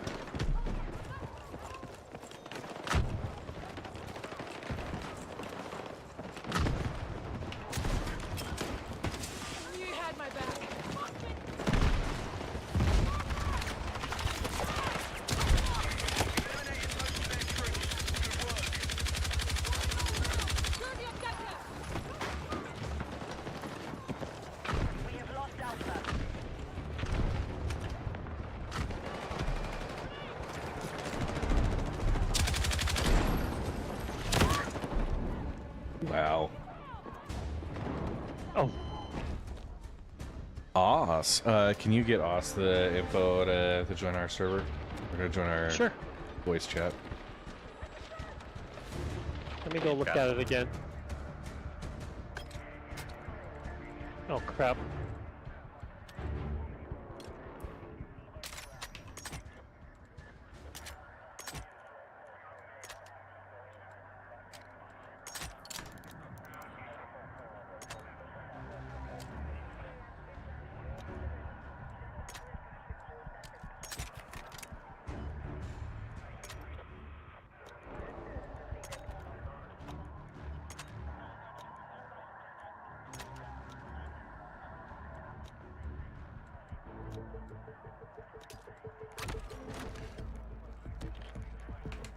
Oh man, there's a guy right here.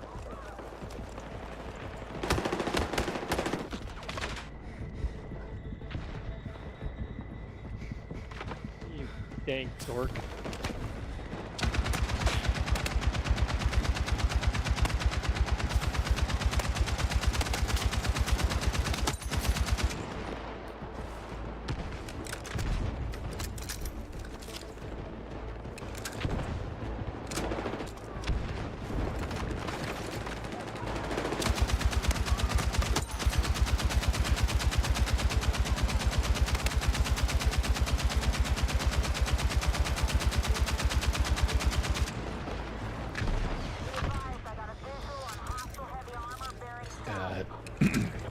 Tank at the mines.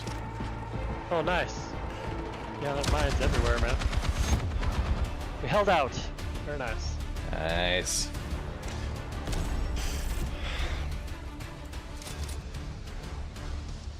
Yeah, Oss is in the waiting room now. Okay. Maldor, can you drag him up? If I alt tab, it's all weird for my graphics for about 10 minutes.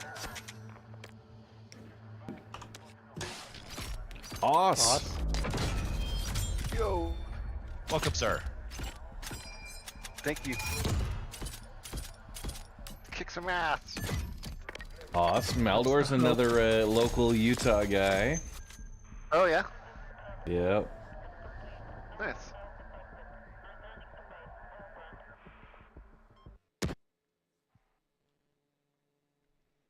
Manhattan Bridge. Oh boy. We are Breakthrough. attackers. Haven't done breakthrough yet. Yeah, it's a fun one. Okay. Actually, you know what? Here's what I want to do. I'm going to go with assault. Is this open?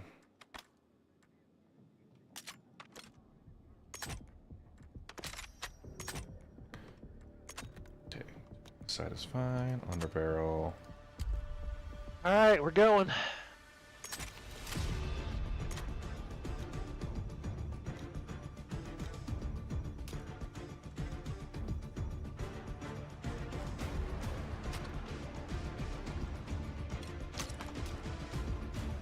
Oh boy.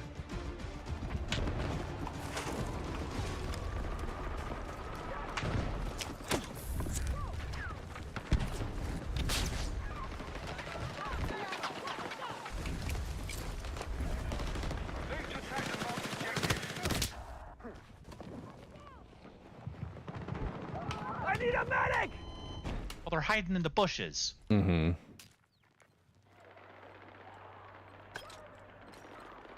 They're hiding in the bushes, and they speak weird to me's.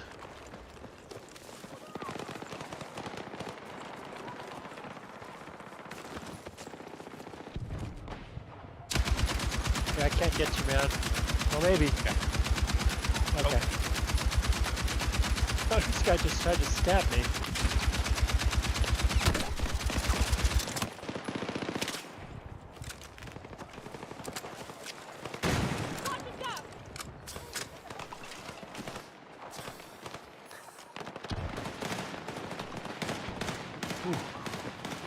Yep, hiding in the bushes.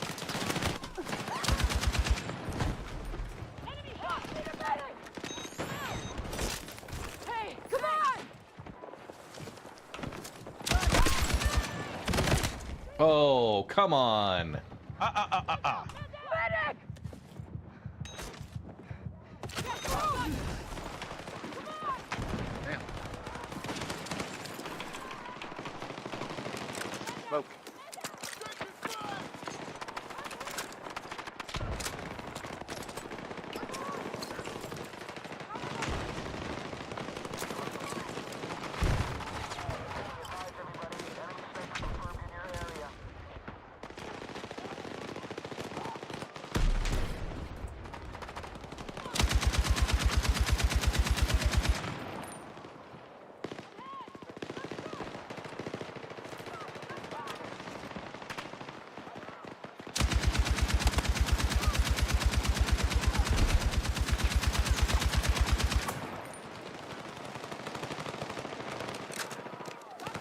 32 tickets.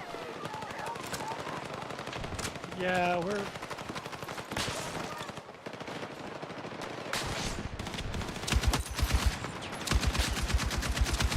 This is not a good spot. They're holed up right around that corner, and it's a little annoying. Yeah.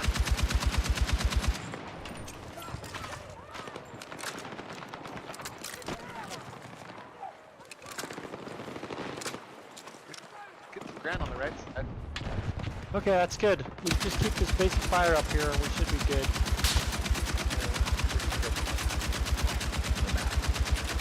Oh, they're both right here. Ping. Ping. Put the ping down. Oh, ouch. How can that guy even see me?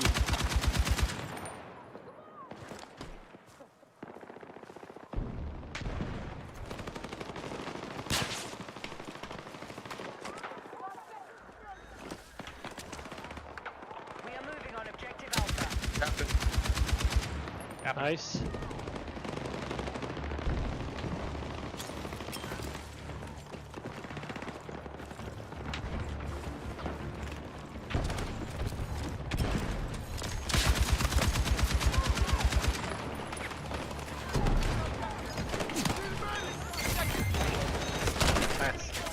Oh. Oh, building just came down on you guys.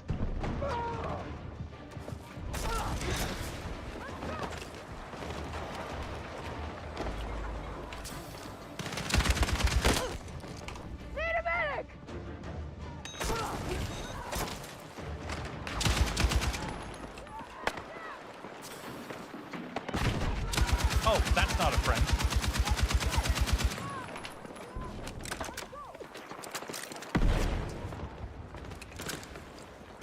I died. I can't res you. Don't know where you're at. Whoa, whoa. No, for the fire. I was straight dead. Not been.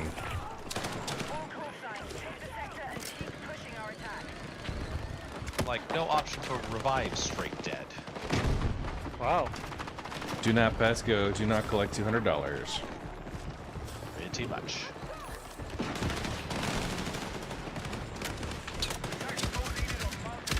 Oh man, two of them right there, Ross. Watch out.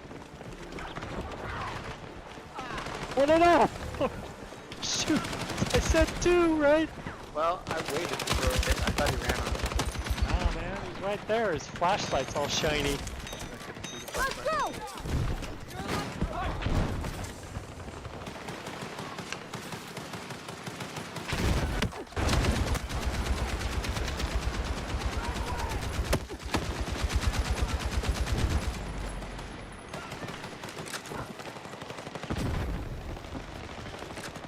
Don't come this far out, dude. Stay back. Okay, rooftops are clear.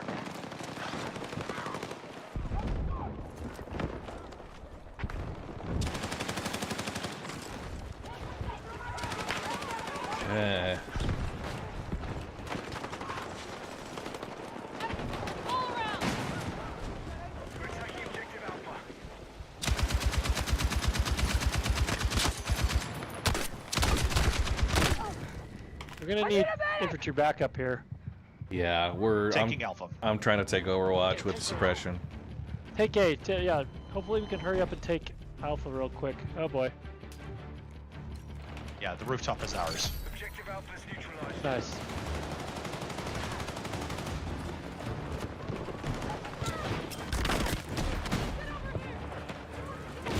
IFV got no rockets. Can I throw a toe at it? Nope. No, I cannot.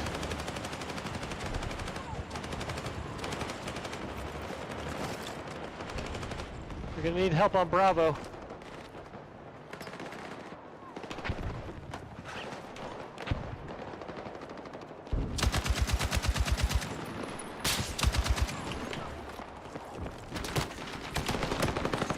Come back here! I'm not the driver, sorry. Let's shoot the guy who's shooting me in the back. I was trying, but If he rolls forward, I can come res you. Just stay alive. Okay. Jeez. Fine, I'm jumping out. I'll come to. Oh, enemy tank. Sorry. Oh yeah. Well. No, you're still alive. You're still alive. Here, I can I catch know. you. I'm still alive. I'm still holding. It's just gotta get to cover then real quick. Yeah. Well, he was shooting at me, so you're good.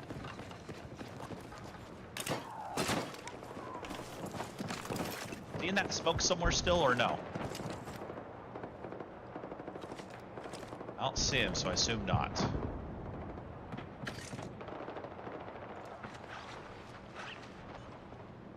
I mean, I have rocket to deal with him. I just need to know where he is.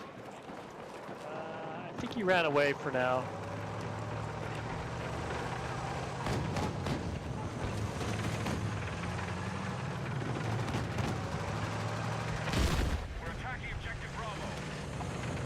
I'm in the zone somehow. I'm no longer in the zone. Yes, come on.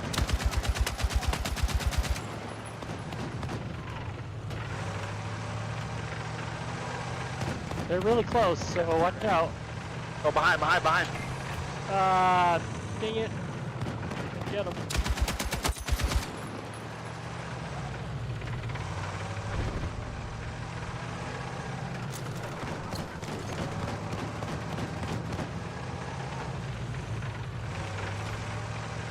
Nobody's coming. Nobody's coming.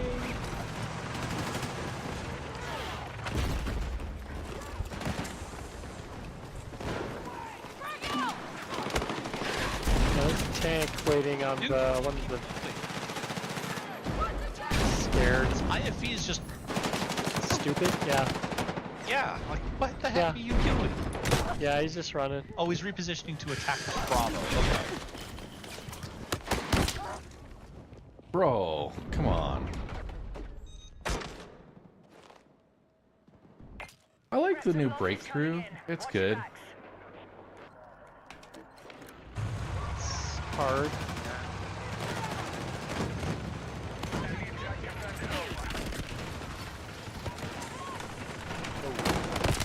Oh, yep.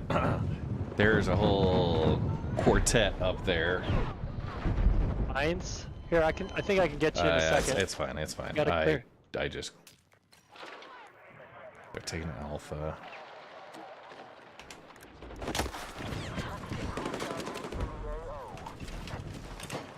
There's a tank right there. That's why. If you can get me up, I can deal with that. Where are you at? Okay, let me heal up and then I'm coming. Dude, Oh, crap. I can't. to the right, there's a guy underneath the stairwell. Oh, there's a guy to the left too. This game is all about getting shot in the back. Yeah. I'm taking a four-wheeler in because I'm froggy. Let's go. I'll wait till you get out and then I'll spawn. Covering fire. Okay. Or you die. This is not happening.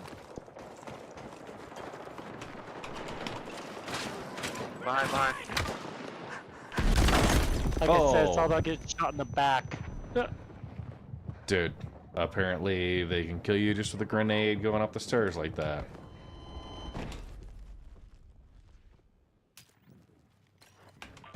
Dude, no, spawn on this.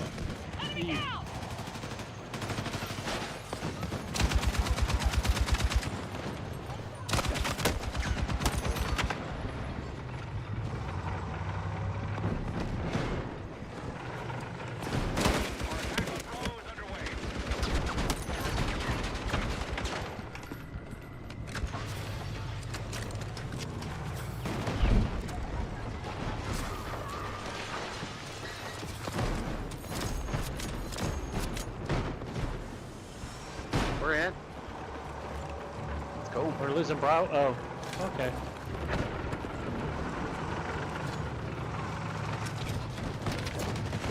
Next.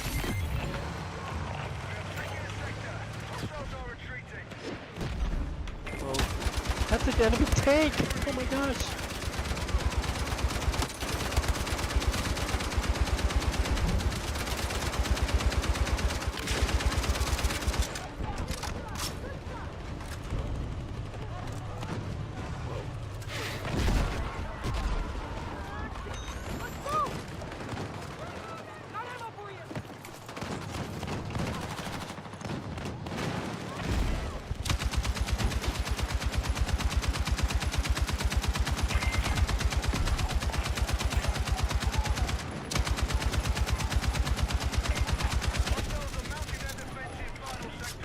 Bad place.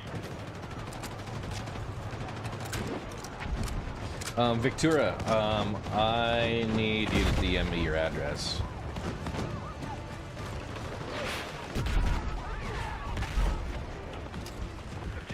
They up high? Yeah, they're popping them off as they come up. Yeah, they're up in high in this building here. We're popping them as they come, but whack-a-mole gap here. Ooh, grenade.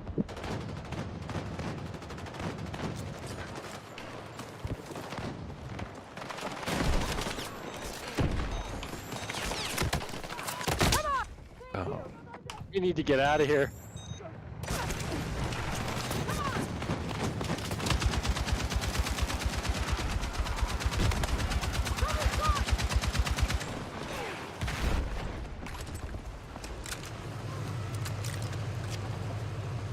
Yeah, now they're in this building. At least they move.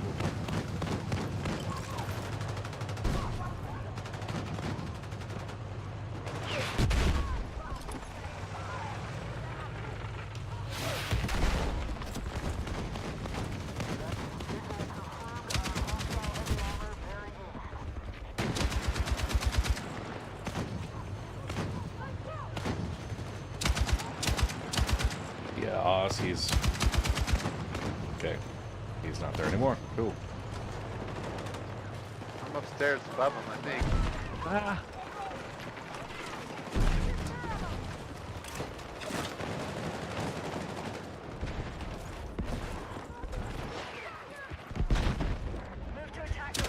IFE is gone. We did what we could.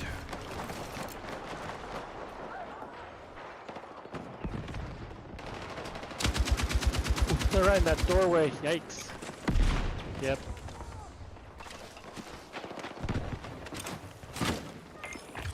Ah, damn it. Okay. I'm waiting. If you all want to spawn back on me. I'm waiting, hoping for a res. Where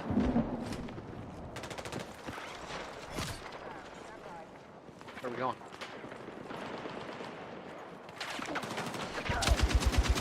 Not that way. Yeah, don't go that way. That. Oh, yeah.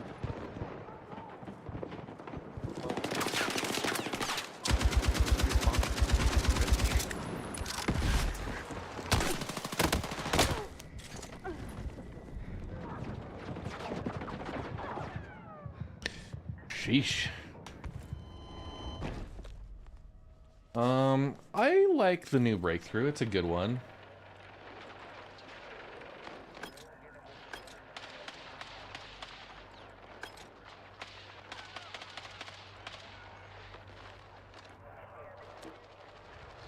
Oh, crap.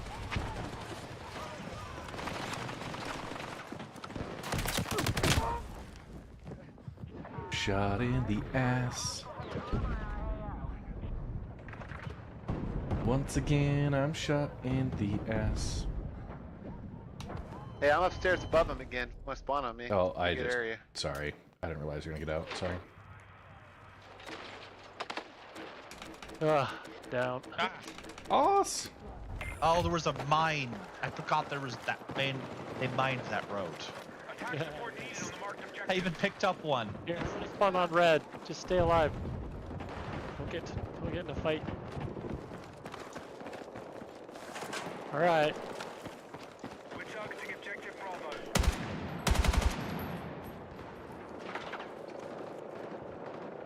There's. Ah, shit. There's one up here. Yeah, I just got all three of us. Oh, damn. Wow. What a bastard. There's a whole squad up here, red.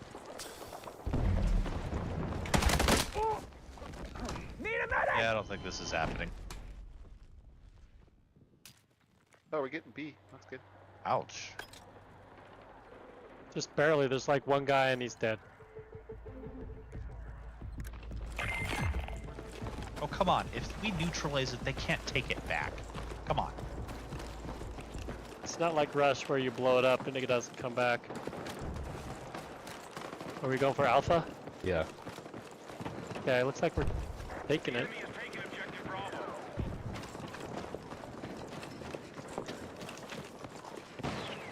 spawning that IFV right in the middle of everyone. I wish they wouldn't.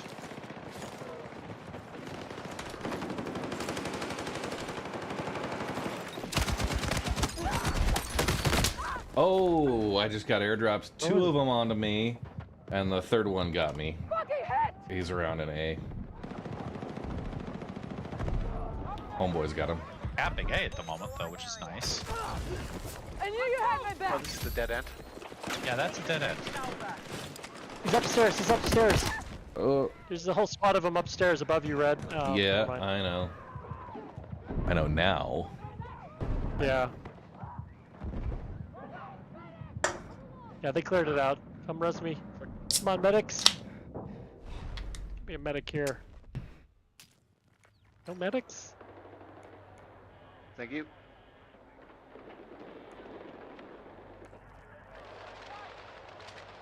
Ah! We got A. Sweet. That tank ran off. We'll need defensive support on a marked objective.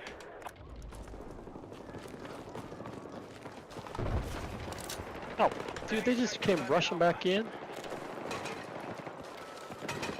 Oh, come on! Don't take that from you. Can't take that from us. You lost that point. Don't take back. Everyone knows that.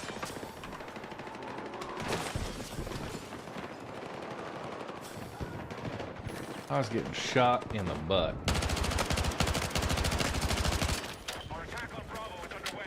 Like I said, this game's all about getting shot in the butt.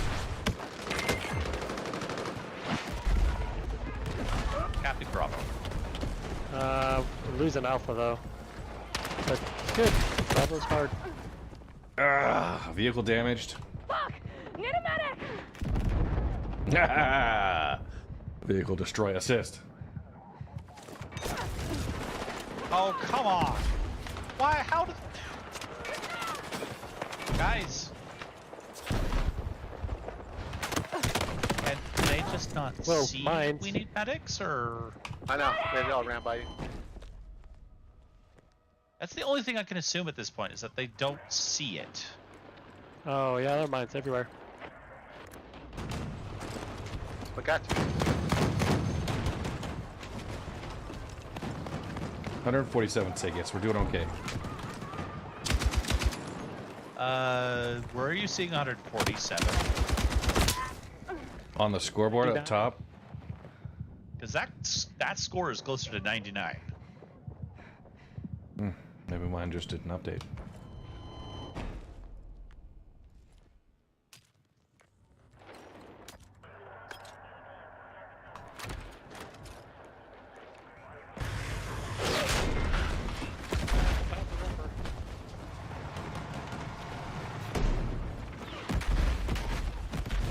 Oh man, just too much counterfire.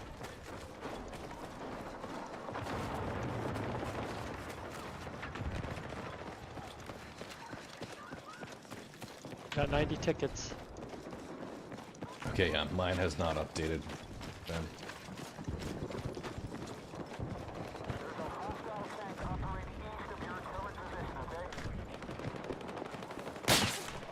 Just hide, Red.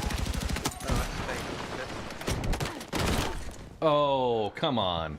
They're all hiding around A. Well, they're only points. Of course they are. Yeah. I'm just upset. Boss, let's do this.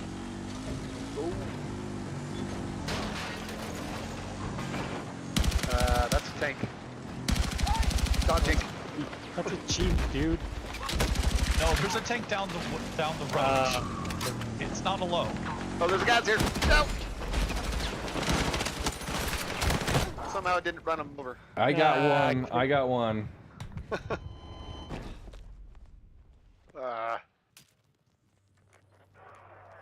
Oh, there's a tank way down there.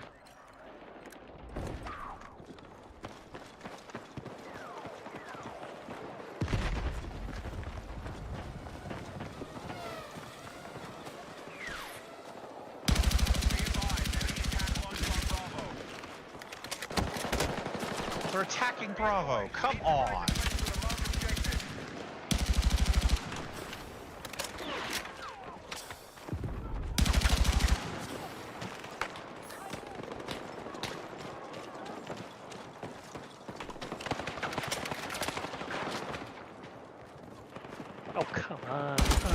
alive, stay alive.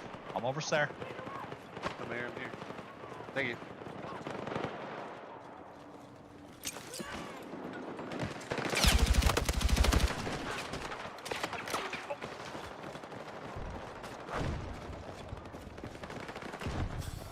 There's a guy right up behind that truck. Yeah, I'm trying, but he's distracted now.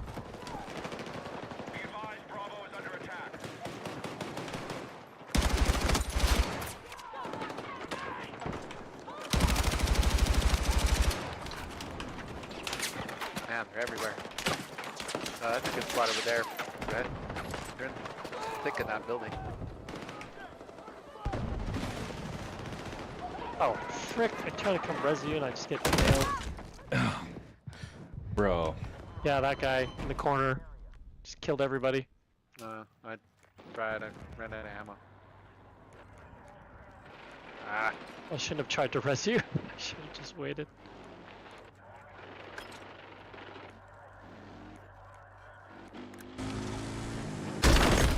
Oh, ha! You hit him. Did you hit a mine? Yep. Yeah.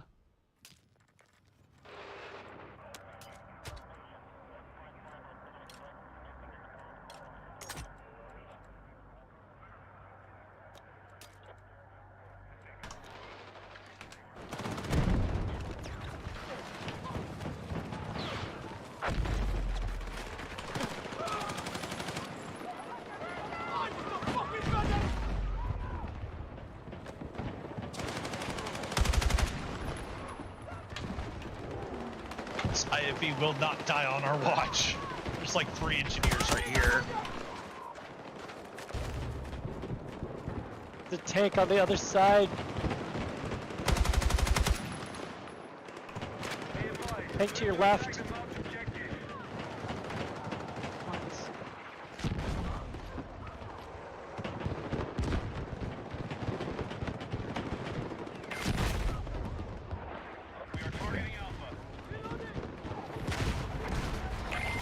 Victory is imminent.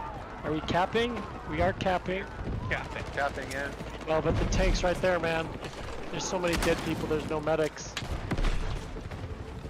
It's like 7, Get me up. 10. I can deal with the tank. I can deal with the tank. Get me up. I can stay up. Ooh, guys are up on the roof. Yep. Good try. That How was tough. many points we got? 5. 5. We're retaking B again. We don't have enough tickets to take it. No.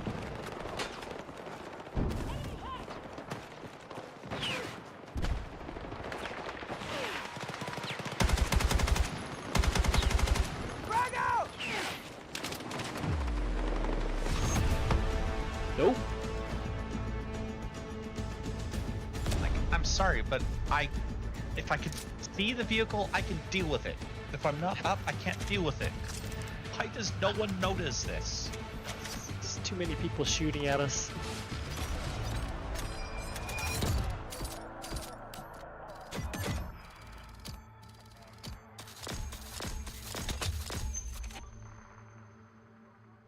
Oh, finally I got the RPG. Nice. Got rid of this stupid guided vehicle. Whatever. That. You just have to Gotta get to get level 3 engineer? Level 13. 13 with engineer? No, ranked 13. Oh, rank 13. Oh, okay. Yeah. Cool.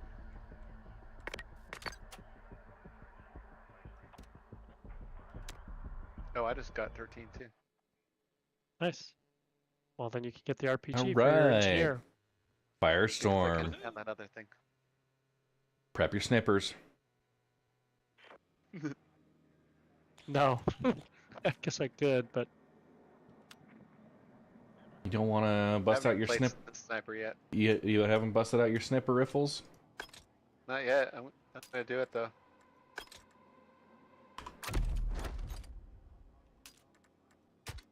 We get not much sniping.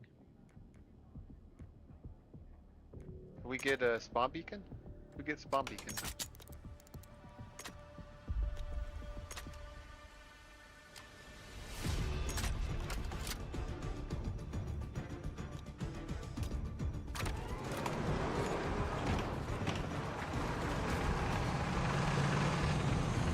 Hoss! Oh, I got you! Gunny, gunny, gunny! Maldor, off him. Coming. We going hunting? We going Go, snipe go, hunting? go, go, go, just go. Hop on. Go, go, go, go, go, go, go, go, go. Alright, go. Are we going snipe hunting? I don't know. We're not going alpha, that's for sure. We're going out.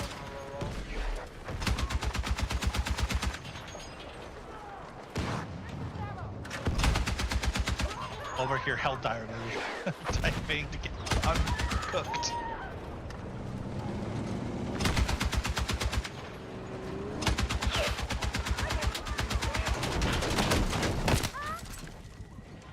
That was brave. I was not driving. Okay.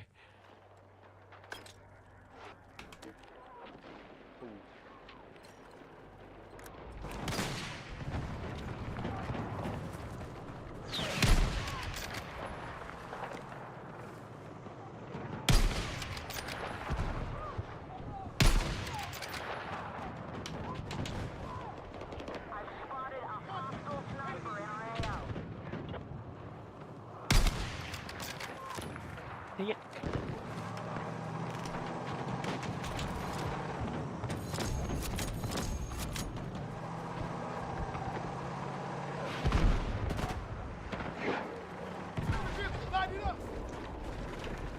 Watch yourself.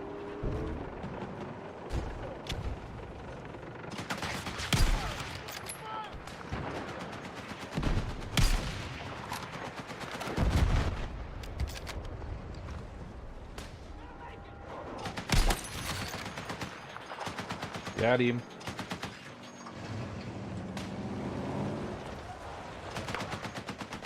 Go. Right back.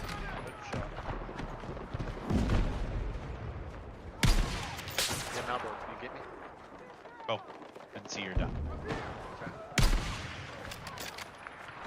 Thank you.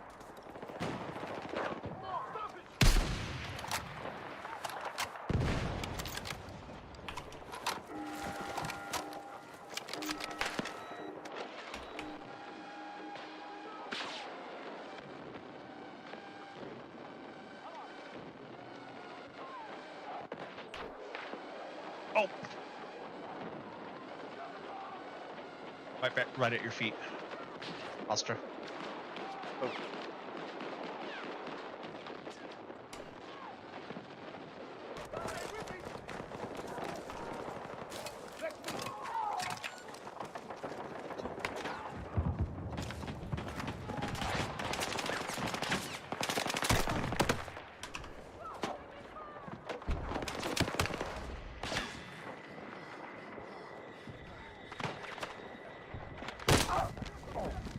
Ooh, guys on the tower. Guys on the tower. I'm down. I see him. Second, the guys on two levels up on the tower.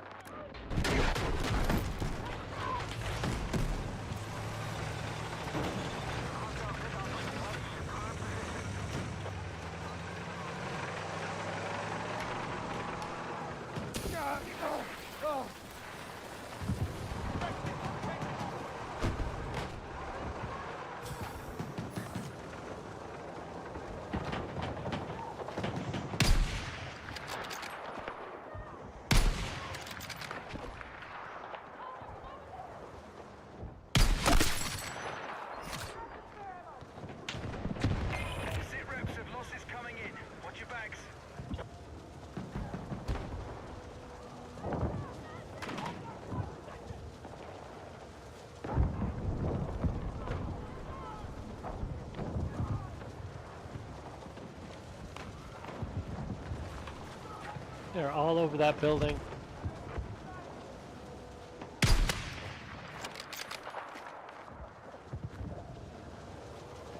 Nice shot.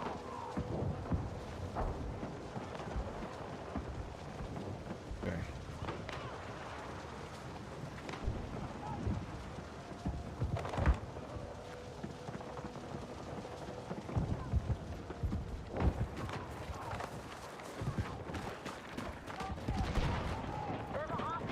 if you lost track.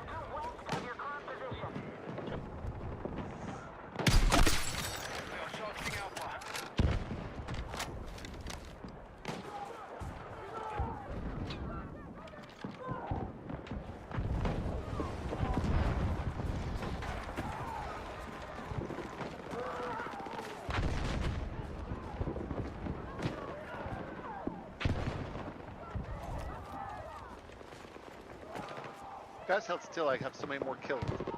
So funny.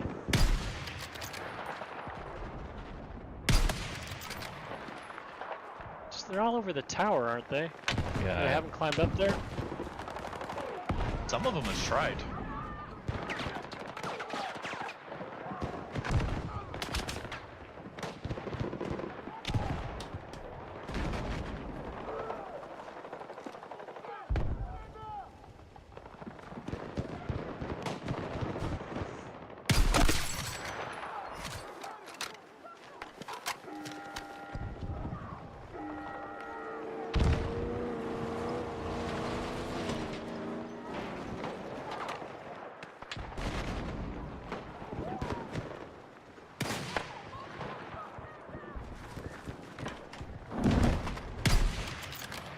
That tank, man. Tank's a dangerous game. Plays a dangerous game. Oh. There's one that's hiding out. Oh, we're both down, aren't we? Yeah, you got me too. Same guy, I think. Well, sniper's evicted from that side. Yeah. Switching sides.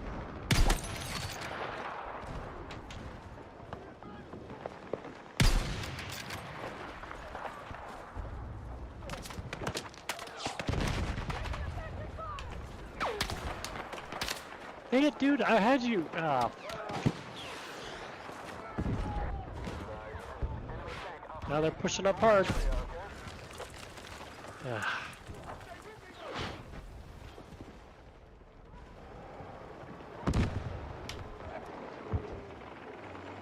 you guys sniping back there?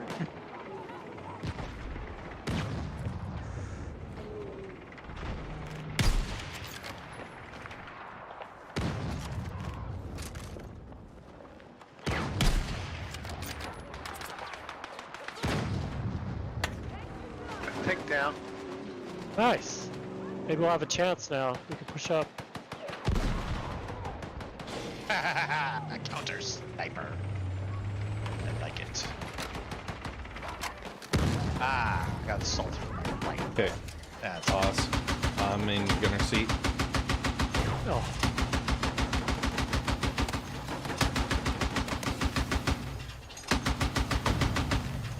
You need reps? Not right now, but... Contact! Enemy machine gun! Alright, well, the problem is I need you as cover. You can't move too fast.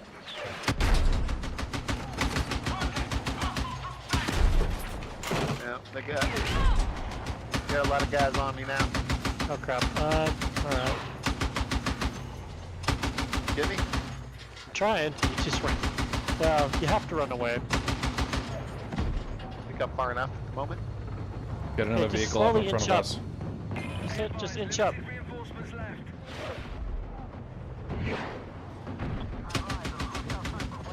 Just inch up slowly so I have time to reposition.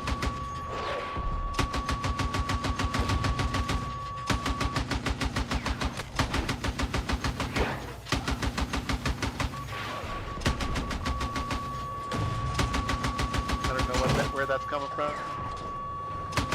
Power over there? Oh no, straight in front of you. Someone got it. Oh, cheer, yeah. Right over there, on top of that fuel tank. To the left, just blow it up, dude. I don't see it still. No, I spotted it. We're gonna have to push a little here because we're going down. How come I can't res you, dude? You're like, won't let me res you. Now I'm clicking to the geometry. Yeah, Come up it's a from little a weird. different angle. Let's try it. still. My left side. Somebody's repping. I can't do it. I probably need a res kit. Yeah, we gotta move in.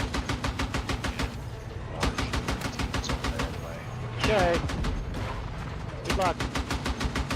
We're gonna die instantly. Mine's shit. All right. Oh, thanks, Red. Oh, good try. There was an attempt. Damn. I mean, that freaking gas tank should have been destroyed, man.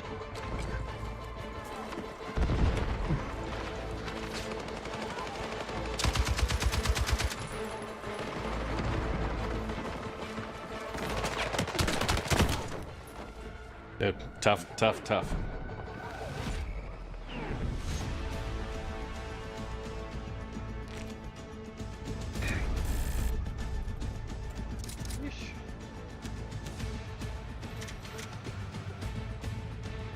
Seven headshots.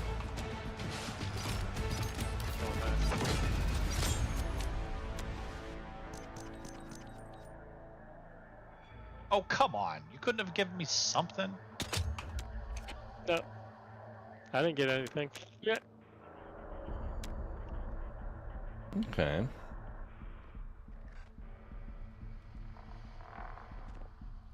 How do you see how many headshots you got? Oh, just on your squad. Oh, so you got 25 headshots. Oh, that's just kills, I think. Oh, 25. 25 too. Oh, gotcha. Oh, man. I had 7. Kills, deaths, assists. Good job. I just sat back and hoarded up with this rifle. I don't know if it's effective, but it kills people for sure. Mm-hmm. Yeah. You can kill multiple times. Kills people. Mmm.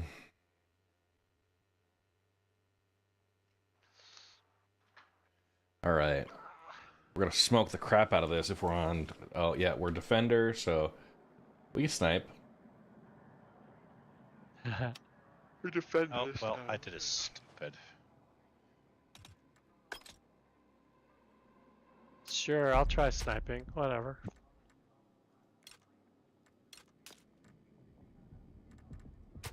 Wookiee squad.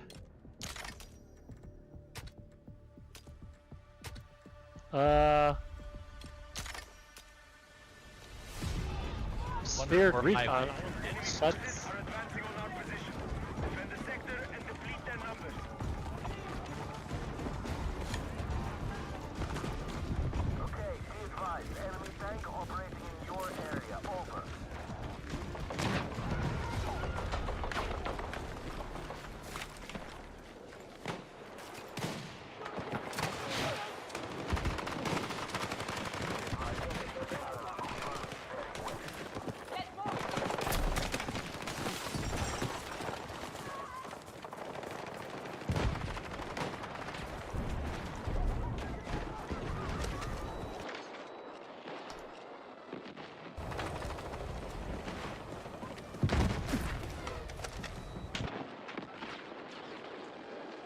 That's a tank right there.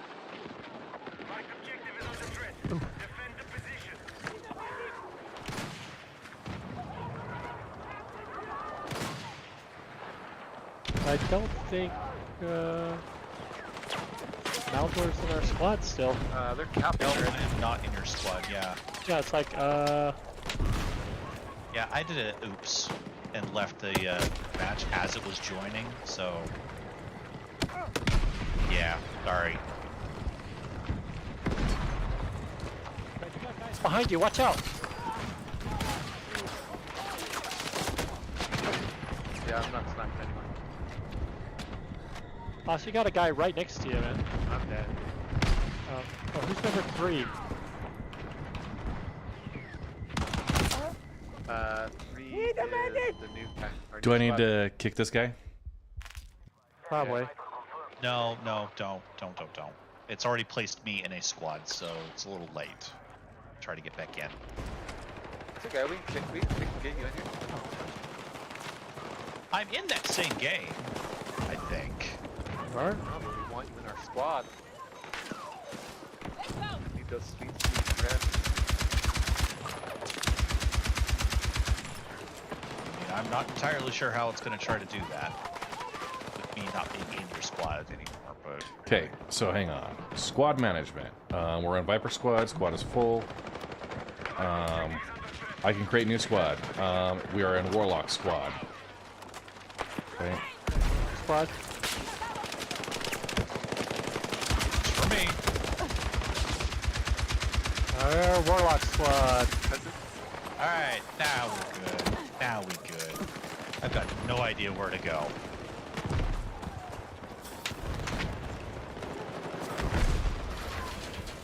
At this point, I'm just mining the crap out of things. Yeah, that's good. Let's go!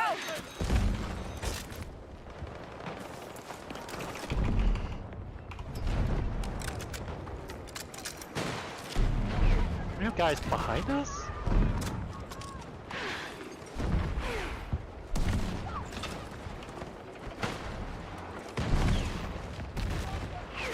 Yep, we have guys behind us. I've got someone's attention. I'm not sure who.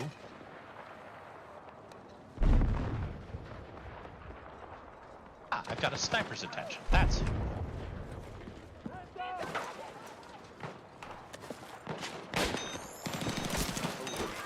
Let's move!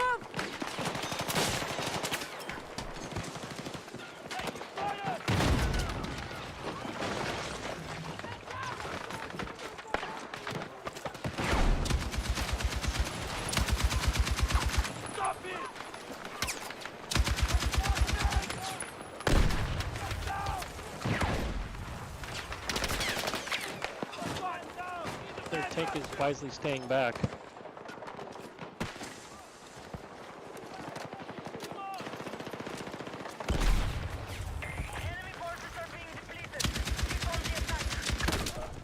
Oh, come on. Oh, look at all these snipers out here. Wow.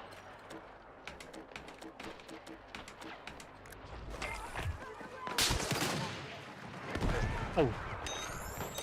Yeah, way better snipers than me, man. Brought it through.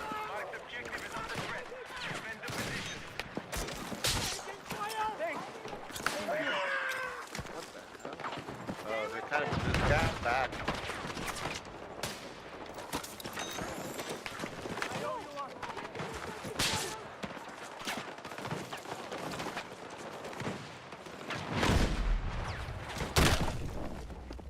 Ooh. Can I get a res?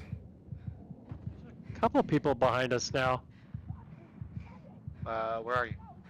I'm downhill a little bit towards objective. They're sneaking in towards objective. We got to be careful about that.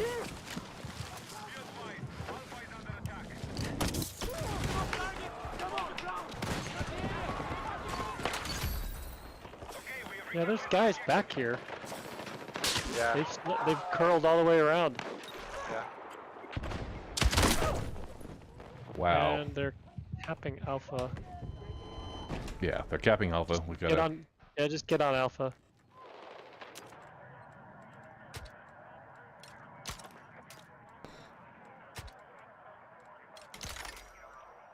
Why does it spawn us so far from Alpha? Yeah, they're all over that. Well, they finally moved the tank up, right?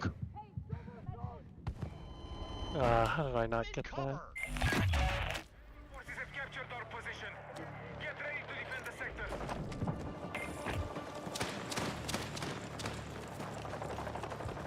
I'm a horrible sniper. I still don't understand how they killed me because I was actually in cover. Like, genuinely in cover. Hostile forces incoming. Keep them pinned and exhaust their reserves. Oh, that was not where I aimed that, sir. Also not where I aimed that. Oh my goodness.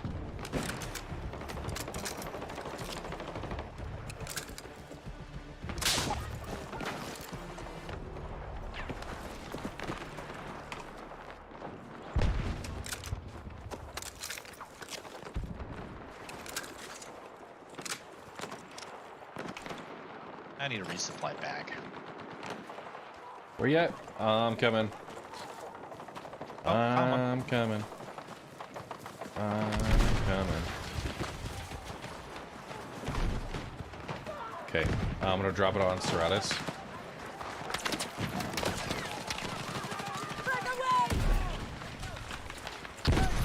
Oh! Can someone tag that tank? It's still out there. Let's move. Don't go past that line. You're looking down here. No, no, oh. Whoa, tank just nailed me. Yeah, I would not go past those markers because they're shooting down the hill at us. Oh, bro. Can you get me? I took a shell to the face. Oh, that's funny. I took a shell to the face. Maldor, can you get me? Oh, yeah, got it. Okay. We got a medic working on. We got 2 tanks. We got a tank flanking far left or far north side, top of the map.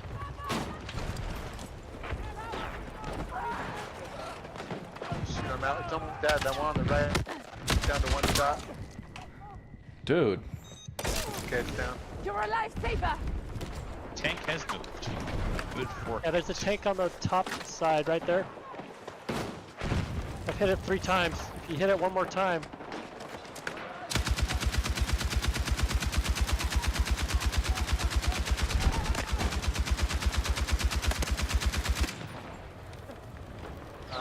Get it?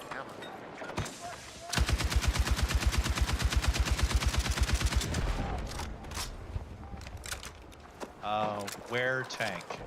I think it's dead on the one I was shooting at on the top of the map. Real KG, how you doing? Channel raid activated. Appreciate the raid. Hear it.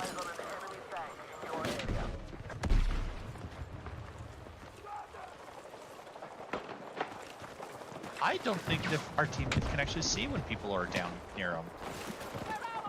Nah. I got you.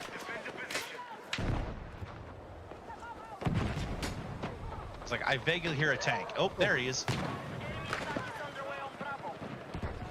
But the rocket did absolutely nothing. Shout out.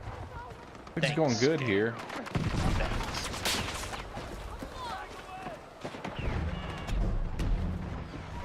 Alright, tank down.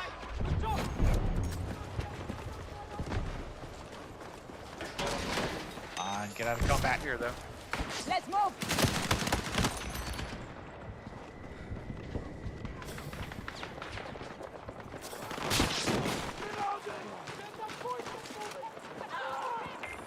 No.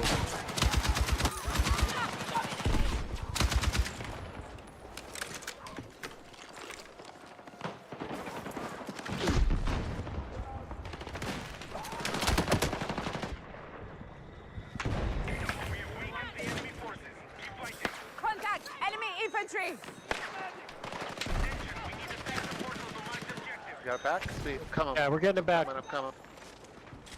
No, watch the outside. Watch the outside. They're coming in from the outside.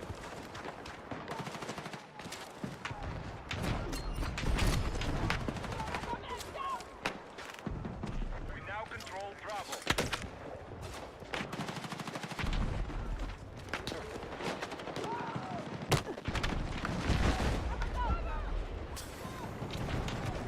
Here's your action notice. There's one guy right on my body, Maldor. Where? Oh, right there. I think you can ping that still. I did. Didn't see it.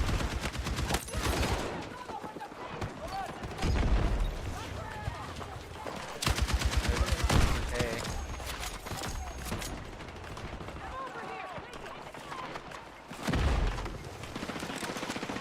Like 7 down here.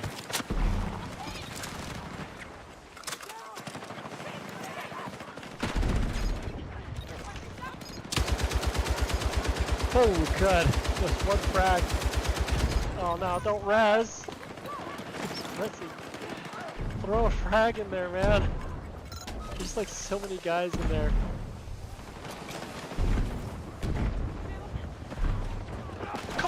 have 2 grenades. I need more than that.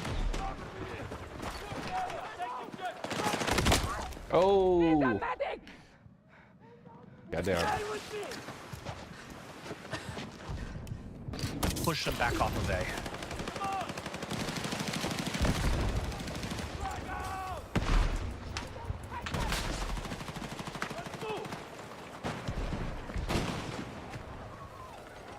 There's like one guy left. Nice.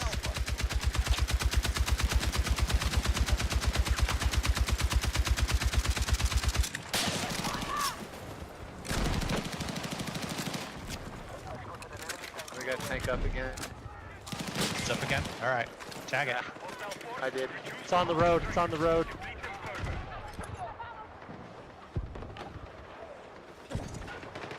Get him close. He went up toward A. Yeah. Can't see him anymore. This is good revived. 2 exposed. Got more. Got a push coming up.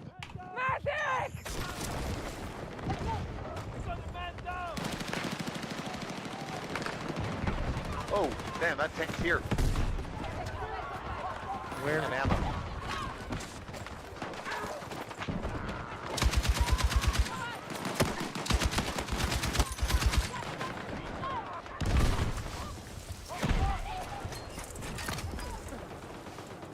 Dang, got me left.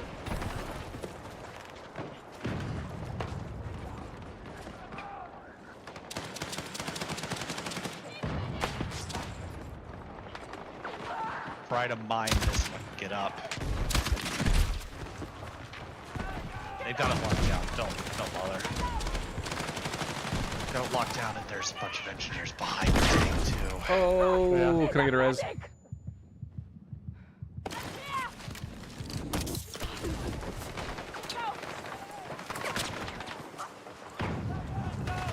Oh, come on.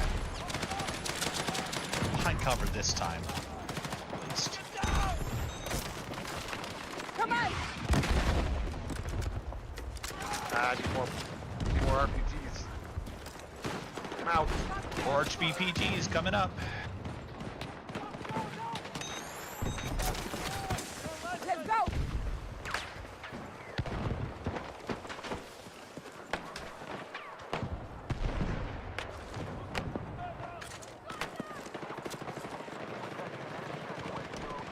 Okay, the tank is inside their territory, so I can't get it from behind. I can't get too close to it to mine the thing either.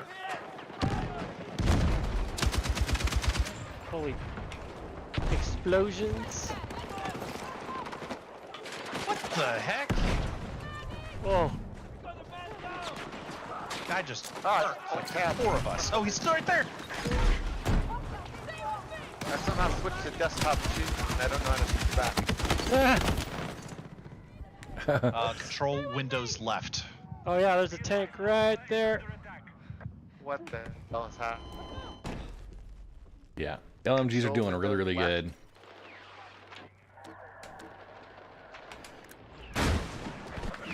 Nice. Tank destroyed.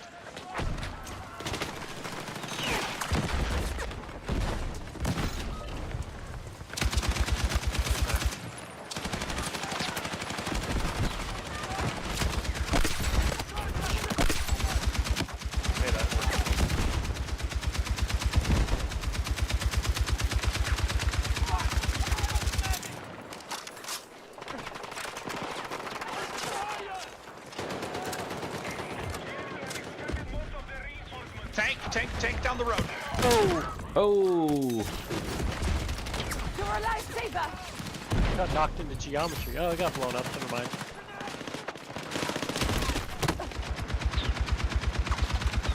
Back. Oh, they took Bravo though.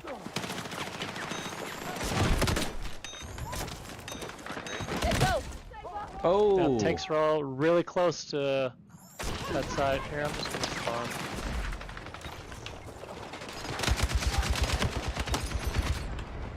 we're about to lose that fight.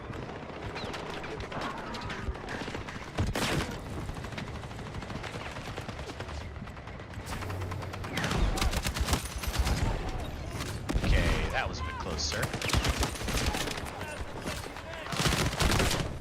Oh, trying to give us a fighting chance.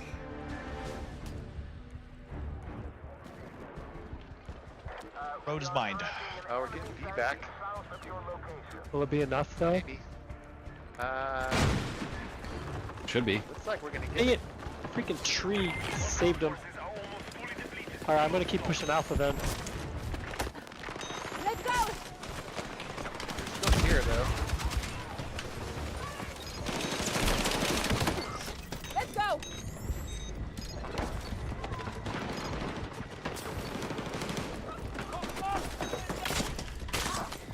Damn it! Just trying to get him with the paddles.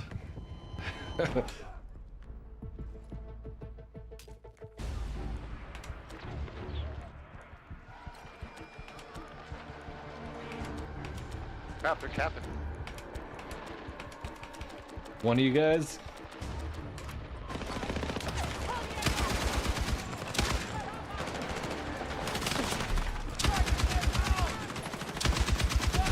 So many guys in that movie.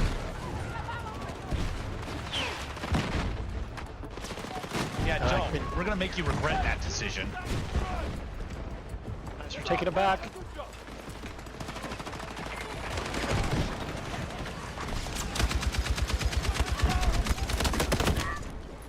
We're not taking it back. Crap.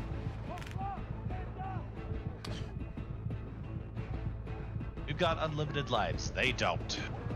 Well, we can also get a whole bunch of people in right now if people start. Oh, we're capping A! Well, hurry to A then. Oh, we lost A. Damn, we lost it. 5 tickets. Hold now. Taking Alpha. Overtime.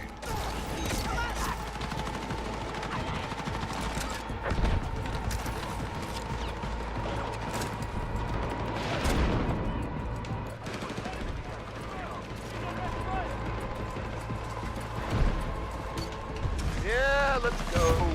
GG. Giggity.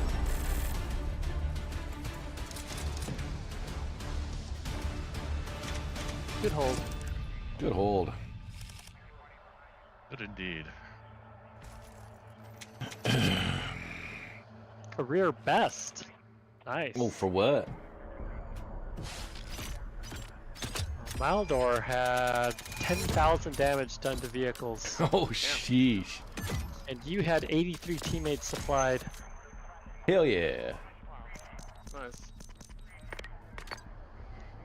That's a lot of damage. 10,000? Mines and rockets. That's how you do it. Merak Valley breakthrough. Attackers. All right.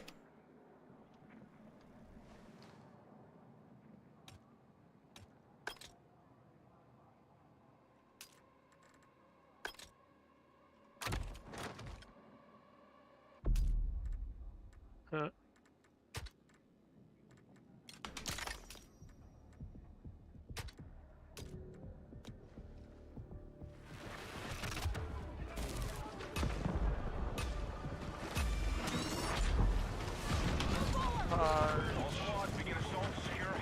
Let's push Alpha. Okay, mark it. He's squad leader. I'm squad leader, wow.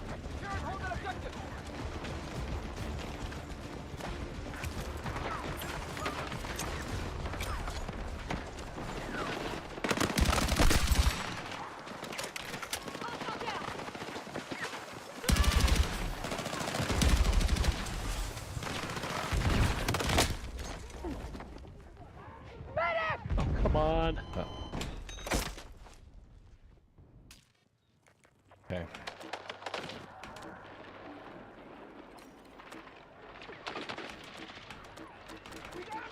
Stay alive, boss. trying. Oh.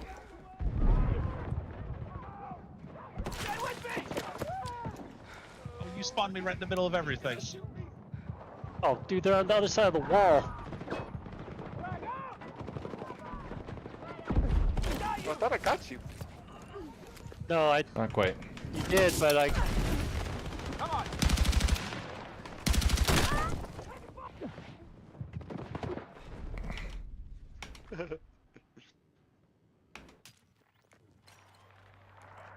That's not a good. The snipers to the right, guys.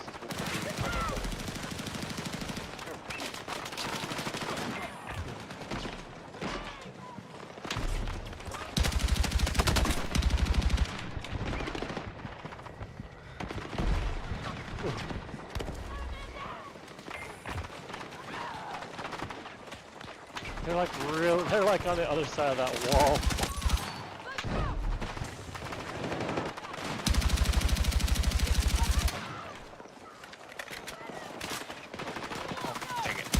It's like we have to try to spread it out, but it's not easy on this one. Hang in there!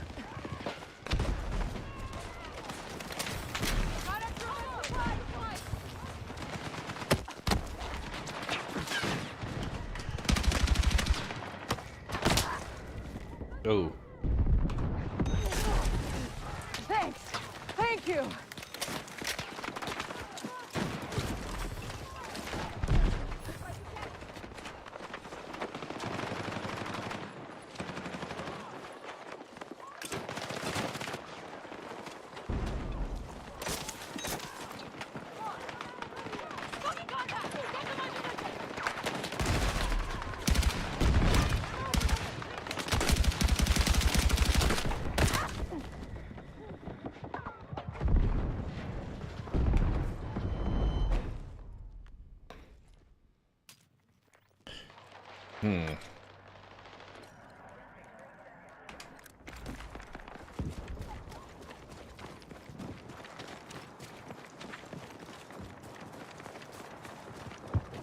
Ah, shit. Came over. Oh.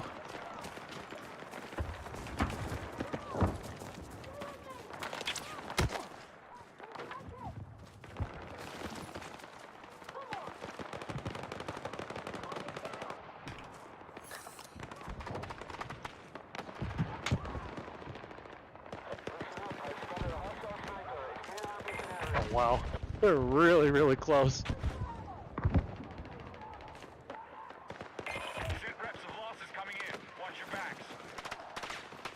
What's that far left side looking? Can we get that side? I was just gonna say, I'm gonna go that way. Sure, let's try it. Just Swing jump all the up. way around. Oh, I got sniped. Nope. Probably need smoke. Nope. Probably need a lot of smoke for that side. You can't shoot me. You can't catch. Dead. Yeah. That was left left. side. Definitely would need some no cover at all. Or a vehicle. We don't have any. Here, I'll grab smoke.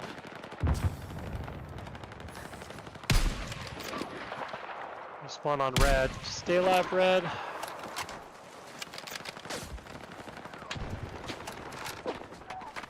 Don't get shot at.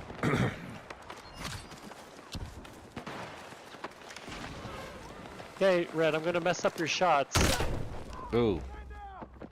Yeah, I'm not gonna do sniper anymore. Throw that smoke before we get shot. I am. Oh, I just got sniped. Let me throw up some more smoke. Did you throw any? I threw one. Oh, it's way up there. I'm trying to block the snipers from down there, man. Because you try not to blind us, you try to blind them. I know they had an angle over the top of the smoke. Just casually trying to spot everyone just so that we have ideas of where everyone is.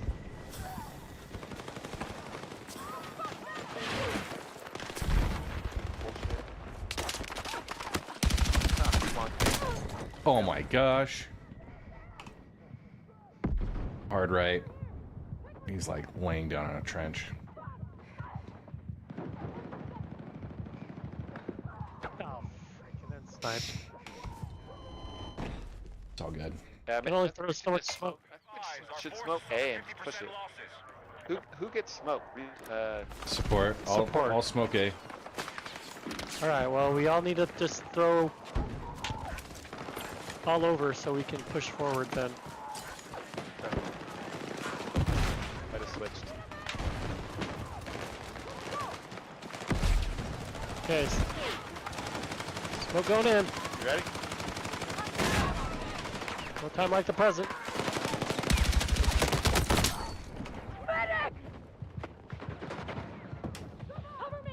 Okay.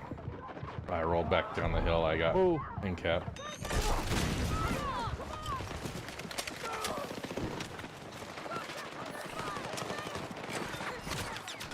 More smoke. No. I stayed.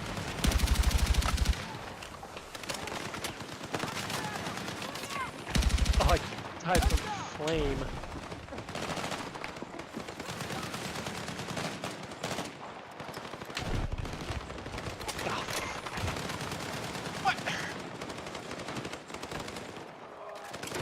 This is too far back, right up behind you. Or not. Okay, we're good.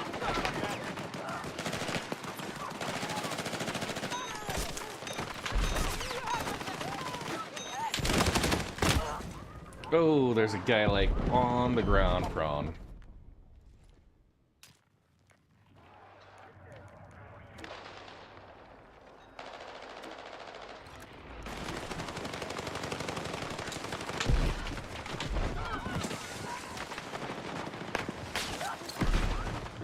Oh, destroyed.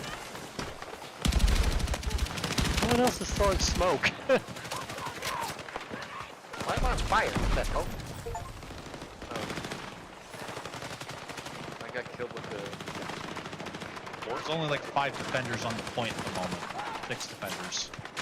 Yeah, but he's dead.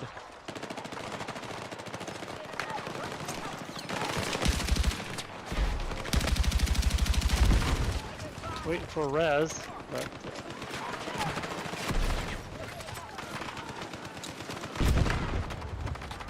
Okay, we got some movement here. I just killed 4 of them. Oh, what the guy to your right?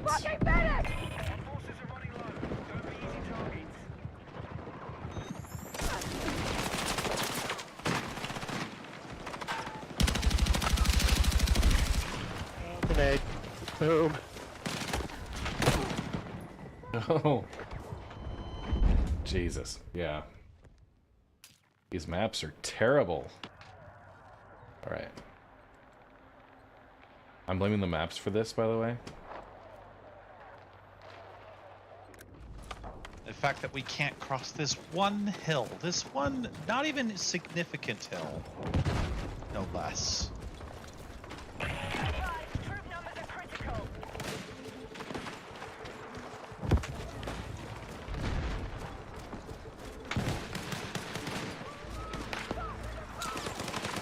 Oh well, it's because we have no vehicle.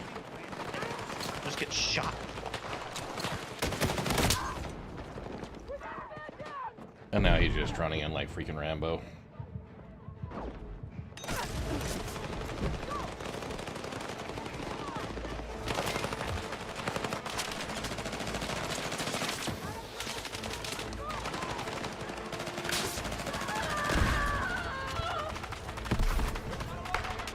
Man, freaking brutal.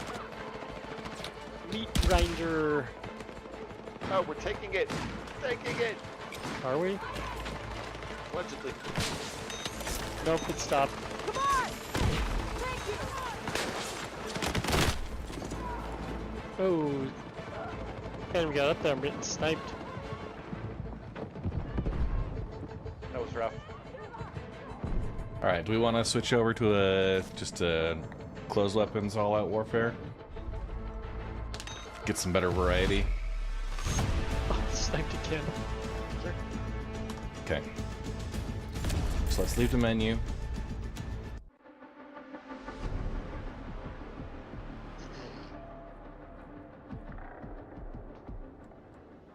Leaving the menu. I mean, unless you want to do escalation, that's a fun one. I like escalation.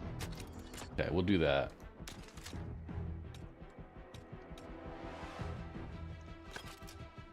Okay.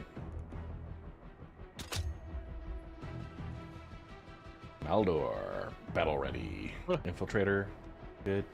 Good. What am I doing wrong? I don't have a black uniform. You didn't get the extra special cool kid stuff? Need the Phantom Edition. Oh, the Phantom Edition. No, I didn't want to. I didn't want to spring for that.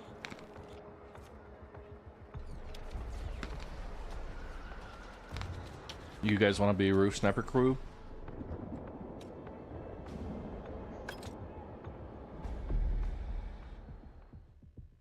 Let's do it. Okay.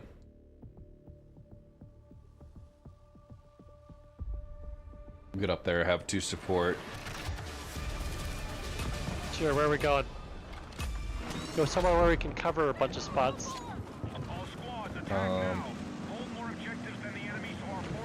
That building? Yeah, that building. Like above Delta? Yeah. It's in the middle of a whole bunch of areas.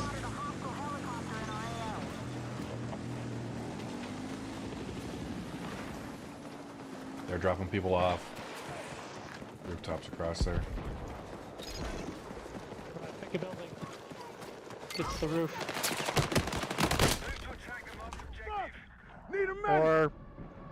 Wow.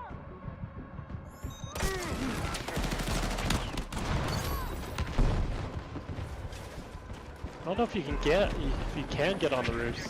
Okay, you can get on this roof right here. Next to Delta. Oh no, you can't. I think we're gonna have to do a chopper to drop us off. Oh. You used a little ladder thing. The assault ladder doesn't go high enough.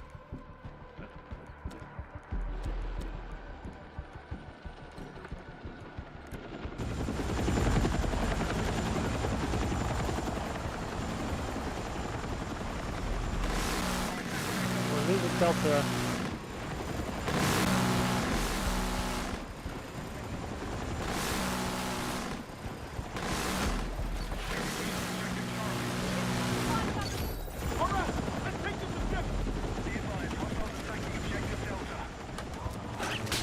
Spot on me. Okay. Really? You will crash into C. Could at least try to have blended that.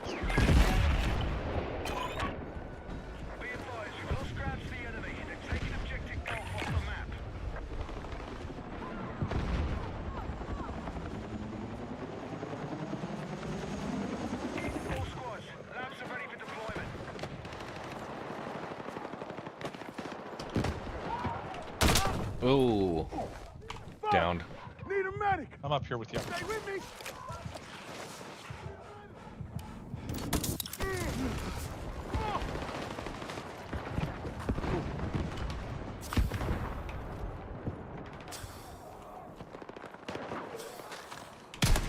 Are you on the actual roof? Nice.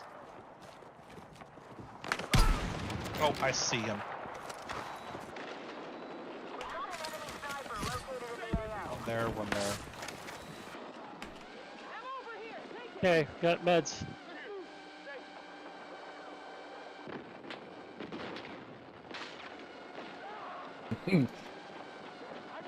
He's rezzing.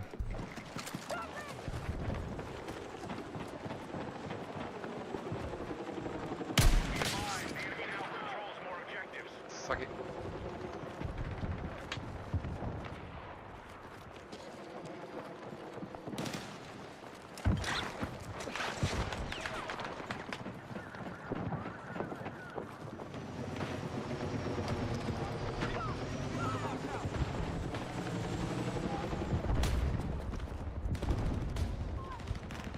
Objective Charlie is now under our control.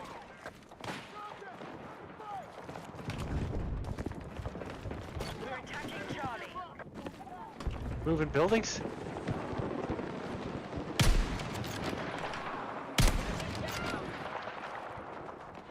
We got some other guys on the building. Some guys are jumping out.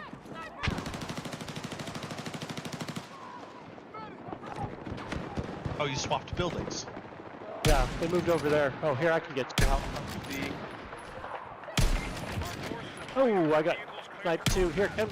You guys come res us. I tried to pull you away, but oh shit! I went down. Okay. Stay alive. Here, I'll come get you. Oh. Too late. Just stay alive. Staying alive.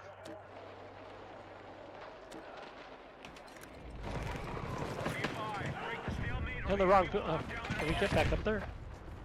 Nope. Oh yeah, you can.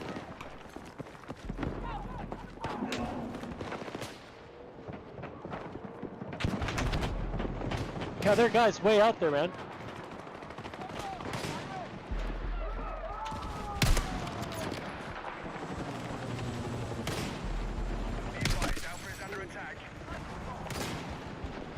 Yeah, someone can see you, just so you know.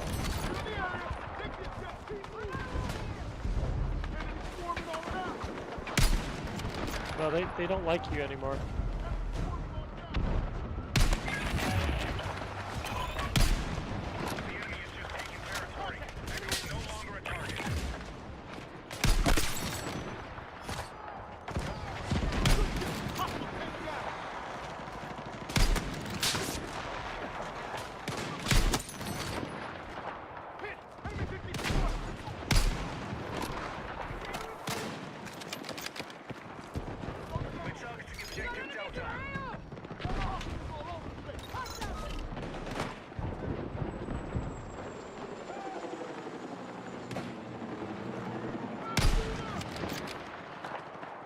Over on this side, right where I'm shooting, there's like 3 guys running around.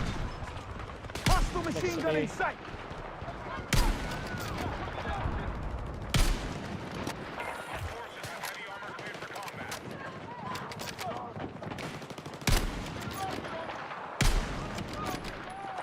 Keep moving at the last second.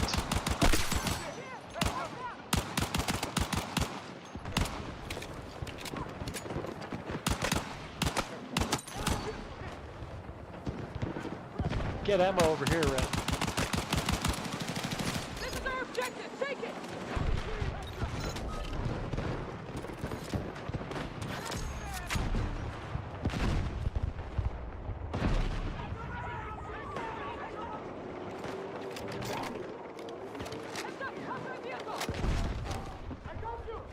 Right on its edge, I can contest Delta.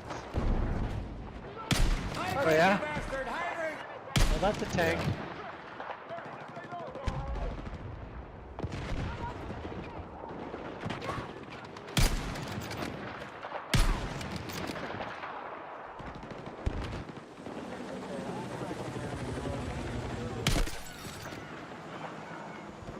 That's cool, you can contest Delta right there.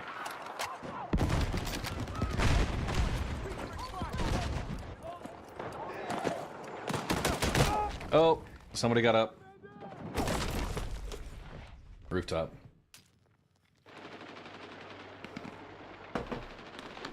You get him? Yeah.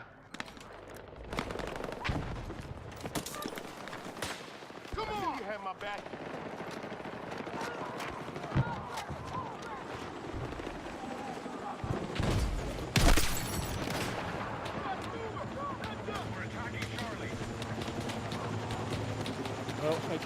I'm down. Oh, there's a guy from above, way chopper, above, chopper. next building. Yeah, and there's a chopper too. And a guy in the building on the right, too. Yeah, I see it. And they're parachuting in above us.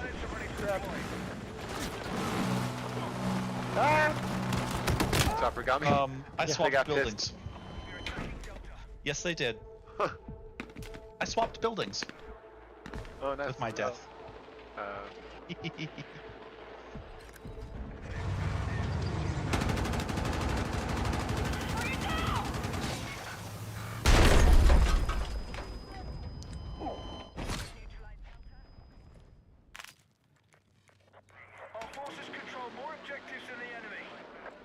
I grabbed a vehicle, I'm moving to Charlie.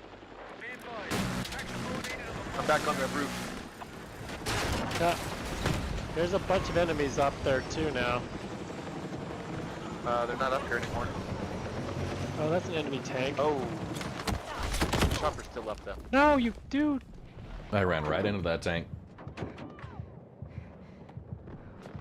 We're not doing very good on this one. We'll do better next time. Ah, frick. Somebody spot those tanks, man.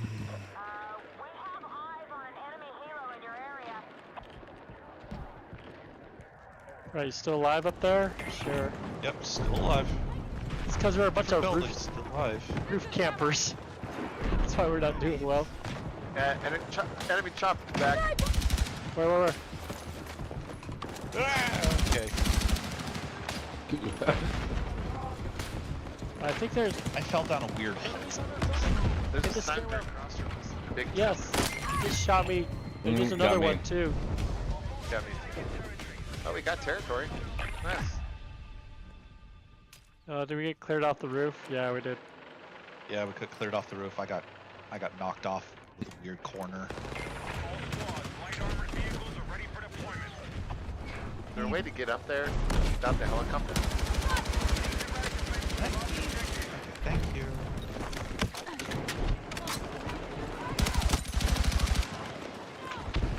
I don't think so.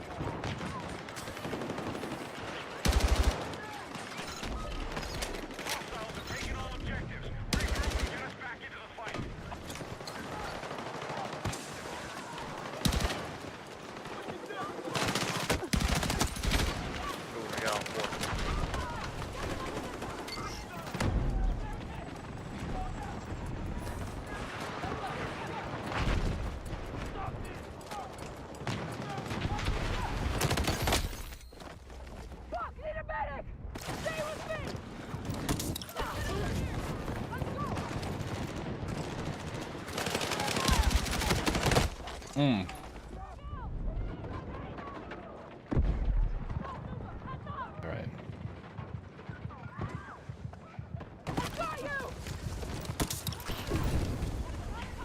Need to capture more. Yep. I felt like Oh no. parachute like 2 feet.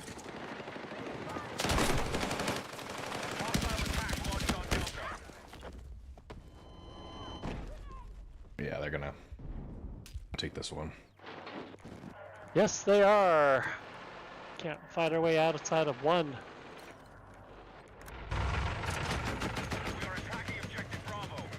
We've already lost Delta. We're about to lose Delta.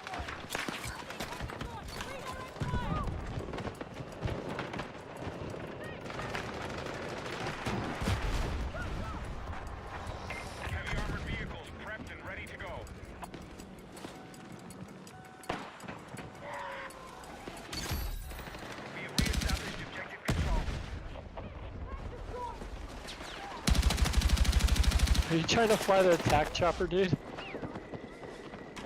Yeah, but I instantly got hit by an Igla. Wow, you're like flying. Like so before I could take off, an Igla shooting me. Oh, really?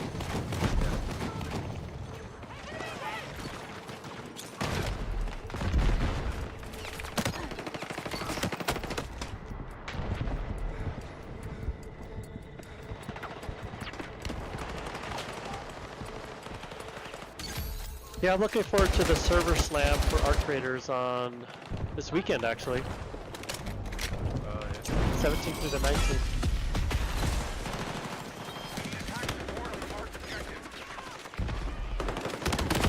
Oh, geez. Yeah, they're up on that.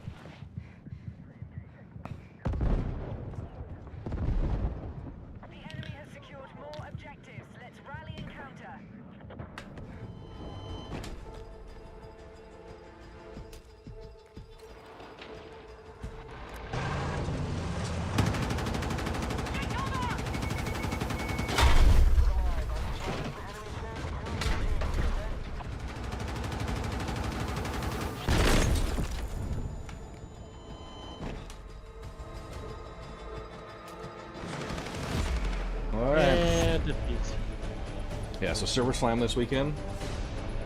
For our creators. Nice. The 17th through the 19th. You didn't get to play in the last one, did you? I did not.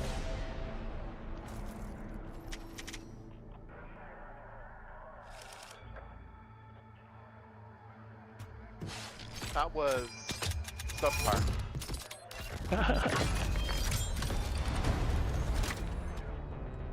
Hitting guys on the boot. All right. My rifle is. I'm gonna go ahead and get off for the night. I've got work in the morning still, so see you all later. You sad employed man. bastards. Yeah. So responsible. See ya. See ya.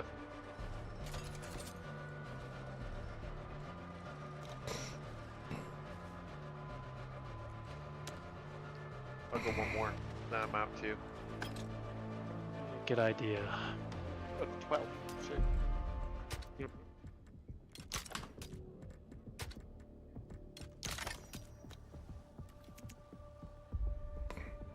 Oh, see him, Eldar. Like it's just you and me. And Red. No, I think Red's still here. I thought it was Red. Get in the car, man. Get in the car. Let's go, let's go, let's go.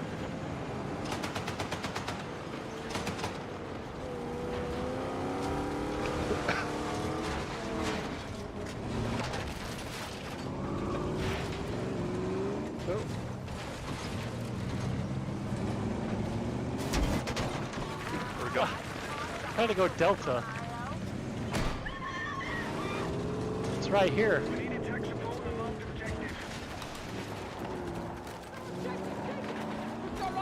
Come on. They're coming.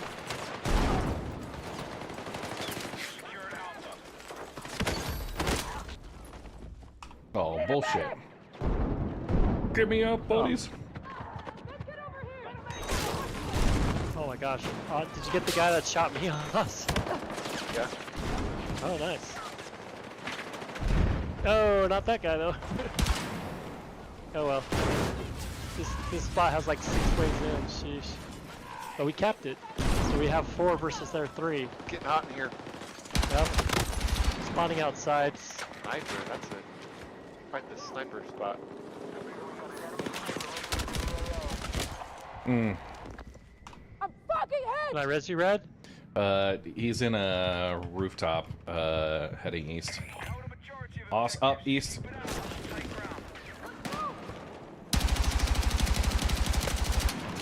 Oh, there. There is actual compass on this one, which is nice. I got him.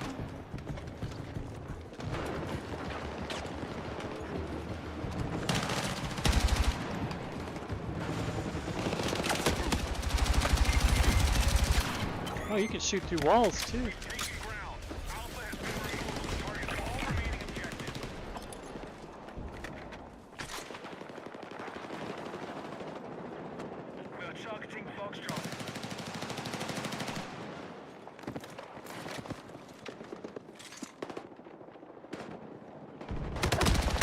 Oh. Just outside the building, Oss. He's coming in towards you. Oh, shoot. Oss towards me. He's going towards Delta. See it. I'm ready. Missed. You get me real quick? I'll see him. I'm gonna get you though.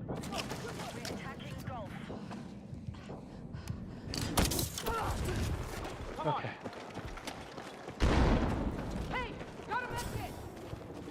Well, this game's gonna be a little different than the other one, isn't it?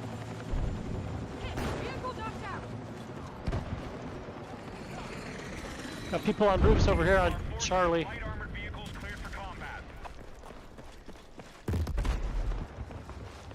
Okay, somebody got him.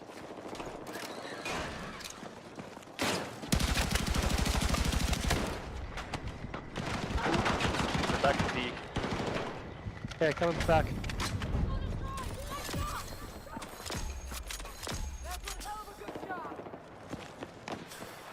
Probably in a side hallway. They're in the Jeep. Oh, man. Oh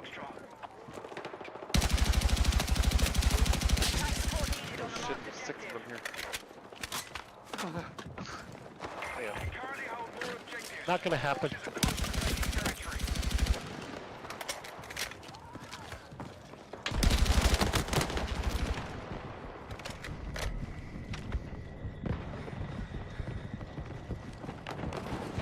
Red, stay alive, stay alive.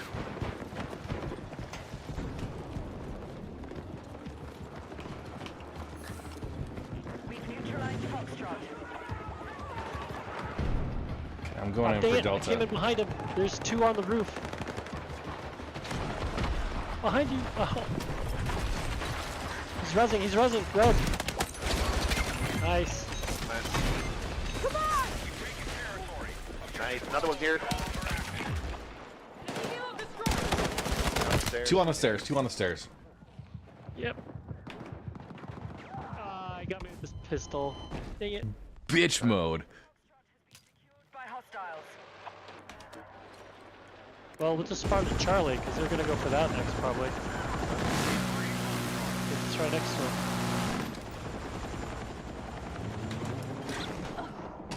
We're tracking you outside the AO. Get back. It's above him, actually. We're attacking objective Foxtrot. Our forces have neutralized Delta. Alright, we now control more objectives. Secure our defenses.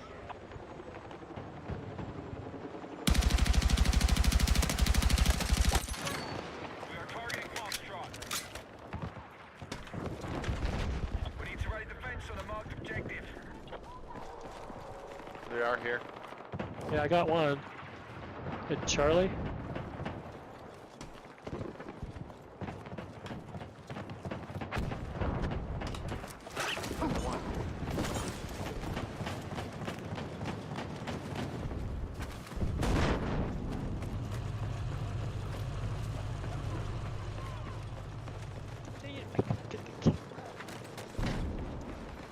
We are moving on objective Echo.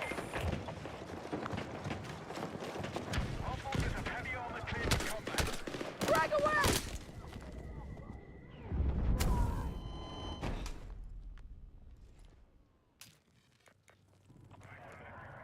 Yeah, he's right there. 53 meters, 210.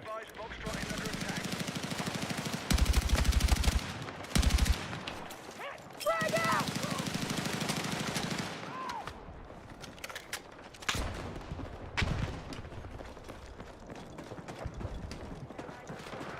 Be advised, hostiles attacking Foxtrot.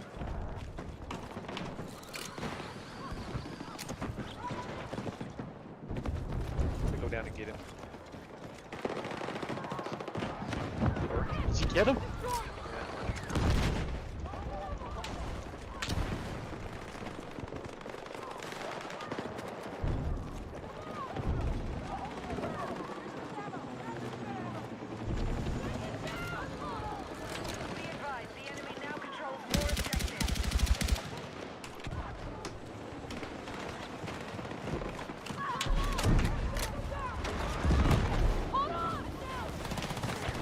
Enemy vehicle sighted!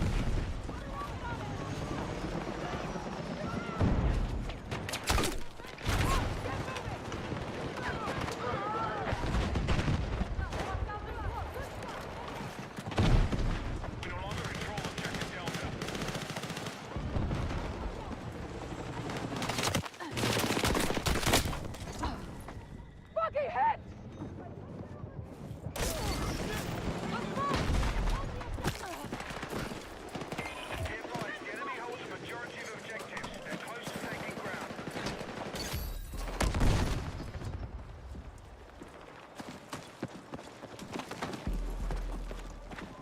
We need attack support on the marked objective.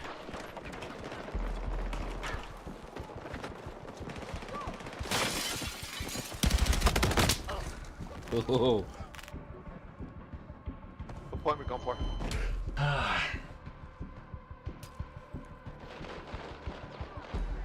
Let's go for... Oh, they're taking Charlie behind us.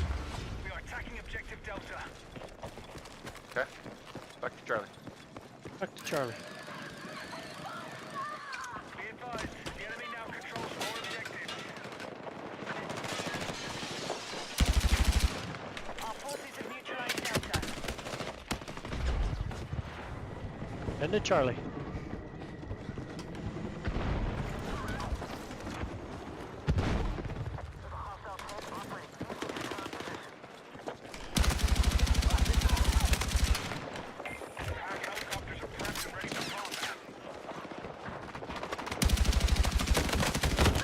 Dude.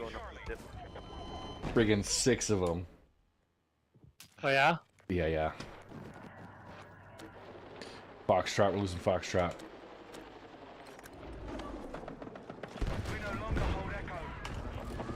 We're not Charlie anymore? Frag out!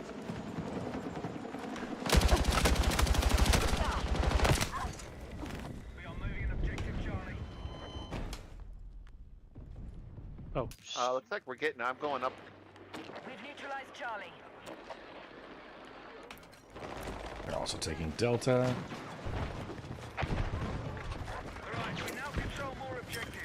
Okay, cool. We got it. You going Delta? Okay.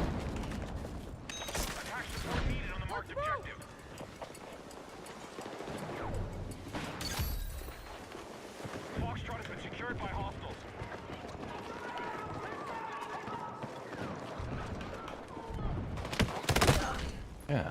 Dang it, One they're... more.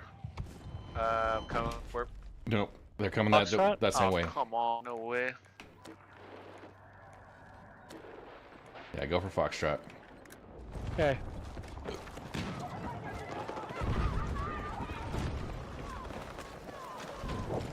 Yeah, bunch of this. What, should we go to D? Where are you, Foxtrot?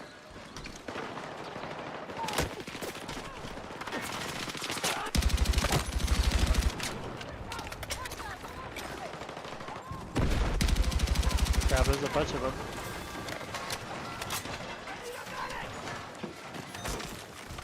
Let's go!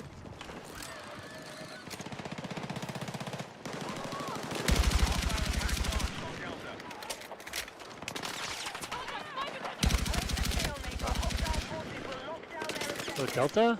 Going to Delta? I don't know. Where are we going? Somebody mark Delta. Oh.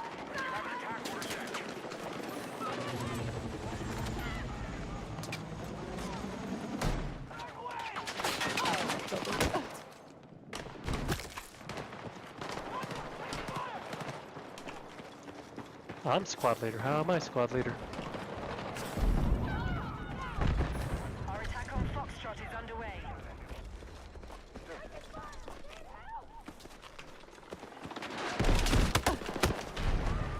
Whoa.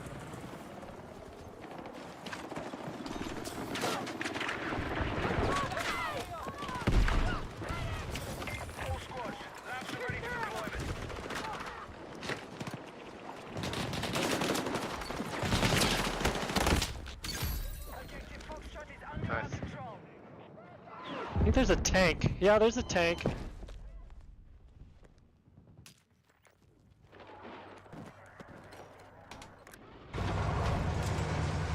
Okay.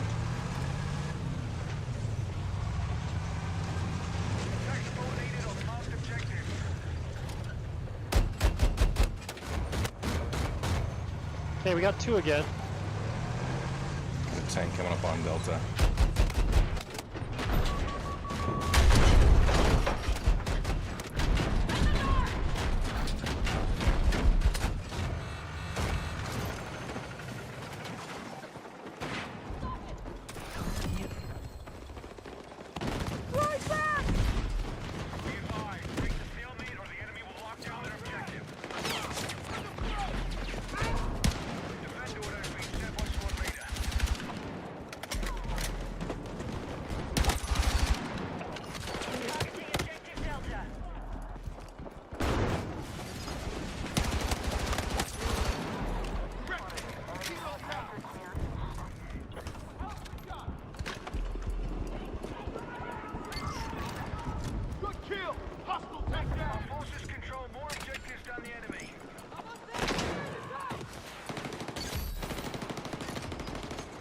They're coming north.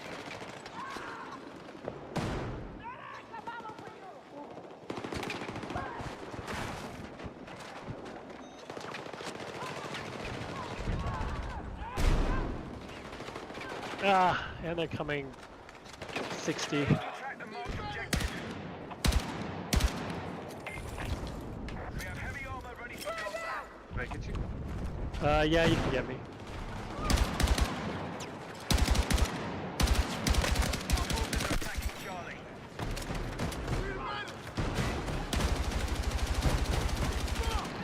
New subscriber. Welcome to the Red Legion.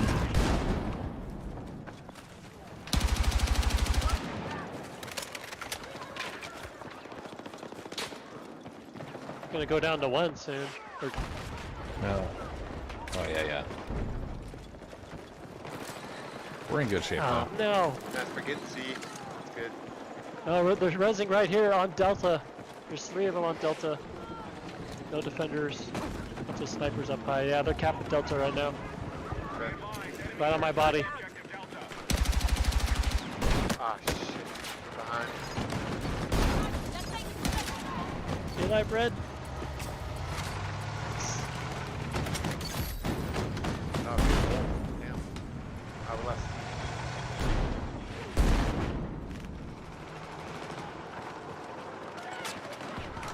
Hostiles are attacking objective Echo.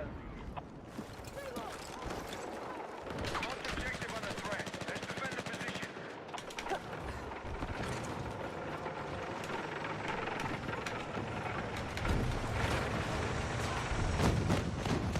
Battlefield is almost under our control. Keep holding more objectives.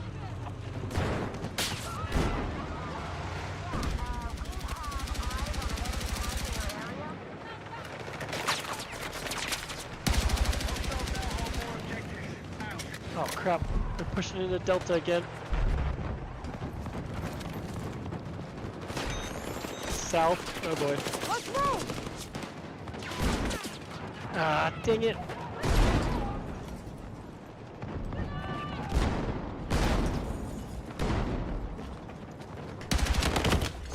Ooh. I need a fucking medic! Confirming squad leader's defend order. Oh shoot. That's a tank. Don't go that way.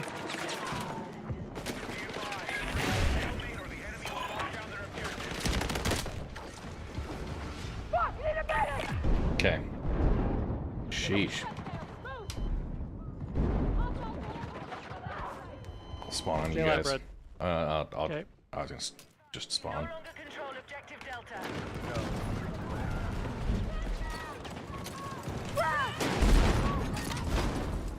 Alright, we've secured more objectives. There's a tank outside. I'm fucking hit! I'll wait for you here.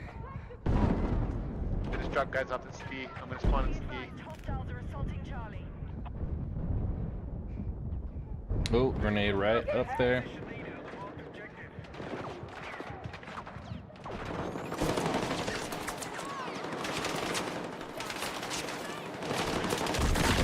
Oh, grenade from behind. Need a medic! Looks like we're keeping it. Right up. Now if it's only C. Oh, Red's there. That's Red. Hostile attack launched on Delta. Oh, what the shit? Dang it, what lands that? Helicopter. Hold on! Oh man, we're losing all 3 points. Stay alive, us! Nope. There's too many of them. Freak.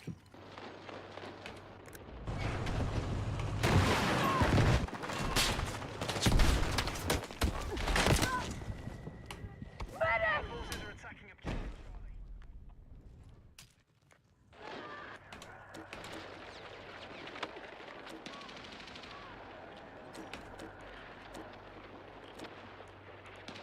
Stay alive, Serratus. Hey lads, we're at it. Oh, dang, too many. We give you one job. Yeah. You didn't do it earlier. Give me a break.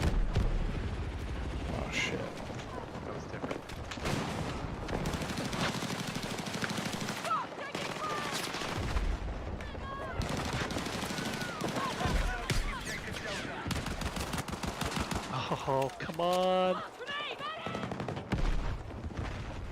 Stay with me. Aww. Let's go. Taking Delta? Yeah, keep pushing Charlie though. Oh, he's right behind you. Oh. I like glitched through the stairs. What the hell? Oh my gosh, that was hilarious. I'm spawning at no. Oh, we got 2. Okay. No, but, well. Yeah, sure, I'll spawn at Delta. There, I'm gonna go get this chopper and try to clear this V. Okay. I'm your gunner.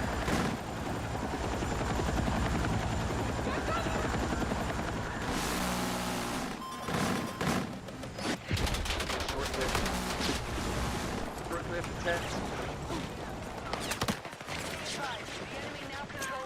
Ah.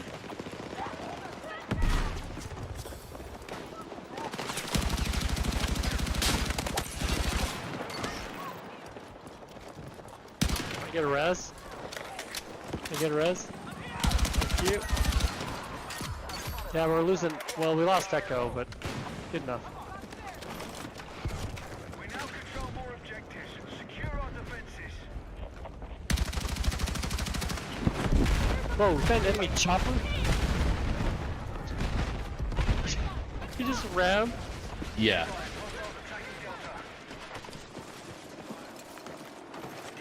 That's sort of hilarious. Oh, we're losing Delta. Yeah, going to Delta. Tanks at Delta. Tank. Oh, it just got blown up, I think. Firefight at Delta.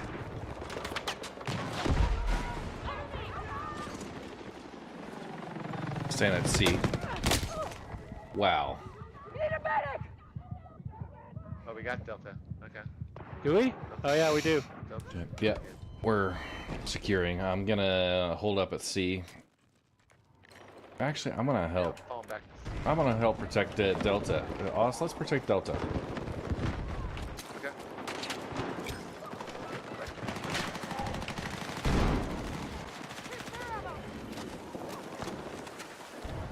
Hostiles are attacking objective Charlie. We're losing Charlie. I'm moving back to Charlie. Okay. Back to Charlie. Okay, no. Stay at Delta. Oh no, Okay. Staying at Delta.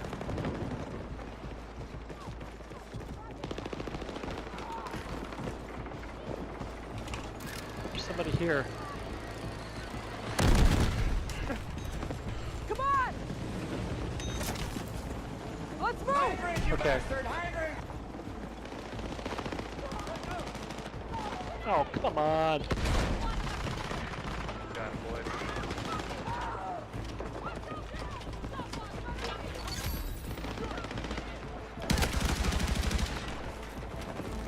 John Wayne, motherfucker. Yeah. Yes, sir. Let's go. Suck the whole bag of dicks. Yeah. Well fought. Well fought.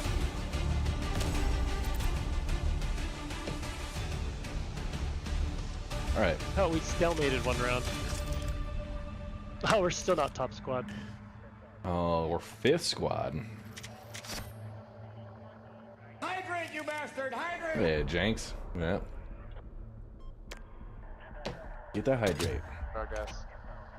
Oh. Oh, you're out now? Yeah, I'm out. Damn it. Fine. It's gotta happen, man. We still gotta work tomorrow. It's okay. Or today. Play anytime. You responsible people? What the crap? Carry on the flag, man. Man, it's good to be back on the battlefield. Mm-hmm. Good times. Okay, see you guys. Yeah. Alright, take it easy, man. Yeah. You have a nice morning.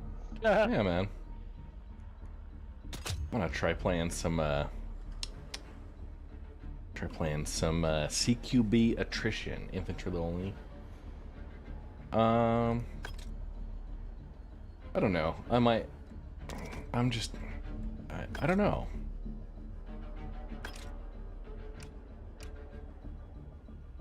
Should I do a campaign? It's coming up at 12:30 for me.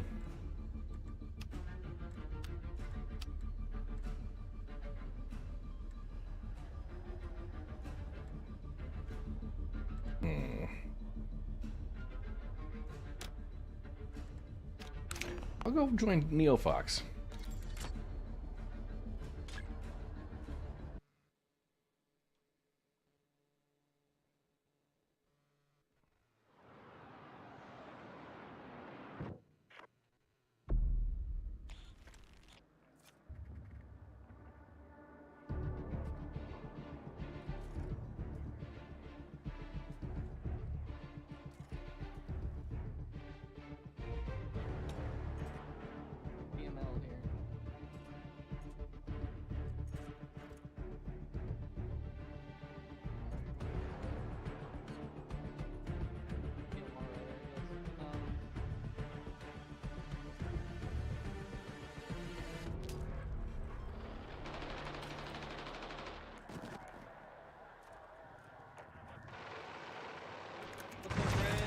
All squads begin assault to secure hostile territory. First sector is your target. Let's take it. Okay, hang on.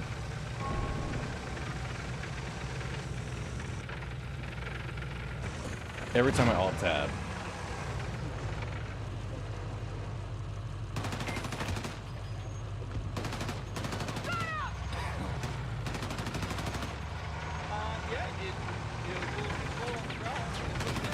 Yo. You done? Yep. How you doing, NeoFox? What's up, Red? Can you hear me? Yeah.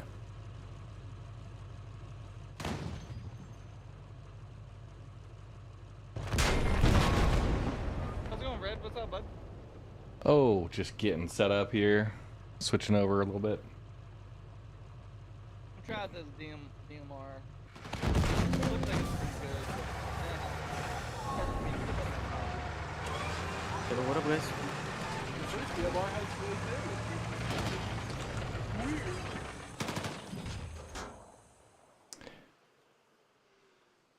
Weird. Guys doing? Good, good, good. I just want like scopes, different scopes for this one.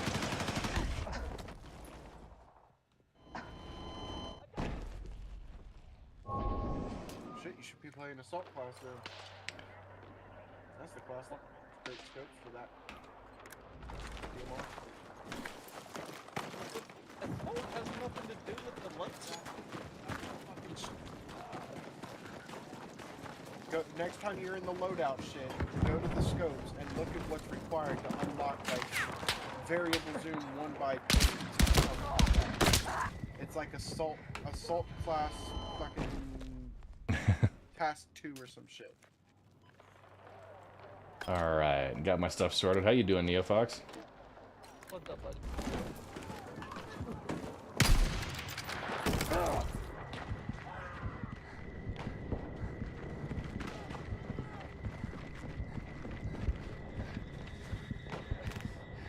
Let's talk about getting on matches together or something. It just worked out today. Hell yeah, man.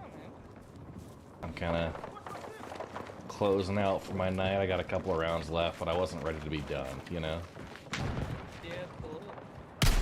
Always welcome, bro. Always welcome. Hey, dude, can you, change out the Red real quick?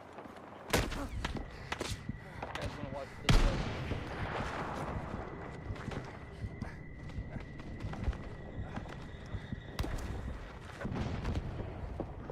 How you doing? My shadow? I'm back. Yeah, I don't think I have you added. No? I'm sorry, dude. Does happen. New follower. Welcome to the Red Legion. Am I too loud? No, I don't. Am I too loud on this?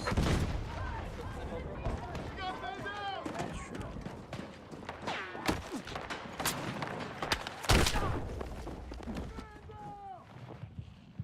What class you like playing there, Red? I usually go for support. I like those LMGs, man. They're doing a great bit of work for me. What about do you like the IAR? As an LMG? I've been, like, the DRS has been doing major work. Isn't that the IAR? Sure it is, right? Yeah. Yeah, the DRS, yeah, the IAR, yeah. Yeah, that's what I'm using as well. It's super fucking good.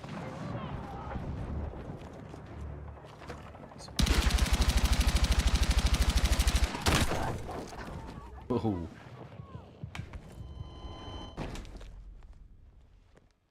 That's 3 piece.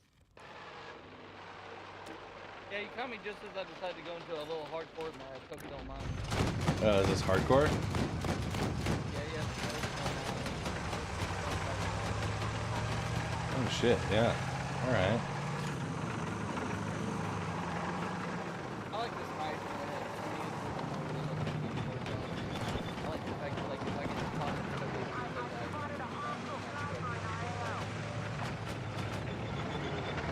I like being able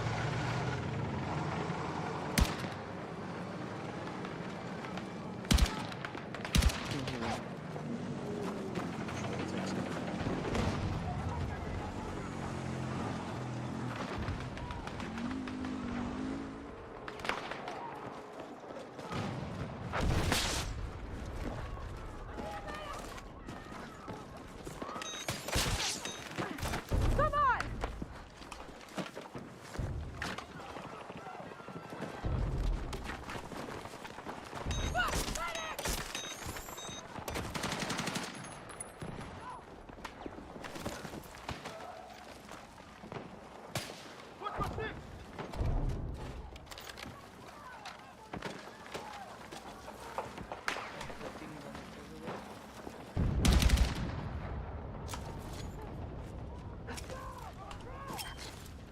There's an enemy sniper in your area.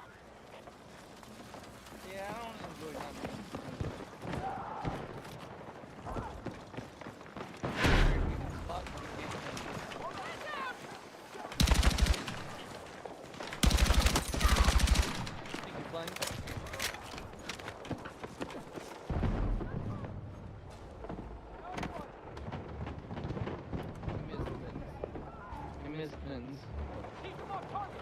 I'm trying to.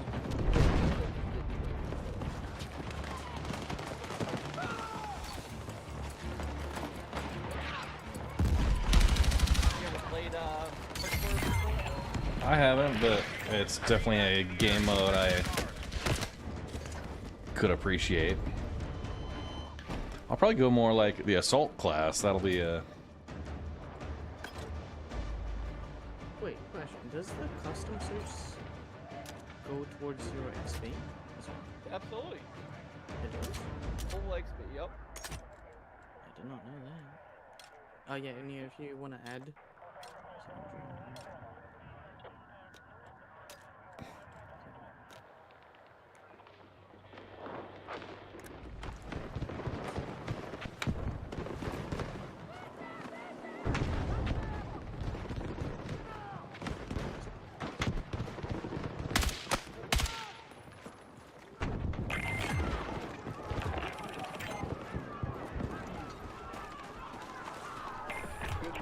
Yep.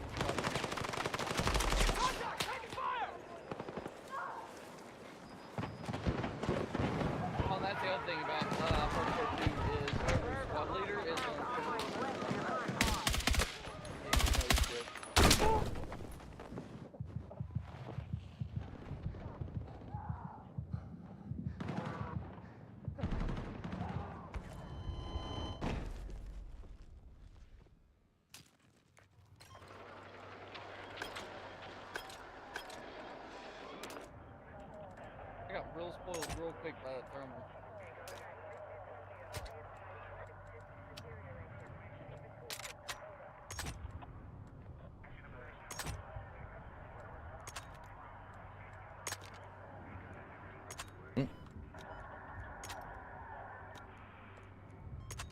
Escape from Dark Off release October 7th.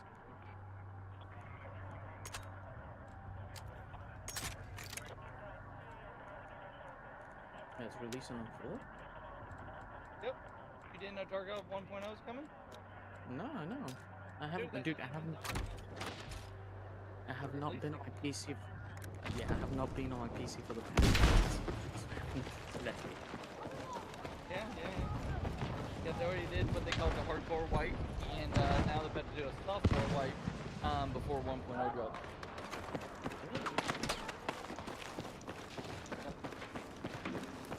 Yeah, the hardcore crazy restrictions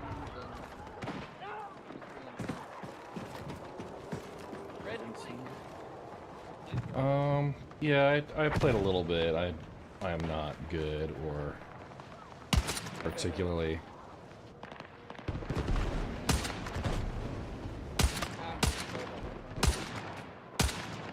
Now that you said, yeah.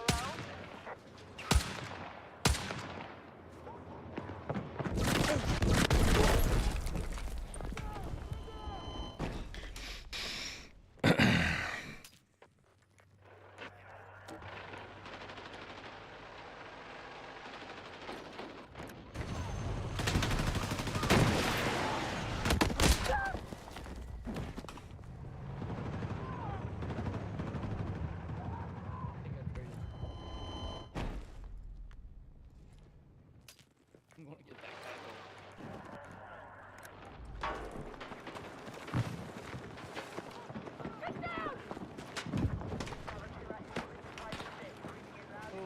You excited about the PTU patch right now? I downloaded it. I'm not like.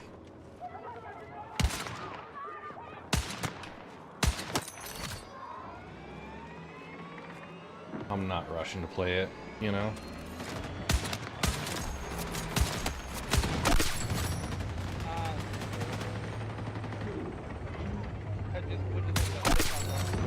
Oh, dude, I just got to rewatch it again today. I did kind of a watch and react on stream. That was good. It was an interesting format compared to previous. Yeah, I don't know. I enjoyed it. There's a lot of things about it though that was pretty on the fence about. Overall, I feel like we didn't get anything new this year though. Like usually CitizenCon's like, you know, the big announcements like We got new ships, right? oh yeah, of course we got new shit. But yeah, I don't know. I feel like we got a lot of pretty good shit. We knew Nix was coming. We knew, you know, we didn't get any updates on Facebook. Yeah. There's a little. Like the Genesis tank is pretty cool. But like, Ooh. so I don't know. I personally am not a big fan of the whole instance concept. You don't think so? Either. Not in the slightest.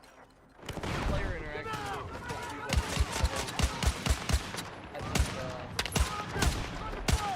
I think instance is a big part of that. And I think it's going to cause a lot of people to get like, it's already hard enough now to like find PvP if you want PvP, and just to keep speed and potential for it in locations, I just think is not great. And the whole thing about the way, like, to me, Star Citizen was sold is, like, good or bad, the player interaction is what makes the experience. You know what I mean? Like, Yeah. even when I was cargo hauling, I used to always say, like, you know, if you get pirated, like, that's the first time you get pirated, like, cargo hauling and mining, like, you'll never go. Like, that's gonna be, even in the moment, like, it's suck, but, like, it makes you a better pilot, you learn from it, you learn what mistakes you made and what not to repeat, but, like, at the same time, though, it's like, it's because another player, because that is what gave you that experience. It can be exhilarating, you know, like, because sometimes you get away, you know, and those moments just like, oh, that was awesome, but things completely removed that kind of concept, and I don't know, that's level of it, but we'll see how it gets implemented. Ooh. Medic!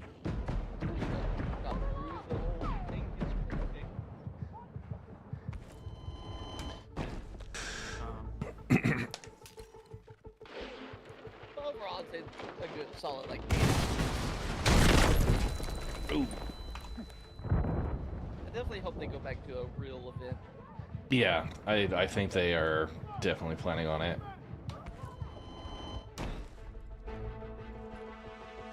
Yeah.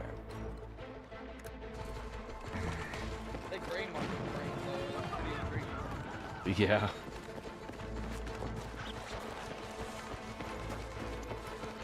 Like, looks like Jared finally got his jalopy.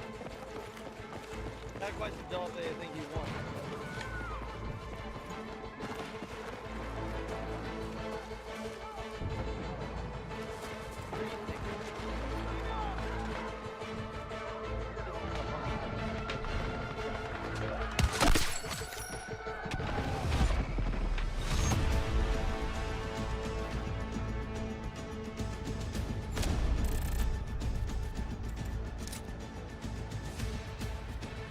Yeah, that hardcore game mode.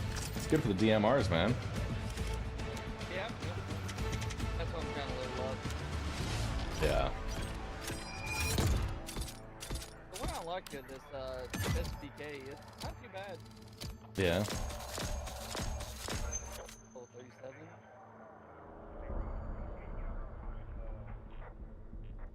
What level are you up to, my guy? Level 22. Yeah, I'm liking that a lot.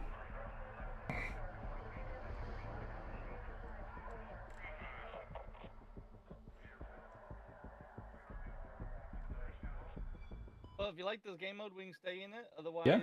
We can go find something else. Yeah, dude, I'm great with this. This says Mirac Valley, but I'm seeing the map for Brooklyn, Olympia Heights or whatever. You're right. You're right. I don't think I've ever noticed that before. That's funny.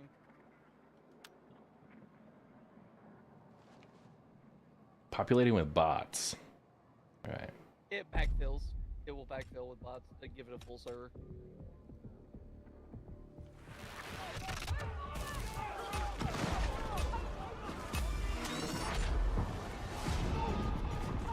Confirming visual on multiple inbound attacks.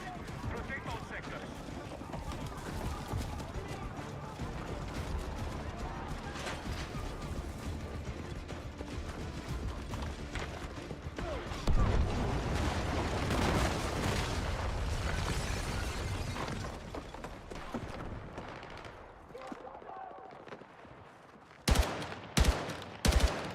eBay is so used. I tried to get lighters and all I had was 12,913 matches. Oh my god.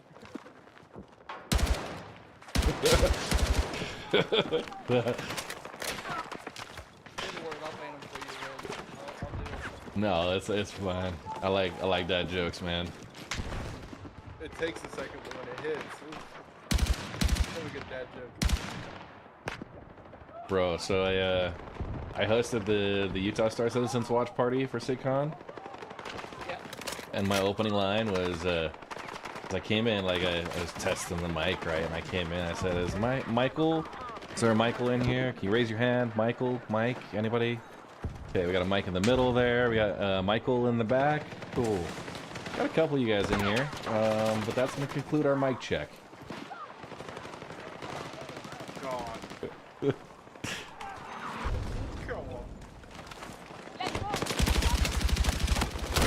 Oh.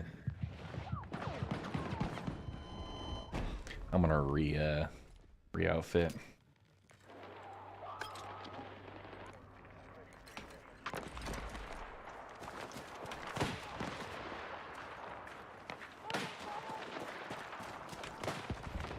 You got watching bots though, dude. They're vicious. There's no in between them. They'll either like be completely ignorant to you or just laser beam you. It's crazy.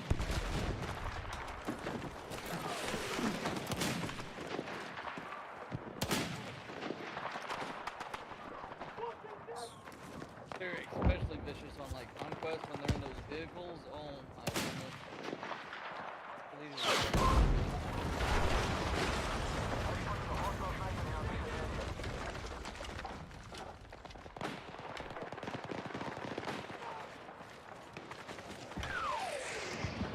Oh, that was an enemy above me on the rooftop.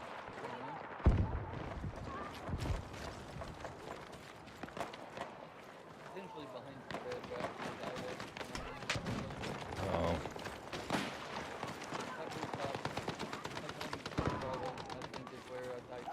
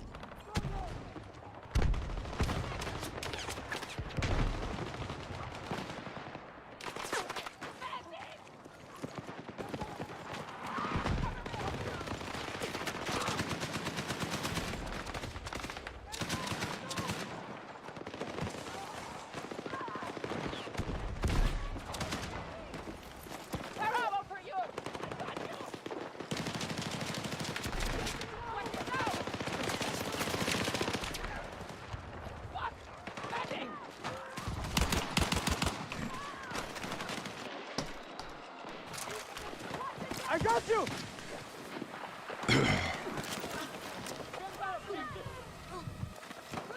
Oh. Stay with me!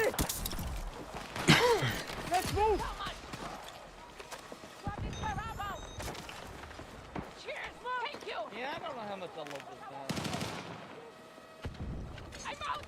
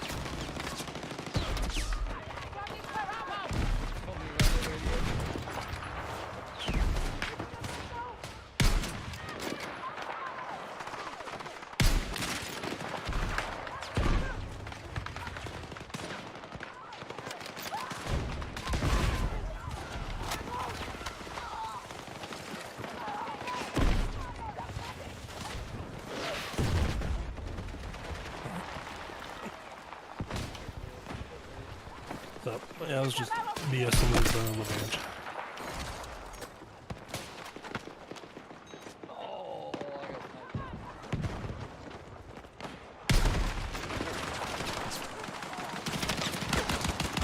We're farming right out of ASD. You haven't done that yet, huh? Yeah. Pretty fun.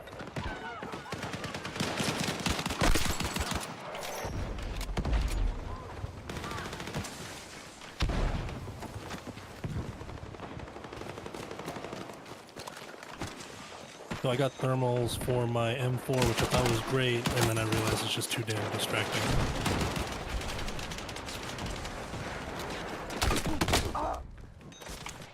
Is it like a 1x thermal or? It's 3x. So at the end of the day, though, I'm still firing an M4, so I'm like, oh, I can see him, but I gotta worry about spray.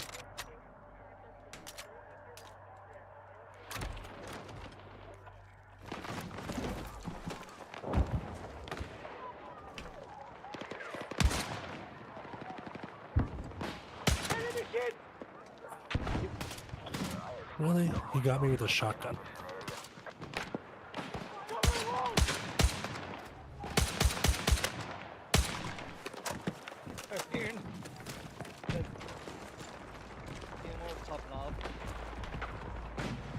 Yeah, I kill by volume sometimes. Precision works when it works.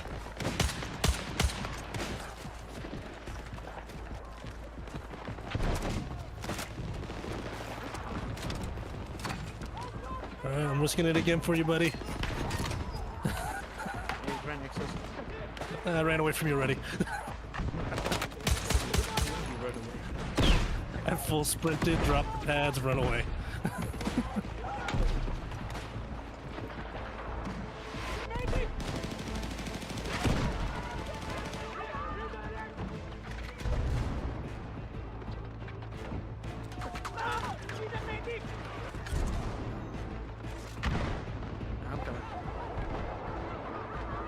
Thank you.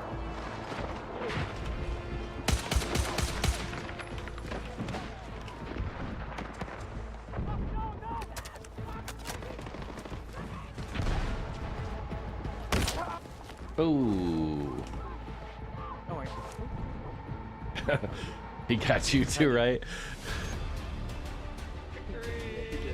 Son of a bitch.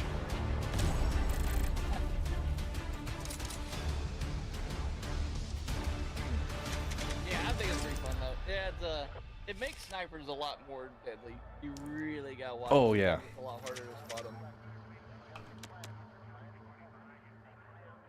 Yeah, for sure.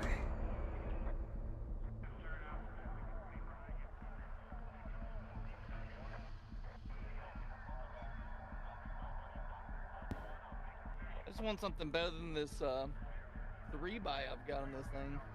I know, right? Give me something with a crisp reticle, you know? Yeah. That's my biggest complaint, is just like, your optics has got to be like crisp, like you said. It needs to be really good. Mm-hmm.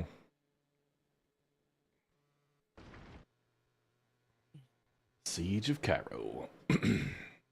Even IRL, I think I have more in my optic than I do in the rifle. Expensive. Good glass is expensive. Okay, we are attackers.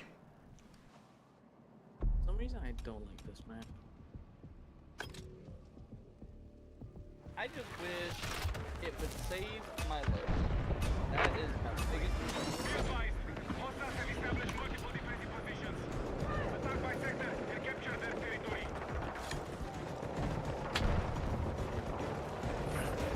It's going to be an engineer. Okay.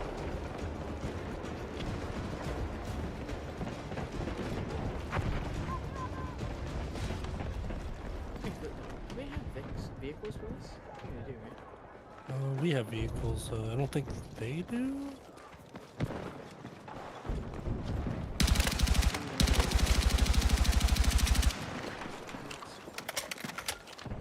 I think it depends on the sector, is what it is. But on this map, they probably don't.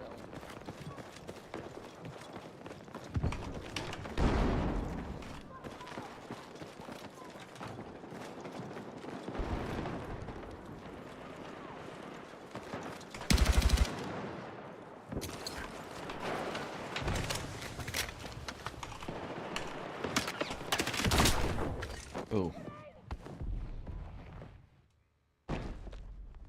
Holy.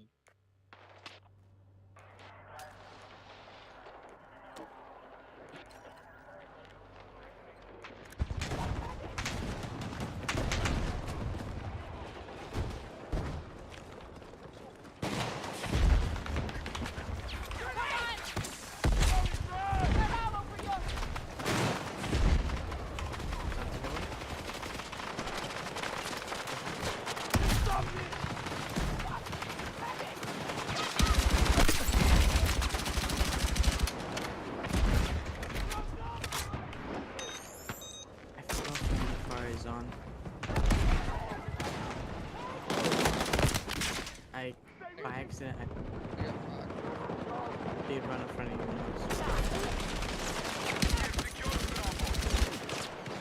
you. Red Legion rescue!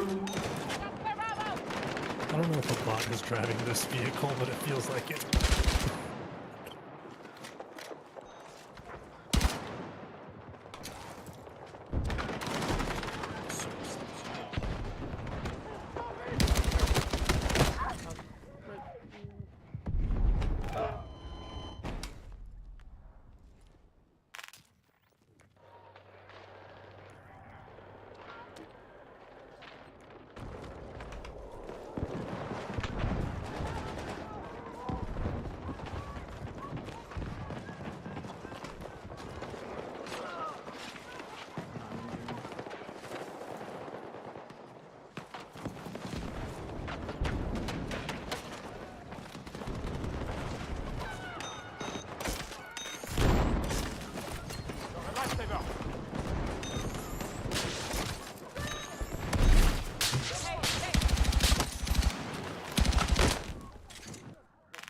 We got engineers we needed on radio,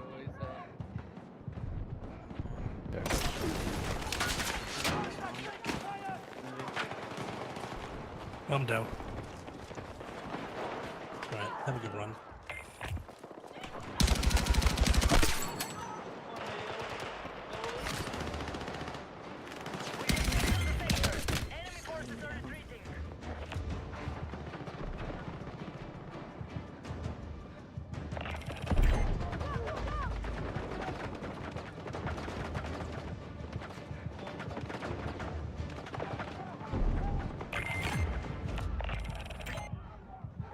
See ya.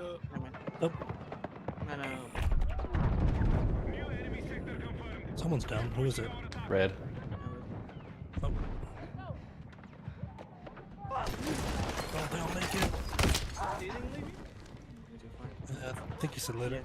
Yeah, see that. See Oh, I didn't.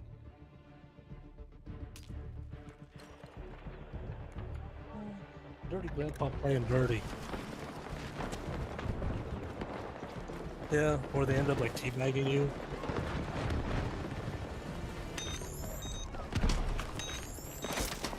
Literally this guy.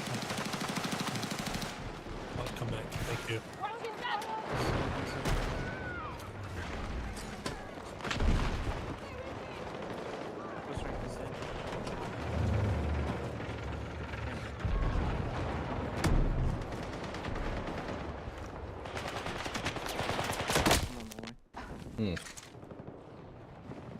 What the fuck is happening down this road? Fuck! Medic! Let's go!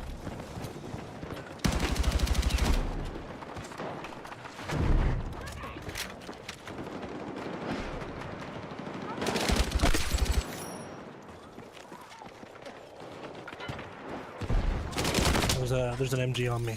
Bad guy.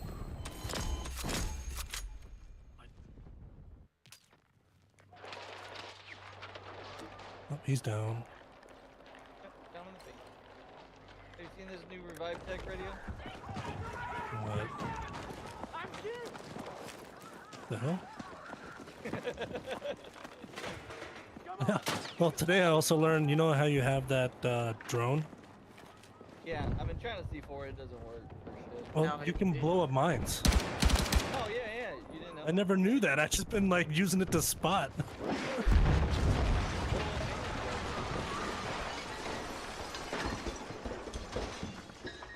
bad that I have won, like, times keyboard buttons, it doesn't, kill the people's thing in front of it. Oh my. I could not hit a special. Stand up.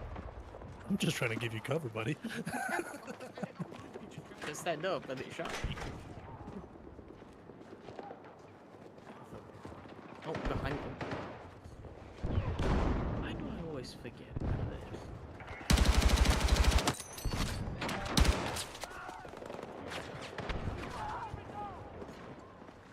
I'm not, never mind this.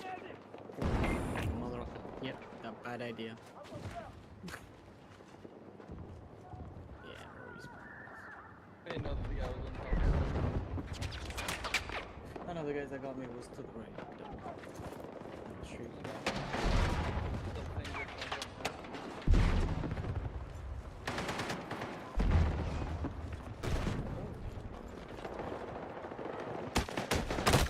Ooh. Where do you get you from, Red? Across the way, north. Direct north.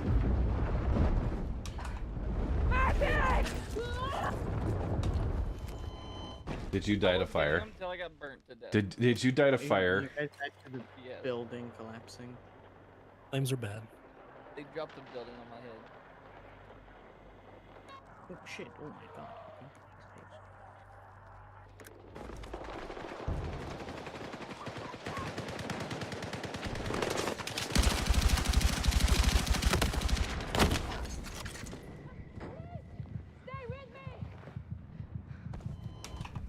I need a medic!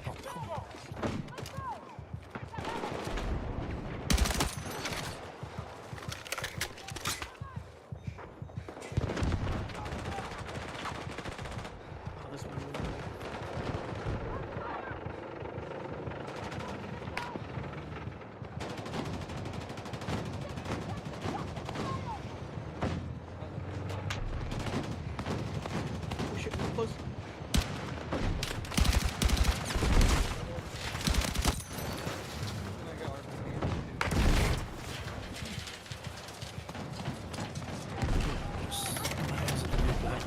Exit on the side of fire. It exits on the side that you're looking. I was looking left. You took me on the right.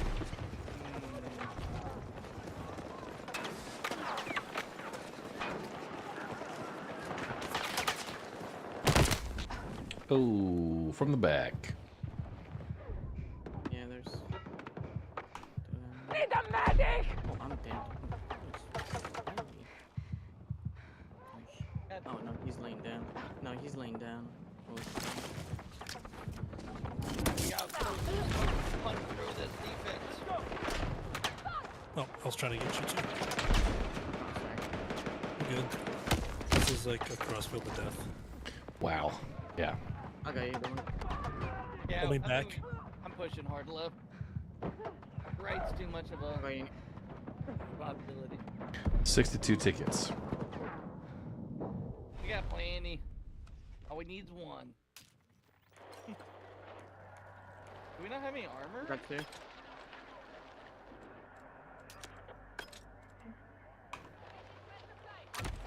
I'm on point. Can you help me with this? Oh my god, I'm flying.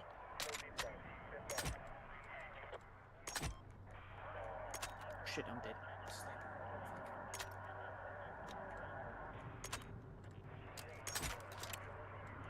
We do have armor. Okay, spawn right into an exploding vehicle. Awesome. Can I, Then engineer. anti-tank mine, so it didn't run it over, and I think I detonated it and killed it. Well, it is anti-tank. Mind you, has to. But like, it was still like 6 feet out in front of it, but it still might have been too close. I don't know. It was so low on health. I think you could have threw a rock at it. It would have.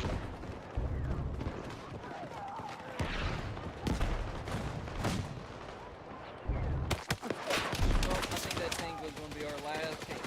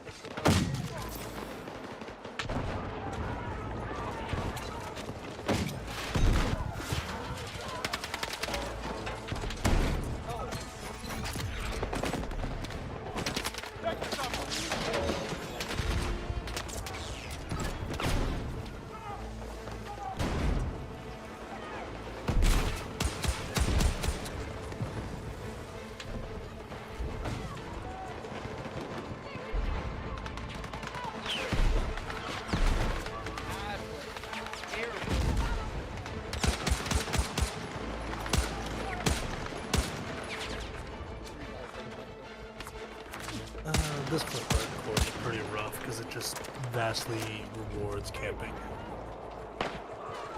There's so many destroyed.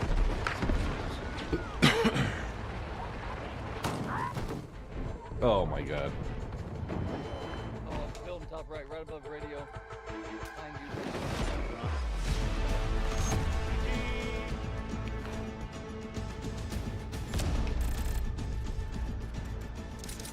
you.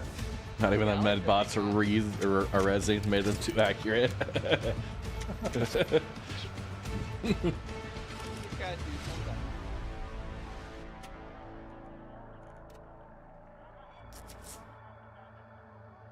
I really need to try to level up that M4 at some point. It feels good, man.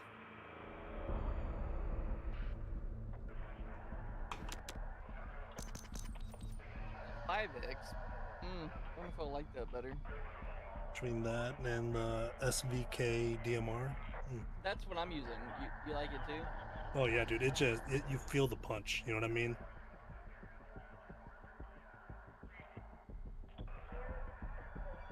The other DMRs they feel kind of weak. Empire State. Another map I really don't love.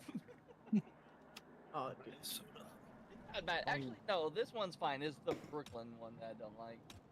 I was playing with some friends, and we keeping the fire station on this locked down, and nobody would go through, so they couldn't push to the other point. Are we defending? No, we're attacking. Wait, yeah. Oh, that's my favorite. Not being able to change my loadout. So good.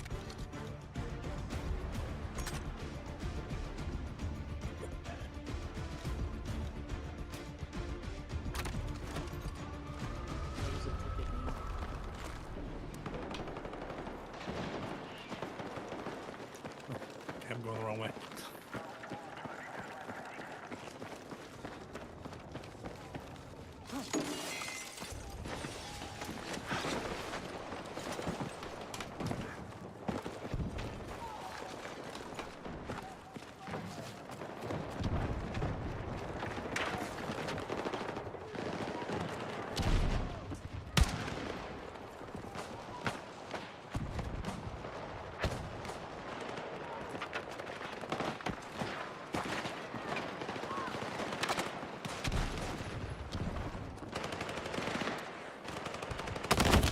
Oh. Fuck! Need a medic! Just west. No. Not yet. He's okay. Good now. Oh, you know what? I'm gonna just. He's in the building. North, direct north in the building.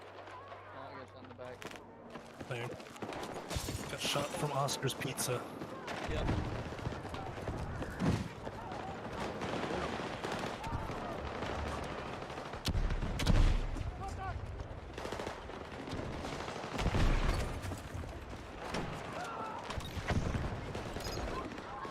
Tested.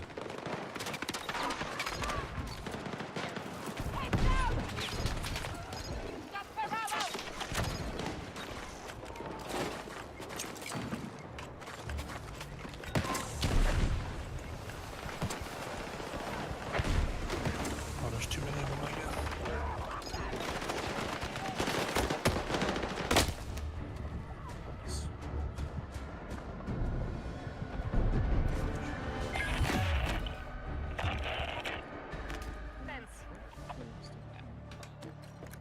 That's definitely not the map I was thinking of. Yeah, I don't love this one. This one's, yeah, it's gonna be rough for you because you primarily do recon, so.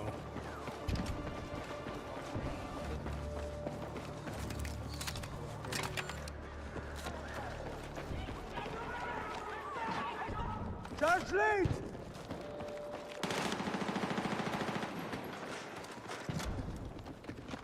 If you play Conquest on this, you might be able to. Yes. Oh.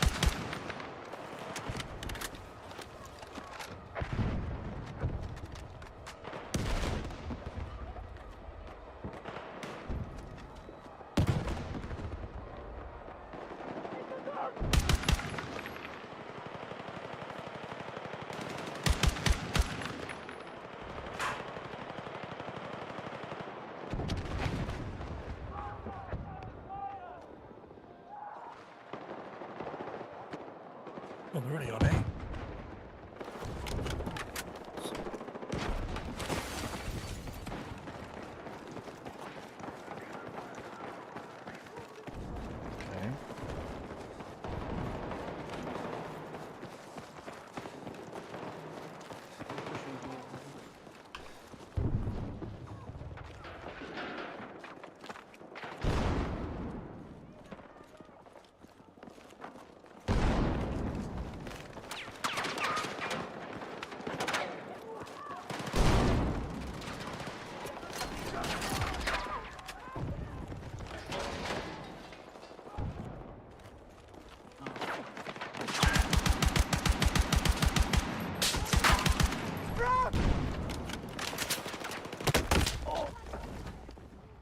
I need a medic!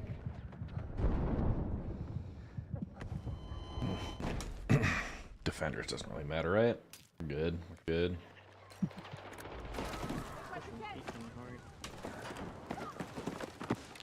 You stick Keep down. trying to climb up right here in front of me, Red.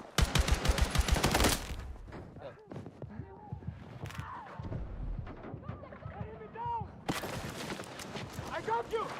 So you said you got a claymore? Yep.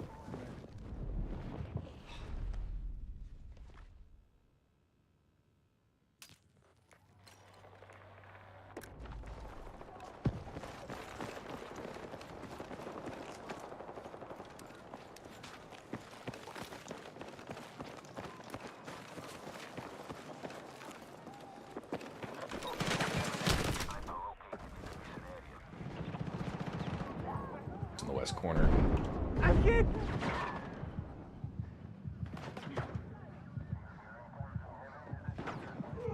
I'm here! Woohoo! Magic!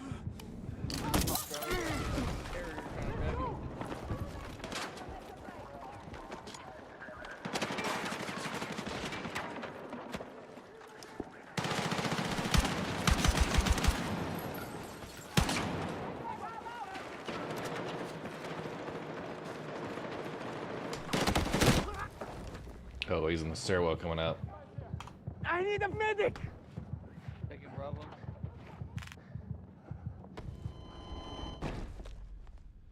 You're up to my shenanigans.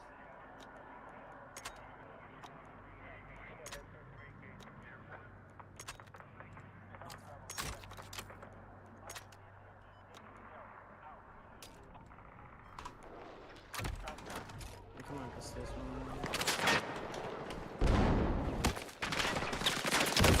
Oh, jeez.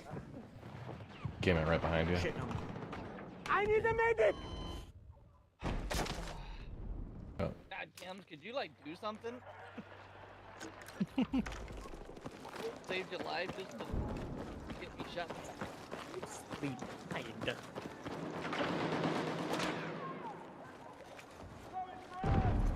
Yeah, that's the point. Yeah, I mean, yeah. That does make sense. Yeah, well, never mind. I like how you said that as he died. Yeah. That's a bet. Oh. Top. Oh, and built up. I died from a teammate. Correct me. Oh shit, they're on Bravo. The shots are off. GL, of course, it's a GL.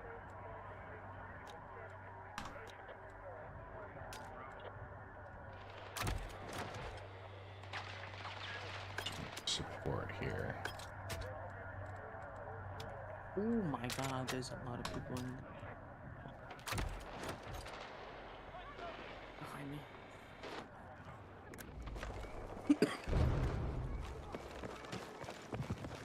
Taking it back.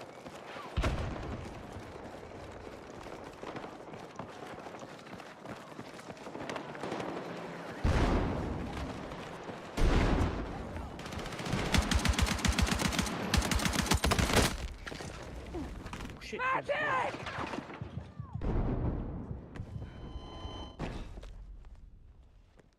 pushing back in. Oh, he's across the way. Yeah, I'm not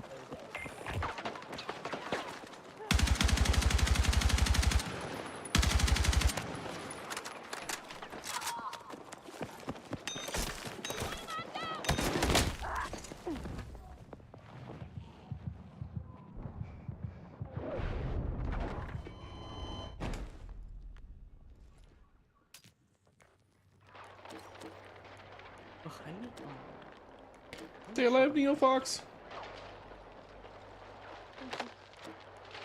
No, don't thank me yet. We're not out of this. Ah, thank you. Chuck, immediately to your right, Kim. What's right? Yeah, he was around the other side of the boxes. Oh, this here.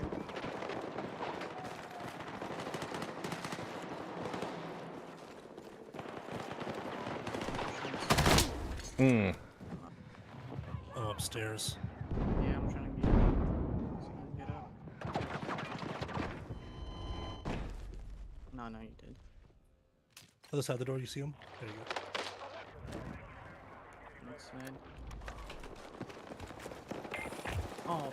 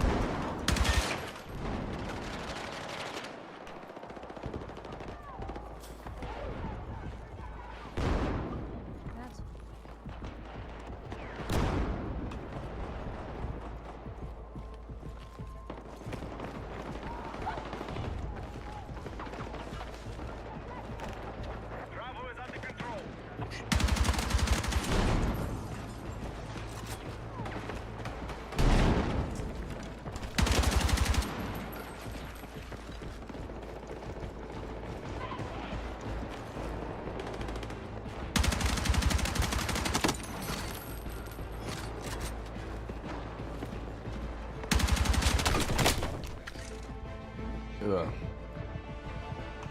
Need a medic! I'm trying to get Kind of like halfway down. Good. Boom.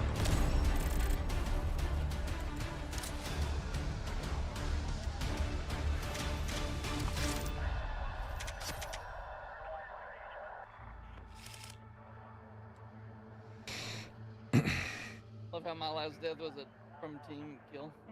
Oh, jeez.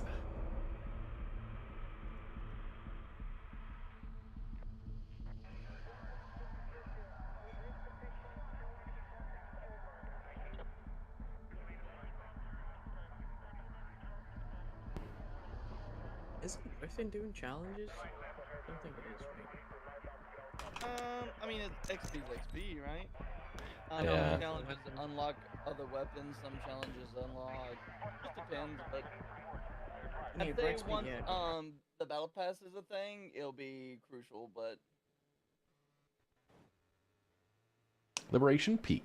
all right, this is my map. Oh, this is a sniper map. It's a nice one. I love how we're all seeing like different maps than the actual map that's being utilized. I'm seeing Liberation Peak. I did.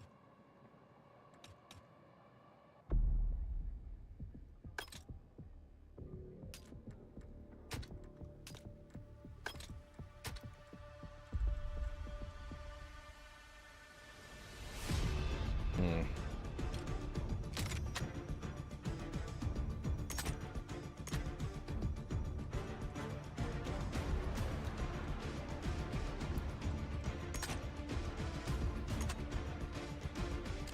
probably gonna be my last one. Mine's real heavy. All good.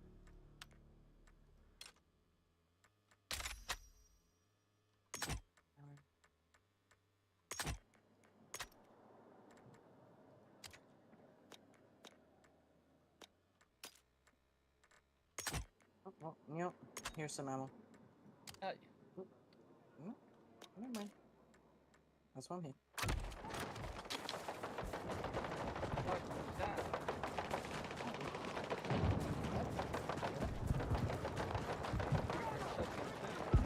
No, you didn't.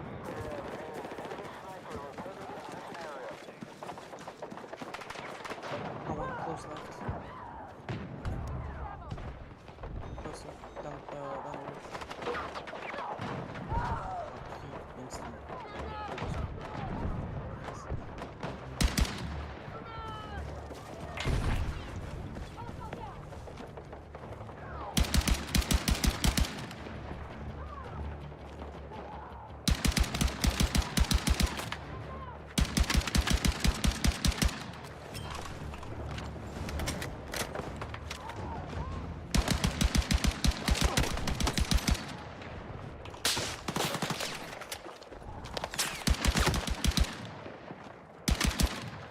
I just almost got sniped.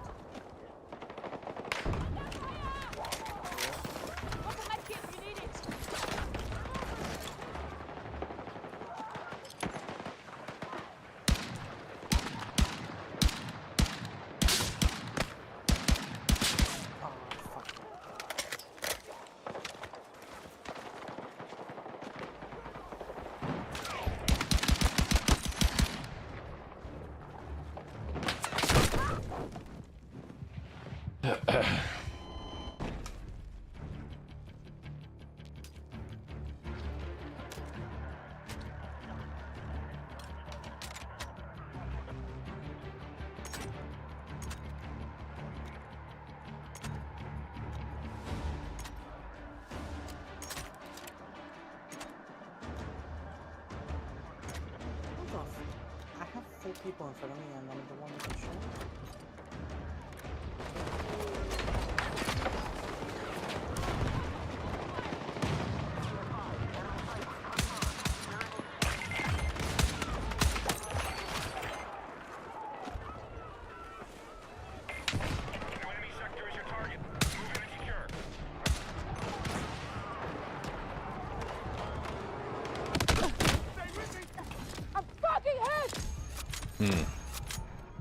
Oh, she's right there. Come on!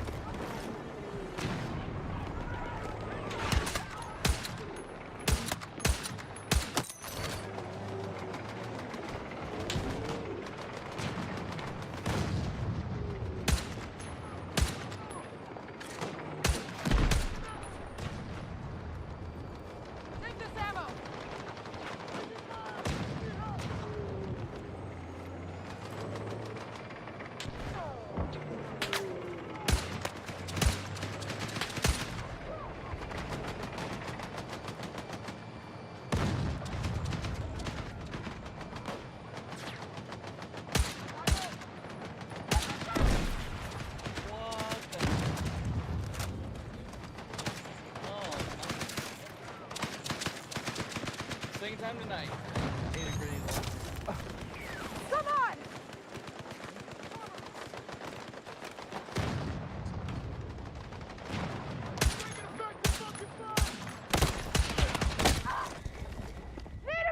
There's a whole group right there.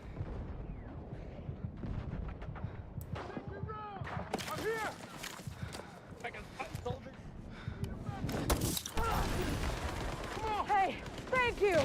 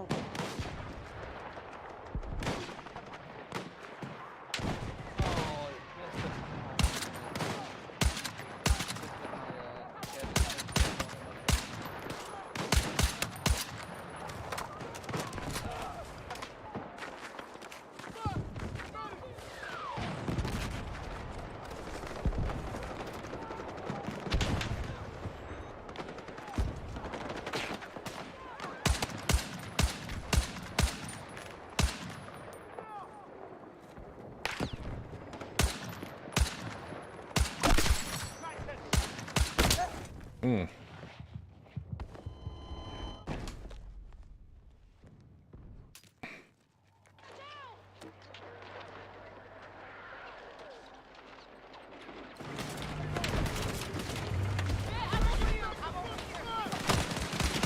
Oh, there's so many people down below.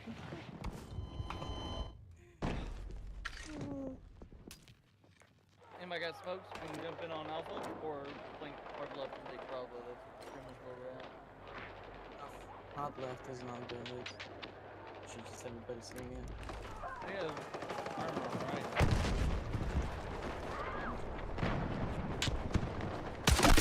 Oh!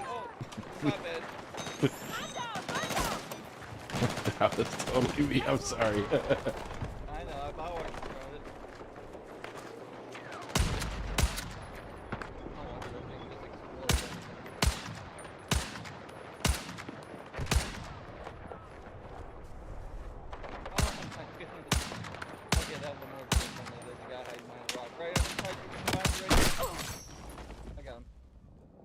I'm fucking hit!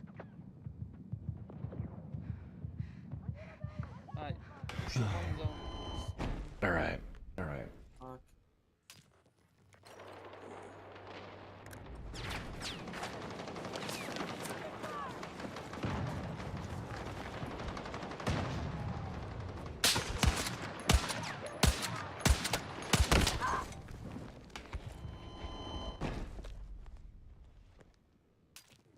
How the fuck am I dying?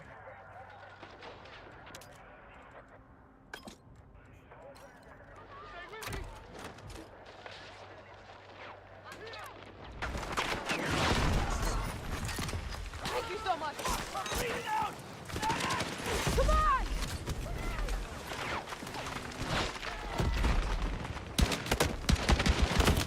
Oh, I was still on single fire. He's on the emplacement.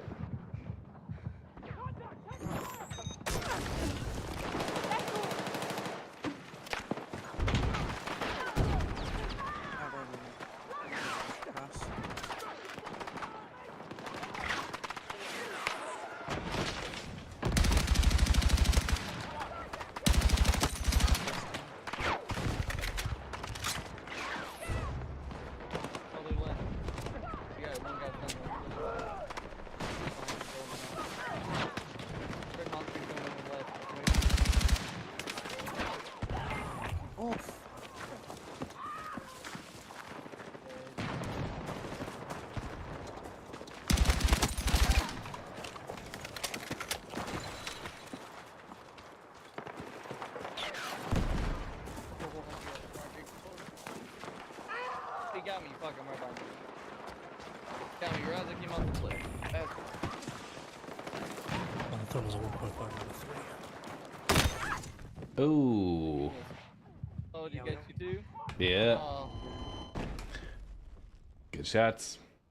I don't know how you had an angle on you, because when I died, I was up on the ridge. Like, my body fell off the ridge. My body was dead.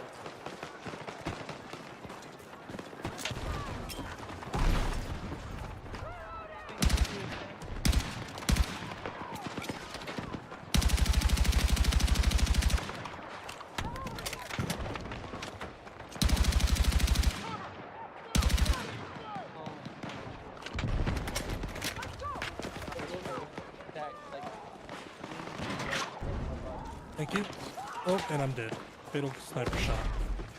The guy's in the compound. He's in the compound. Yeah. Let's see. Get prone, get close.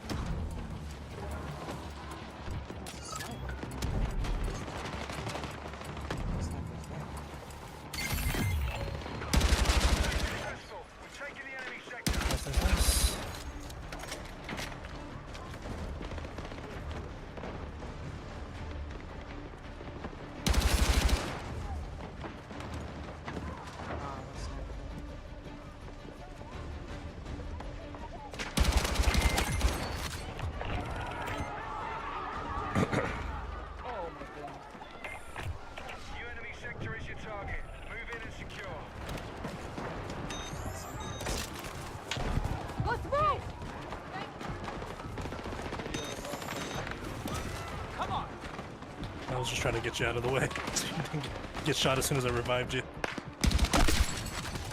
Right in the face.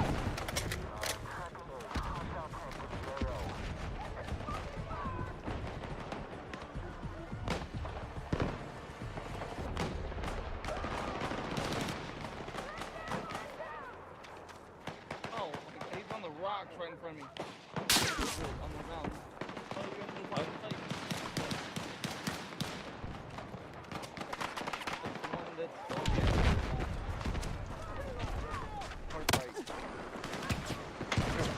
Oh, enemy tank.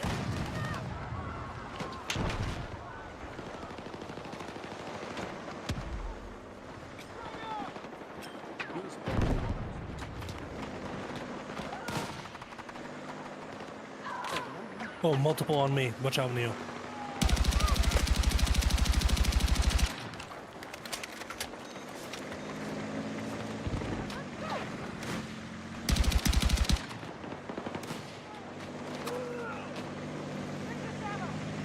Wrecked right on you. No, don't. I'm actually gonna respond. I'm gonna go ordnance.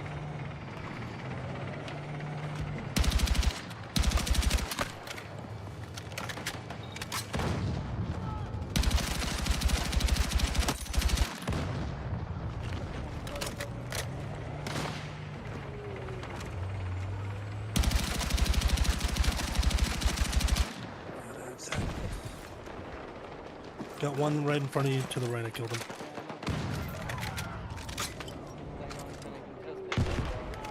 Yep, you're good.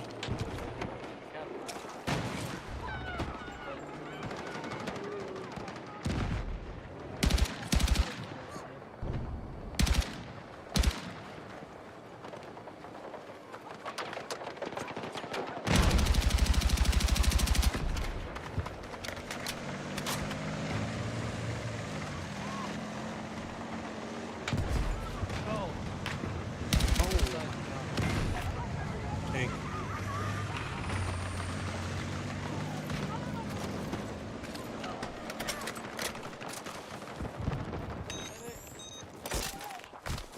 Let's move! Coming.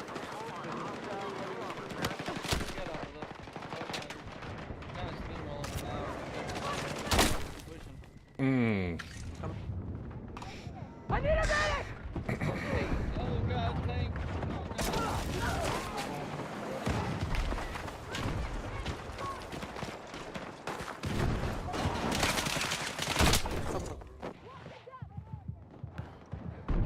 Up the building and went proned out, and there was a guy right behind me. I need a fucking medic! Right where my body is, there's a sniper hiding in the rubble. Just FYI.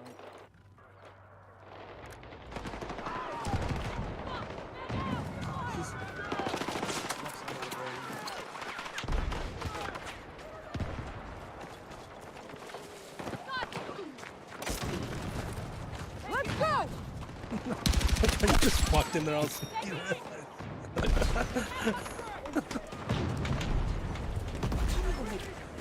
Steps.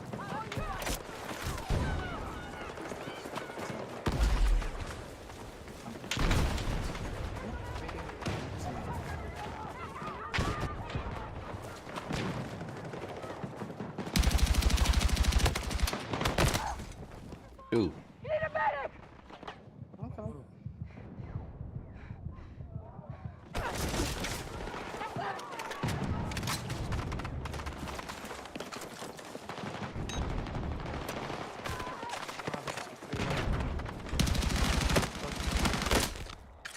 Oh. That's a lot. Hey, we got armor covering Bravo. I think our armor just died. Fuck. Yeah. They are on the middle mountain there, the typical mountain that they sit on. If you're gonna go up, you gotta go wide left. Yes. It could be struggle. Yeah, everybody's pushing far left. Really.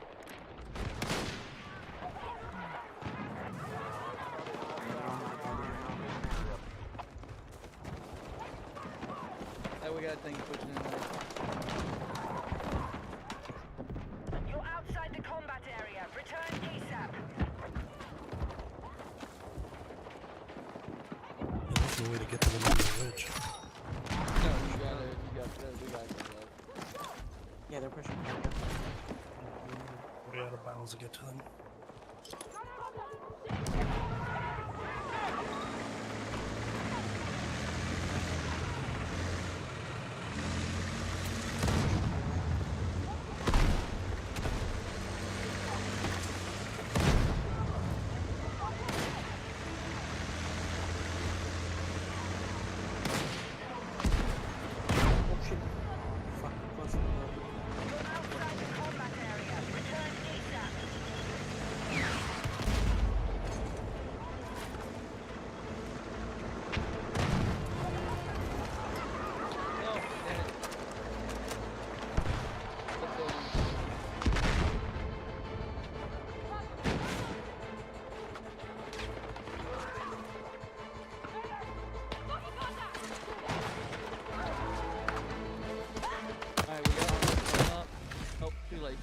Ooh. Alright, that's it for me. Yep, GG man. We should jump an interview. Oh yeah. Master, man. Are you Hardcore can be rough, dude. are you continuing to stream? Nah, Or you're up? Thank you though. Alright. Appreciate it. No problem, man. Hey, I'll catch you later. Absolutely. See you, bro. That was my good friend Neo Fox, who we were running up with. Alright, I'm gonna stop raids. We're gonna get out of here. Y'all, it's almost 2 in the morning. Holy crap. Who we gonna do? We got Hankin. Oh yeah. Hankin's playing Scorn. We'll raid out to him. Y'all have a fantastic time. I'm gonna catch you all on Thursday. So, raiding out to Hankin. Have a great one.